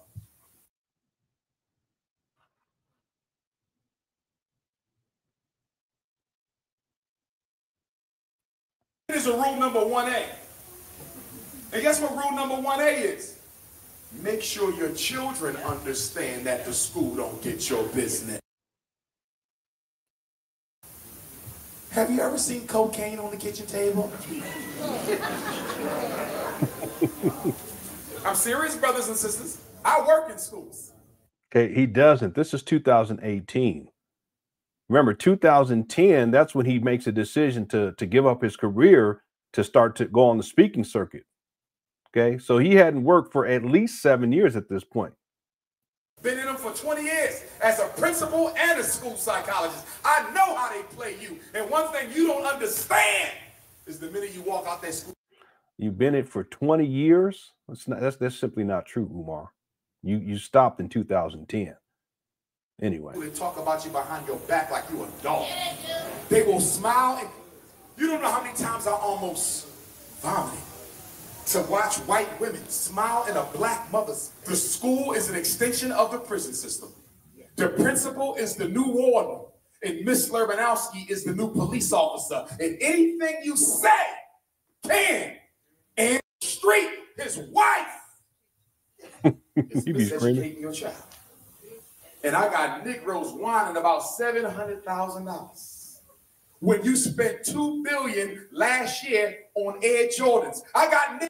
Yeah, I always outline this because he uses this billion thing all over and over and over again. It's a shaming tactic to get money out of black people. Negroes crying over $700,000 when black women spent $9 billion last year on weave and perm. I got Negroes crying over $700,000.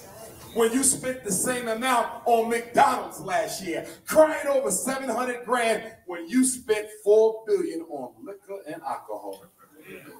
Brothers and sisters, do you know how hard it is to buy a school when you only have $700,000? Better yet, let me give you another fact that I don't want to leave. There's a school that I want sitting in Southfield, Michigan right now. It's the best school on my list. It's better than the school in Chicago. It's better than the school in Atlanta. It's better than the school I'm about to go see in South Carolina. My number one choice is in Southfield, Michigan. It's the Academy of Southfield. Some of y'all know it. It's owned by 2 black men. It used to be a charter school. And none of this is true. He's lying. I mean, this is crazy. I have this right here. This is a huge lie. It's not owned by black people. It's not owned by black men. This was a big, I'll tell you, this will be in a documentary for sure. Black Anonymous knows. And in fact, Black Anonymous has this on the blog, on the blog. This is, he's such a liar. He really is. He actually went up there. I can show you the video, but we're going to close this out now. Let me give you guys another example of Umar taking a shot at Tariq Nasheed. That's at the 35-minute mark. My number one choice, but I ain't got enough. Because y'all Negroes run around poking fun at me with coons who ain't never tried to do nothing for you but take your money and pay his mortgage in the suburbs. See? At least he ain't living in Mama Claus. Anyway, another man shot. He takes other shots. I'll skip those one. Pajama Mama, real disrespect to black women. You don't work, don't have nothing. Okay. So it looks like I only have notes up to 42 minutes and 50-second mark. So what I'm going to do tomorrow is I'm going to make sure I've watched the rest of this, and I'll just play it in double time. Yeah, this video is quite long. But anyway, that's what I have for notes on this notepad. I've gotten through everything for today. I'll be back tomorrow. I don't know if we'll do this tomorrow, but at the very least, I'll be on and we can get to some of the more recent Umar Johnson videos. But thank you so much. I know it's a little bit different. I haven't been talking as much, but at least I got through this notepad. But I want to make sure I'll do this tomorrow before I even live stream. Make sure I went through this whole video. I'm into 2019 on the other notepads, so I got plenty more to get to, and that's when it starts getting really crazy anyway. 2019, then 2020, that was the year. That was nuts. Sigma says, do you see what I'm saying? Don't bring your okay, all right. We're gonna leave it right there. Okay. I want to thank everyone for tuning in for Super Chat, though. I'm about to email you right now. Thank y'all so much for tuning on in. Please enjoy the rest of the evening. I know that it's late. I'll be back on tomorrow during the day, and we'll just get back into this. If you haven't checked out the Snow Bunny love video, I know I'm going to play it to close this out, but if you don't mind, if you haven't seen it, go check it out. I posted just that video earlier today, and leave a comment, like, and share if you like. I rarely ask people to do any of that, especially sharing. But if you haven't seen it, go ahead and take a look. And like it if you like it. Okay, thank you all so much. And as we always do, see your eyes shine, she's my snow bunny queen.